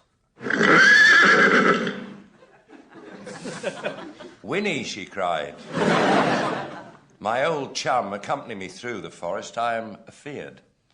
I'm taking a basket of goodies, and I've got a hernia because Bill Oddie, Graeme Garden, and Tim Brooke-Taylor weigh a hell of a lot. To my grandmother. And this is a dark, frightening forest because behind every tree there's liable to be a man with a squeaker.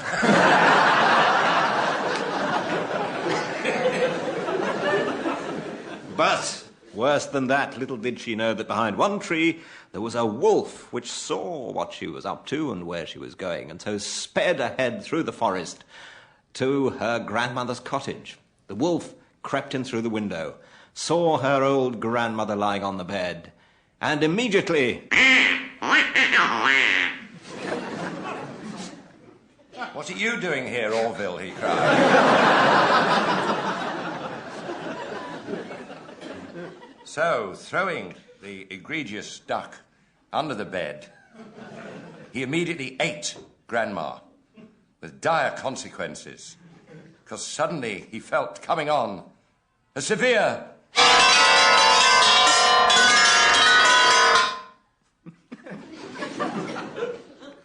What a carry-on, he said. That moment, there was a knock at the door. I'll do it myself. Funny sort of door. Who's there? Said the wolf in a squeaky voice. He explained. Little Red Riding Hood leapt through the door and suddenly... It was a glass door and she'd neglected to open it. You are my lovely...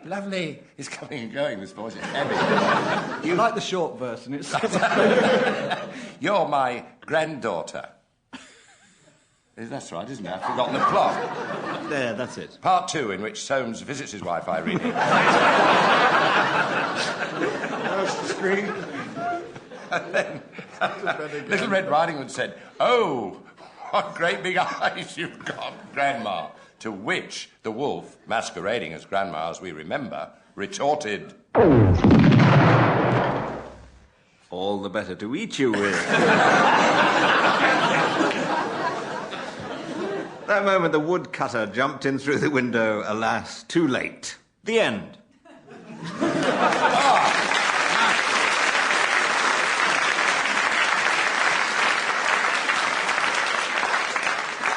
We're going to play now our version of that hilarious television program, Blind Date. Three of the members of the team will go behind the curtain and Tim questions them to decide which he fancies the most. Now, would you three go behind the curtain, please? I'm not going behind the curtain with those two. Come along, Willie. Their private life is their own, but quite frankly... Bye, Willie. I'm going to pick you. Right, Tim. Don't laugh at the way he walks, please. Leave that to me. Sorry, Hump. Will you? Yes, sir. Tim, will you choose number one, please? Number one? Are you there? Yes. Number one. Do you, on the first date... I can't remember.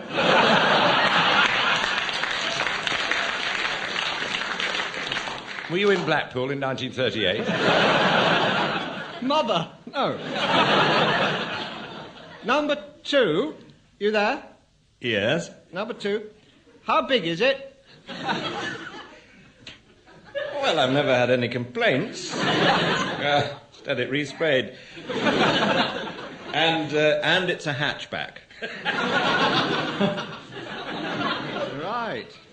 Number three, what is your view of logical positivism? It's enormous. And it's a hunchback. Could you be more specific? And I love you. Oh. And I'm desperate. Number four, can you play the piano? Oh, what a pity. But fortunately, like Scylla, I'm tone deaf. No, I'll take the lot and Willie twice, please. Tim, you and me are going to... Oh.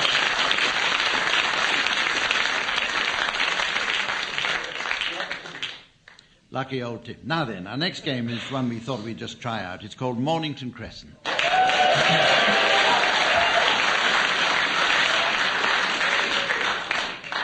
And as we had a stalemate last week, we'll be playing Baxter's reverse movement, starting with Mornington Crescent and working back to the start. And the winner is the first one to complete the sequence. We're going to start with you, Barry Cryer. Mornington Crescent. Whitcomb Street. I think you're out of turn. It's reverse, isn't it?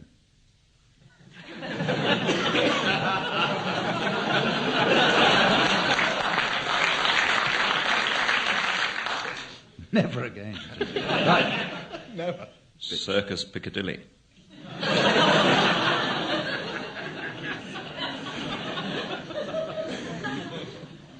Ritor Siab.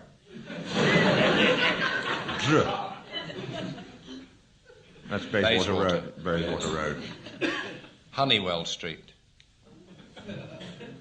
Cross Kings.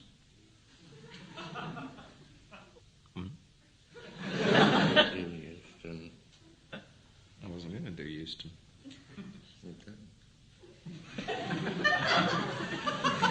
I could do Euston. Come on, hurry along, please. Square, Euston Square. Euston Square, yes, I'd do that. New Malden High Street.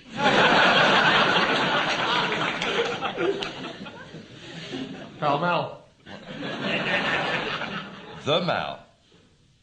Strand. Not bad, actually. Yeah. Swiss Cottage. Oh, yeah. Graeme Garden, the winner. Brilliant. Absolutely brilliant.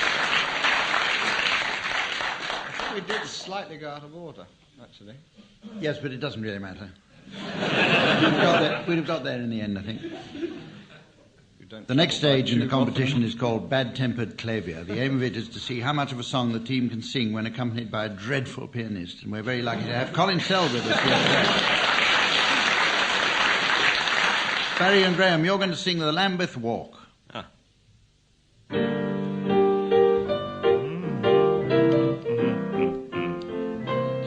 Any time you're Lambeth way, any evening, any day, you'll find us all doing the Lambeth Walk. Oi!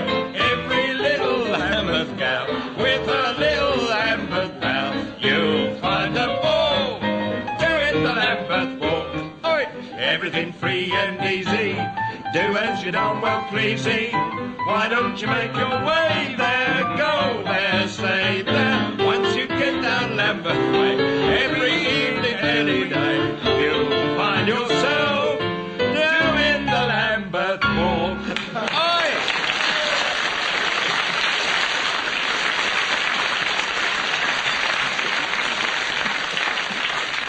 Fairly good, but you lost it a little bit in the middle. Stephen Fry arrangement. Tim and Me Willie. and my girl, that's all I meant. Nothing else. That's all right, I quite understand. Is that Tim- order? Order, please. Tim and Willie, you're going to sing Some Enchanted Evening.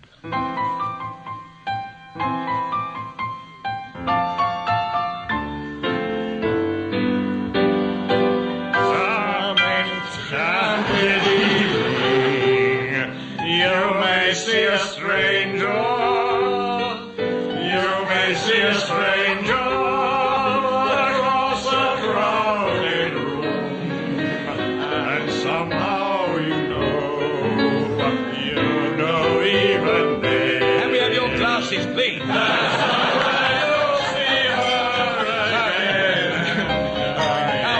Come on.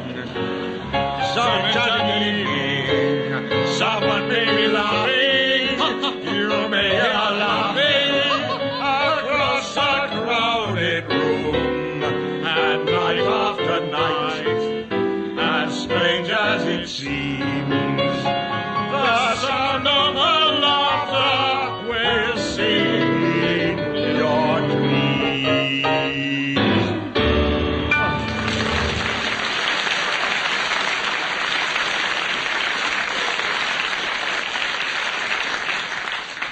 I think Tim and Willie just win that one by a short head. Now it's time for Samantha and me to step back. Mind you, if she did step back, you still wouldn't be able to see me. So let the teams get on with the announcements of the late arrivals at the Rag Trade Ball. Here's Ian Sideleg. I thought we'd get him out of the way earlier. We usually do.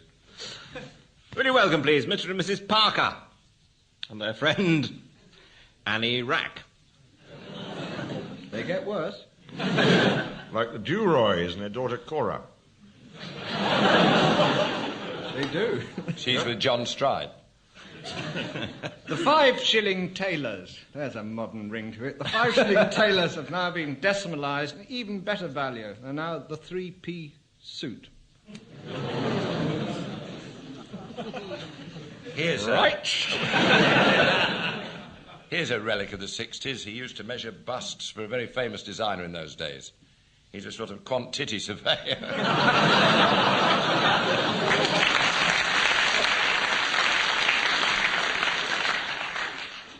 I think the state of the lavatories reveals the last person in there was hardly Ames.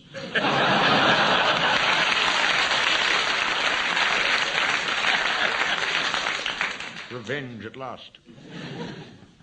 From Scotland, will you welcome Leotard and woolly leg warmers?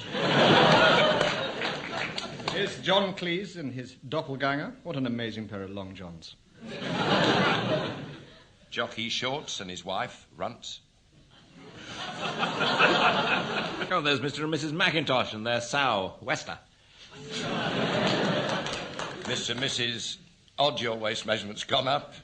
And their son, Mike, Odd Your Waist Measurements Gone Up. Oh, the oven's blown up. Oh, there's pudding on my top hat, pudding on my white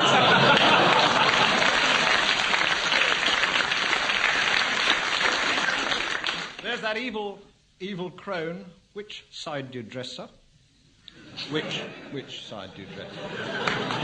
Will you welcome the Jeans Party, Den Ims, Levi's and Faye Vauban? A distinguished-looking fellow. Oh, it's Sir Spender Belt. Mr. and Mrs. Earware with their son Les Earware. There's Glad Rags. Good of them to turn up.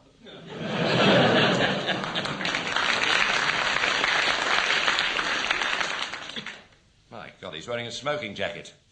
Thank goodness he's wearing his pumps. Just behind them. The famous angler, Herringbone Tweed, who wears his flies behind his lapel. And his little dog, Toothcheck. Hush Puppy. Oh, he's done it. He's easily swayed.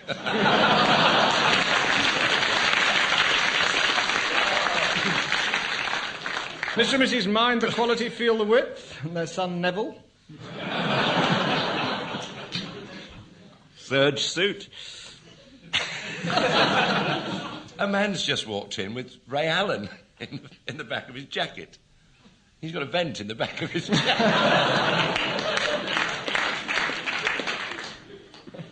Any more? Away from Prague, the Prince of Wales. Prince of Wales check. Maxi skirt and mini skirt, lovely couple.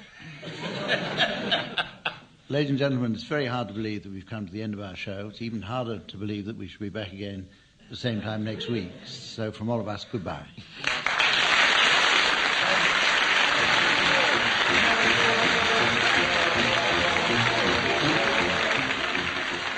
Barry Cryer, Graeme Garden, Willie Rushton and Tim Brooke-Taylor were being given silly things to do by Humphrey Lyttleton, with Colin Sell setting some of them to music. The programme was produced by Paul Spencer.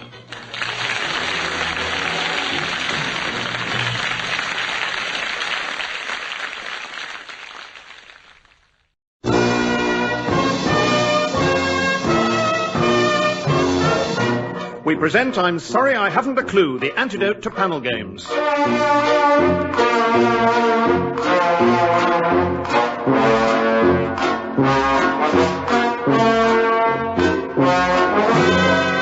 At the piano is Colin Sell and your chairman is Humphrey Lyttleton.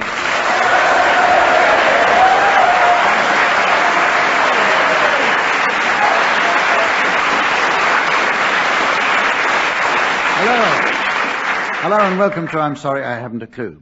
Starting with some good news. Our series is coming to a close. The bad news is that there's still half an hour to go. Sitting on my right, fighting hard to win, are Tim Brooke-Taylor and Willie Rushton.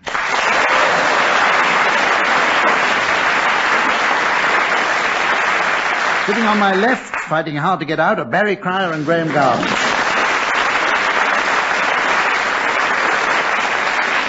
And finally, can I introduce you to a woman who is outstanding in many fields? And when it rains, her feet stay dry. Here she is, Samantha.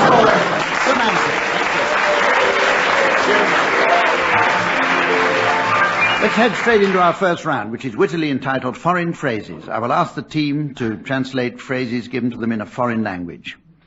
Taking into account the verbal dexterity of our teams, I think I could probably give them a few in English. Graeme, here's one for you. Fiat Lux. Fiat Lux. That's Latin for car wash.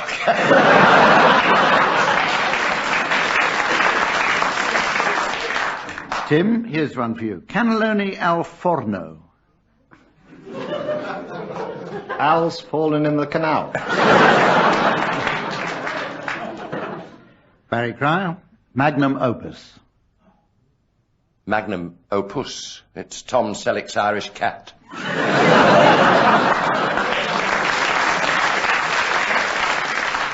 Willie, here's a good one for you.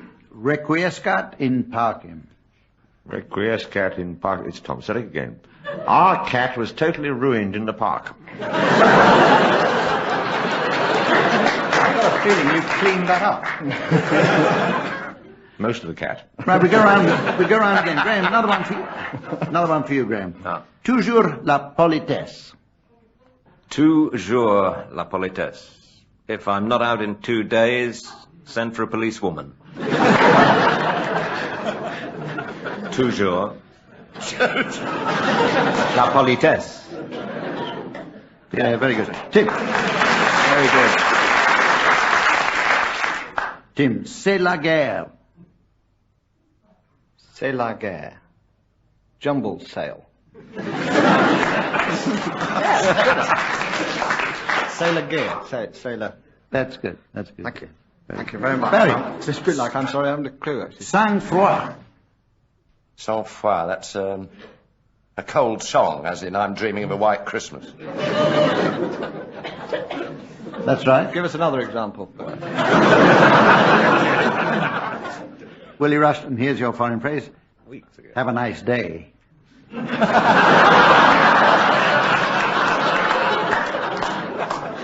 Means now bugger off.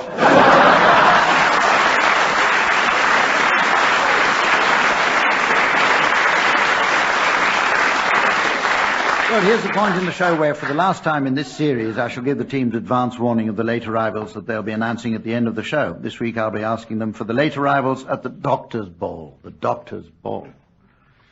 OK, teams, our next round is based on the world-famous game known and loved by millions, Cheddar Gorge.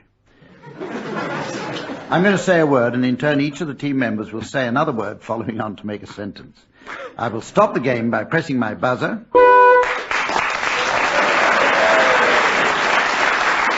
When the whole thing reaches a hilarious climax or gets too dull for words. Let me start off the game. I'll start the game off, and then, Barry, you'll continue. Here we go. Only. My. Trousers. Are. In. The. Cupboard.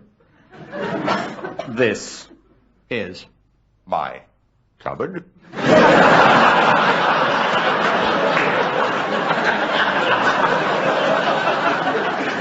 Which window are you looking through? Graeme? And this. Could. Well. Be. My. Other. Cupboard.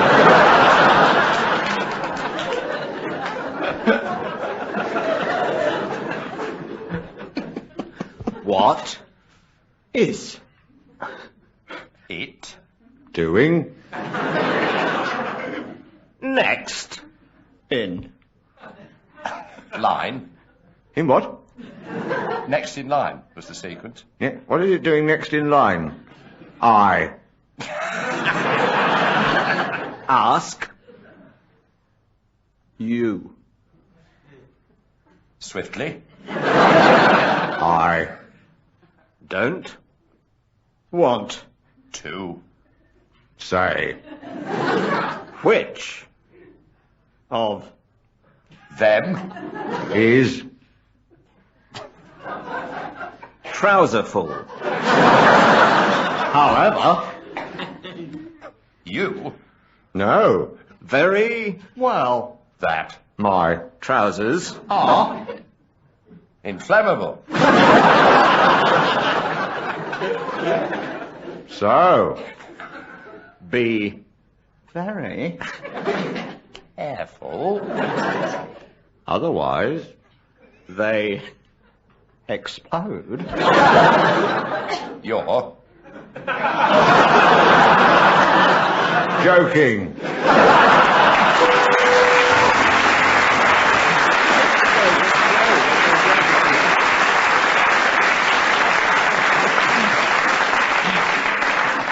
Oh, what fun. Let's try another one. I'm going to go first, then. You, Tim. Reticule. Said. Geoffrey. To. His. Well-known. Companion. Myrtle. The. Assumed. Chief Constable. Of. Merthyr. Tidfill. Oh, that's thrown us off. Town. Merthyr Tydfil Town. Nevertheless. My. Mother. Used. To. Where. Helmets. And. She. Used. To. Where. Reticules. But. She. Gave. Up. Wearing. Militaria. On. The. First. Wednesday. Of. Sexuagesima. Exclaimed. She. To. The. Man. Who. Had. Arrived. In. The. Cupboard.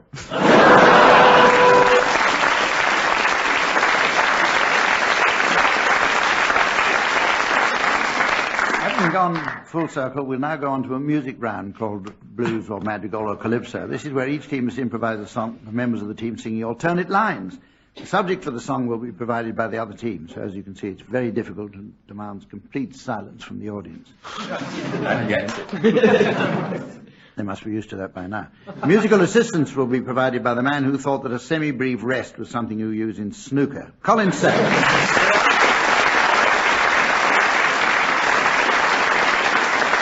Who wants to go first? Because it's the last show, you can choose. Who wants to sing first? They do.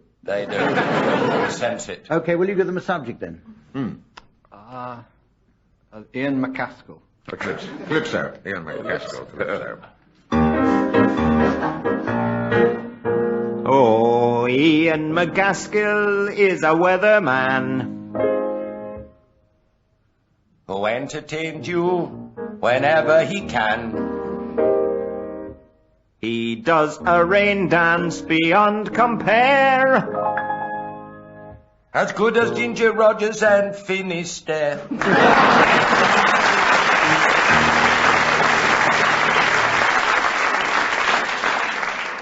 And from your position, well in the lead, will you give them a subject for their Looking song? back.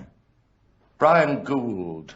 Calypso or a blues or what? Calypso? What do What do you you want? want? Want a calypso? What do you want? Yeah, right. Brian Gould. That's hard enough.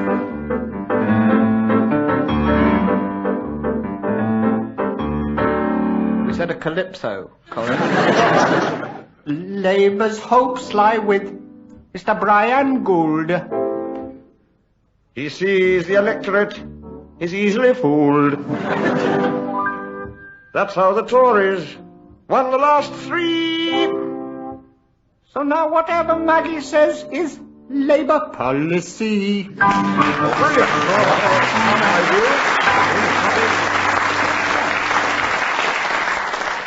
We're going to play a round now called Headlines. I shall give the team a news story, and I'm going to ask them for appropriate headlines from various newspapers or the Daily Star. The news story is Richard III and the Princes and the Tower. Topical. Well, from the Times, there's a grave setback for youth opportunities scheme.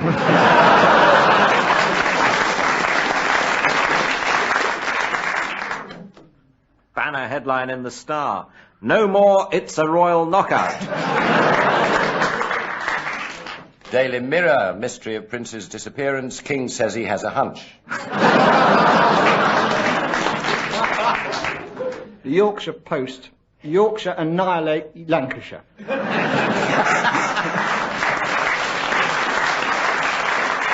Also, Sporting Life. Richard III, Princes II. Times Educational Supplement. 2 vacancies at Gordonstown. The Melody Maker says Rolf Harris to reissue 2 Little Boys.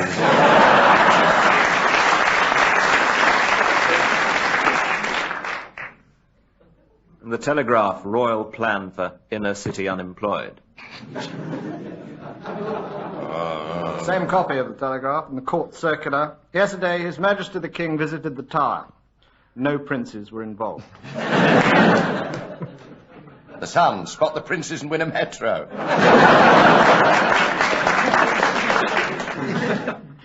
There's another campaign in the Daily Mail. Ban these foam rubber pillows.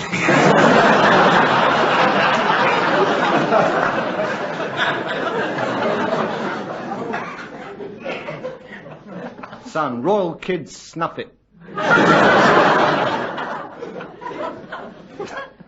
Any more? Oh. No. Leave them wanting less, Humphrey. Listen, I'm getting a bit fed up with all this. Let's have a game of... Let's have a game of Snap. Since we haven't any cards, just think of one and shout it out. Willie, you start. 4 of hearts. 5 of hearts. 7 of spades. 3 of spades. Jack of diamonds. Queen of diamonds. Queen of clubs. Queen of hearts. Ace of clubs. 3 of diamonds. 4 of diamonds. Ace of diamonds. Very odd, another ace of clubs. 2 of hearts. 9 of clubs. 5 of clubs. 5 of clubs. Oh! Who said snap? There's nothing to do with you, Tim. I know. Did you say snap? I didn't well say done. snap. Give Barry a round of applause.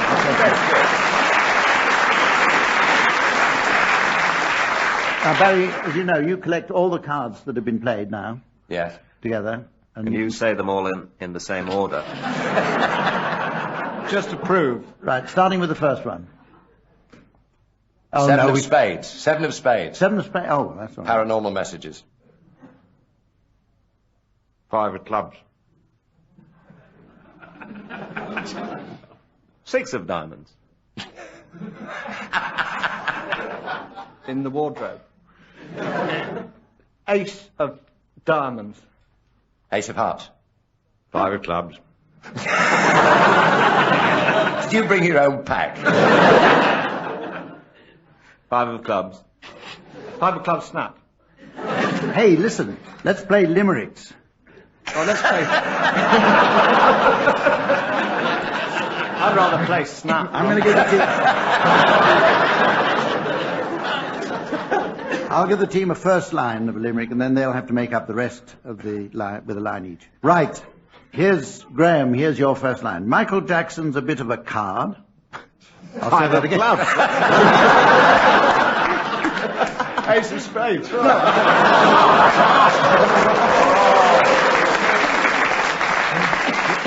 Okay, Michael Jackson's a bit of a card. Michael Jackson's a bit of a card. Snap. Oh,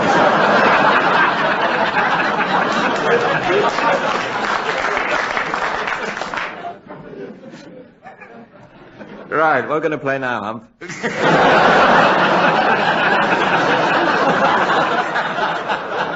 Colin Sell can play light music, perhaps. This is a round called limericks. Repetition. Challenge from Graeme Garden. Michael Jackson's a bit of a card. Every bit of himself he'll discard. He's rebuilt his face. from all over the place. Now his buttocks are terribly scarred.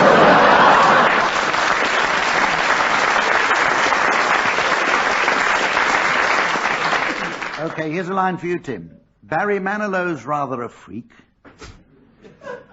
Sorry. Barry Manilow's rather a freak. Some say he's well past his peak. Some say. On one of his shows... He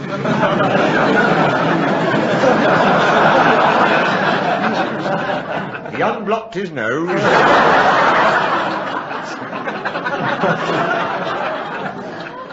I heard it on Pick of the Week.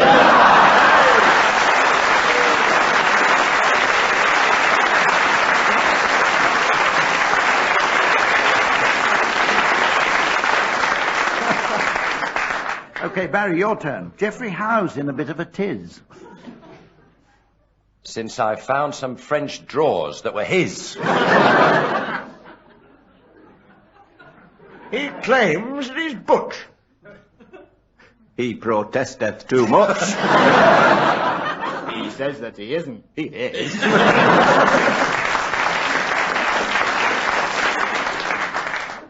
Only joking, Jeff. Here's one for you, Willie. Oh, dear. There was a young lady called Chuck. Sorry, hon, could you repeat that? Young lady. There was a young lady called Chuck. And we're all wishing Barry good luck.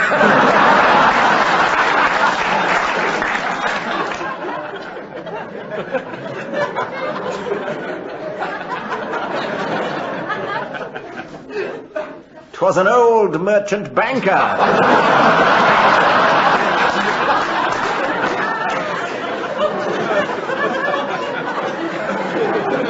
Who finally sank her.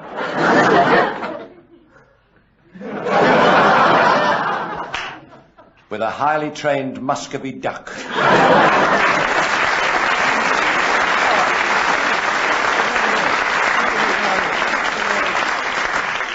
Right. Now we're going to move on swiftly to a round called Word for Word, where the last word said must not connect with the one being said at the time. The other team's challenge if they... Excuse me, I've got a frog in it. Better than a toad in a hole.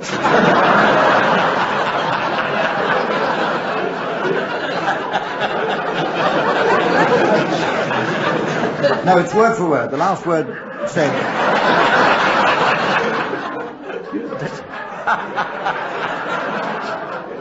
Do you detect a kind of end of term? We're going to move on to a round called Word for Word, where the last word said must not connect with the one being said at the time. The other team may challenge if they think there's a connection. Barry and Graeme, will you start? Snap. Plinth. Right. Place. Challenge from Tim. It's in my place. So you couldn't hear over here. About 3:15. Your place or Speak up, Barry. Your place or mine? Was that P-L-I-A-I-C, the fish, or that terrible place you live? However you care to take it. This is radio. Right, fine. Not hatch end and a fish. If we can take it anywhere we like, then it definitely has the connection with the other one. Yes. Which other one? The fish It's on the plinth. first. That's the Yeah. plinth. The plinth in the place. It is a Plinth fish. is in the tower, wasn't it? There's a It's connection. called a... That's right. Very good challenge, Tim. Thank you very Excellent much. challenge. Humphrey. So will you take it up now? God bless the Prince of Wales. Tim, come on. Frog. Sandwich. Challenge there from Graeme Garden. I saw him eating one before the show. When he managed to catch it. Were you eating one before the show? No. Frog wasn't sandwich there. and hop to it. Carry on. It was you that had it down your throat, Hump. Okay, carry on, Tim. Hole. Time. Gentlemen. Please. That's all right. Into Wardrobe. Maud. Said. Cannelloni. Wow. Word. Passing. Yorkshire. On. Paper. Mildly. Audience. Very. Challenge from Graeme. Mildly audience. The audience are mildly amused. I think connection between those two words. Right, carry on. I'll accept Although that I may challenge. be exaggerating. That was about as mild as you can get. Graeme, continue the game, please. Oh, right. Harm. Totem. Pen. Wick. Whale. Skirt. Burgeoning. Extrapolating. Challenge from Tim Brooke-Taylor. This is deviation. I can feel it. This burgeoning. Can't touch you for it. But it is one of the rules. It's deviation. The burgeoning skirt, having a whale of a time. And then extrapolating. And then extrapolating. I think you've got a point there. There are people in laybys now quivering. Yeah. Geoffrey will be writing a novel about it.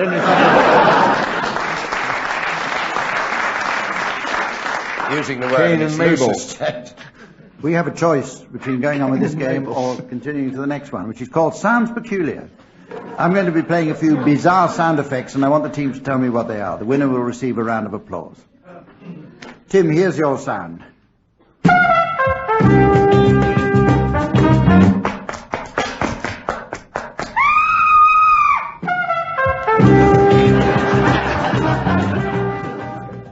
I recognise the scream. That's Princess Michael of Kent. And so that was music stopping, people running about and starting again. So it's obviously Windsor, the royal family at Christmas playing musical thrones. Sounds like it. Willie, here's a sound for you.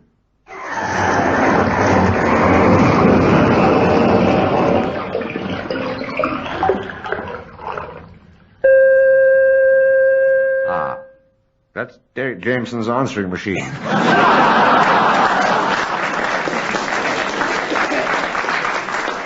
What worried me, I could recognise what he was saying. There's no call for it. Graeme Garden, here's your sound.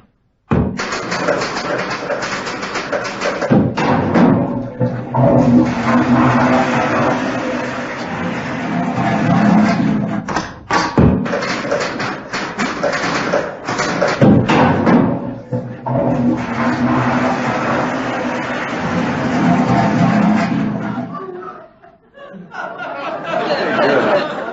was Nigel Rees working on his latest book.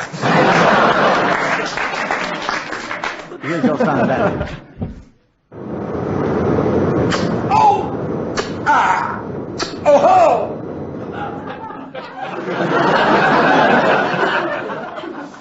That's His Holiness the Pope, trying to kiss the tarmac before the plane's even landed.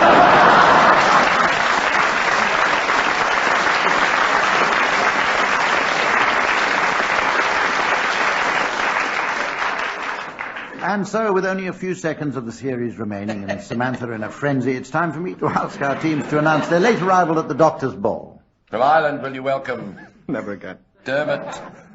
Dermatologist? Microsurgery? Aim on the sick list? And Sean Parts. I think that's ruled it out for all of us. Our announcer's not too pleased either. Will you welcome, please, Mr. and Mrs. Sthetic, and their daughter Anna Sthetic, and her auntie Septic. From Wales, it's diagnosis. Windy Tom and Morgan transplant. From somewhere in Scandinavia, it doesn't really matter where. Lars Toplast. Who is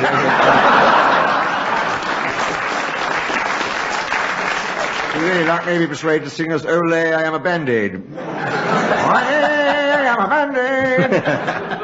And his pet hippo, Kratikos. Oh, there's Suppository. She's going up in the world. Registrar, disinfectant. Oh, there's Dr. Watson, nursing homes. Hospital homes, alimentary, my dear Watson. Here come the appliances. Her son, who is related, of course, to the doctor himself, is Sir Jekyll of plants.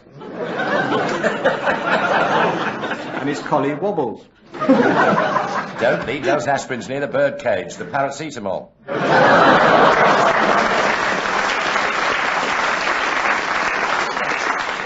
Someone's just caught a streptomouse. That trap you catch streptomycin.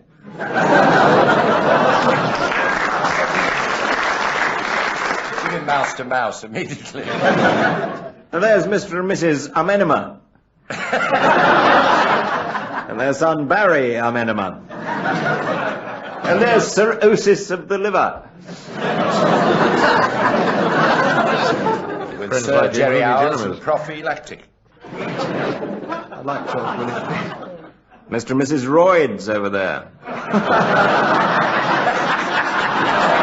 Emma?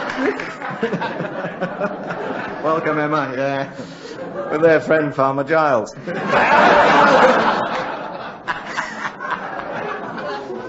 Mr. and Mrs. Zeens in the waiting room, and their 10-year-old Maggie Zeens in the waiting room. Oh, it's cabaret time, finally. Oh dear, no, it Dame isn't. Kiriopodist.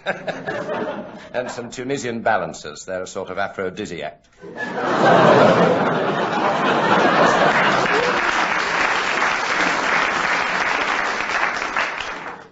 Well, there's a canary that does impressions. A what? canary that does impressions of canary doctors. that does impressions of I've doctors. got a canary that does impressions of a doctor. Sort of chirpy, GP.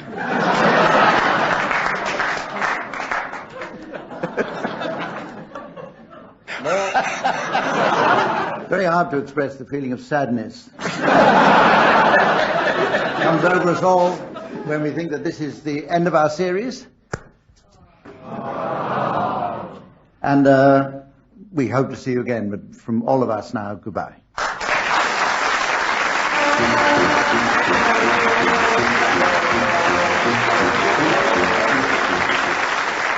Barry Cryer, Graeme Garden, Willie Rushton and Tim Brooke-Taylor were being given silly things to do by Humphrey Lyttleton, and Colin Sell was setting some of them to music. The programme was produced by Paul Spencer.